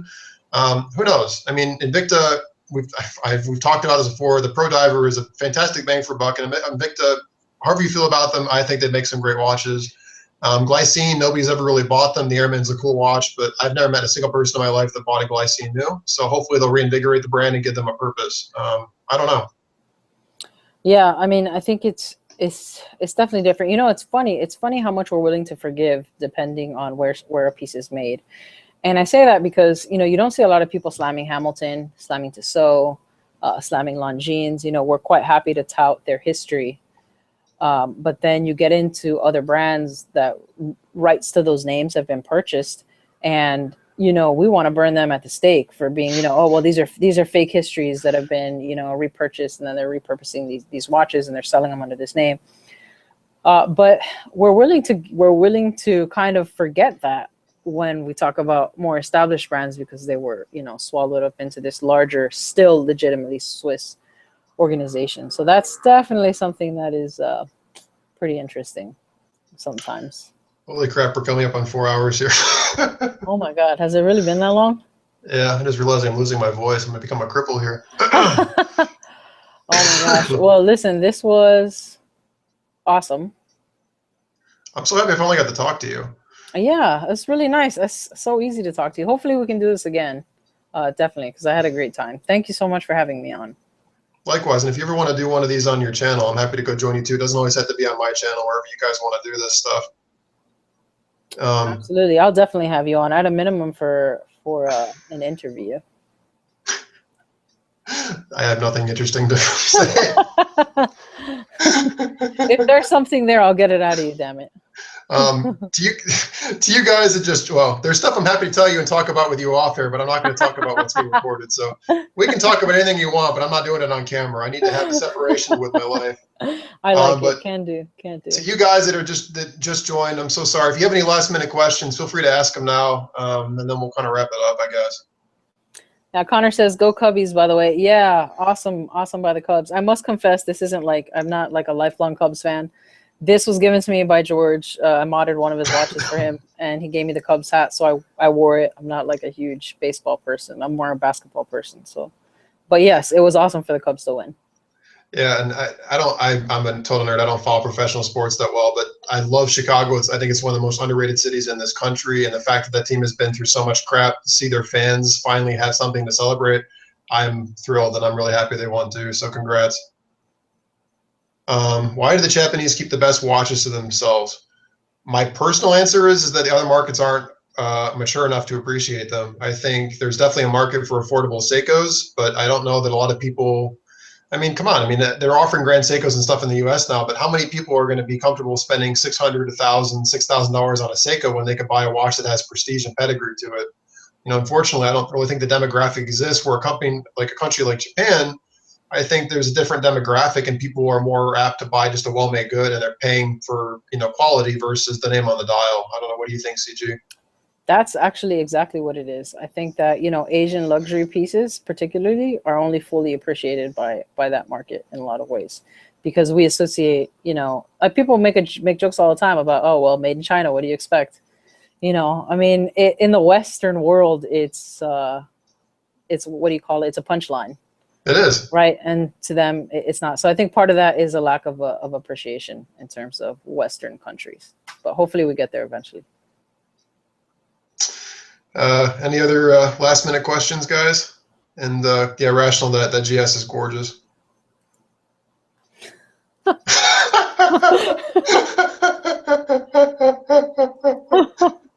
I love it. It keeps getting better and better. Oh boy. I didn't inspect, but I believe. Oh my gosh. I love it. Who wants a Hyundai with a V8 when you can get a BMW with an inline six? You know, I don't know. I've had a BMW with an inline six, and the motor is brilliant, but I would not buy a modern BMW. So I think you're buying a give it in time. The new Genesis cars are awesome. So hey, but are you feeding your ego or are you feeding your passion? That's what you got to be careful of. Connor's asking, how often do you stream, Anthony? So I don't want to make any commitments. And the reason is that one is two things. One is, by and large, a lot of these streams, we get a lot of the same questions and comments. So I want to keep content, you know, updated where we're talking about different things. So you guys are getting continual, you know, feedback. And I also, I mean, you guys get enough of me every week. I mean, I'm just me, right? I'd like to have people on the channel that have a good discourse with, like CG, where you're getting these different perspectives. So, you know, and that too, and, you know, it takes a lot of time. And we just spent 4 hours on a Saturday when we could have been doing other things. And I'm glad. I mean, I've really enjoyed the time that I've spent doing this. But, you know, I have to plan time and, like, intentionally tweak my schedule to make this work. So I'd say probably once a month or so. And I do it when I think I'm going to have somebody cool that I can talk with and that there's going to be a good discussion. And I'll try to give you guys a heads up. My fear of that too is I have a, you know, I don't want a computer problem or some other reason to have it not work out and you guys be ticked at me. So, and I need to try a different time too. I know some people obviously, you know, like in Australia or other places with different time zones, they can't always meet my thing as well. So that's kind of my thought, but you know, CG is volunteered to do some stuff too, I think. So when are you going to do the next one, CG? I'm anytime I'm not working the weekend that my wife's willing to go off for a couple hours with the boys, I would absolutely be more than happy to be on. Good deal. Henry, yeah, the E36. I had an E36. It's my favorite car I've ever owned, but I think nowadays they're built to a different standard, and I'm not going to tick a bunch of people off by talking about it. I'm not. Yeah, Basil World. You going to Basil World? I haven't been invited. If they want to give me a free fast pass and pay for my travel, sure. Yeah, that'd be the tough part. I've thought about going. Maybe in a couple of years, you and I can work a trip out. We can meet out there. That'd be kind of nice. Henry, I don't have the free time on my hands that Archie Luxury does. I'm sorry. To even do my video every week is honestly a very hard thing for me to put the time to do. So if I end up with a multitude of free time like him, you might see more of me. Oh my gosh. Oh gosh. So if I have a wife, am I considered the husband? No. As it turns out, we're both just considered wives. Super unexciting, I know. My mind is getting twisted. One of these days we'll have to do a video on homophobic stereotypes, but that's not going to be on this channel. I know. It's totally unexciting. It's totally unexciting. But listen, Anthony, thank you so much for having me on. Thank you guys for asking questions and being part of the show for so long. Yeah, thanks, guys. So yeah, anytime. I hope you enjoy the rest of your weekend, and I'm sure we'll chat again soon. You too. Thanks, guys, so much.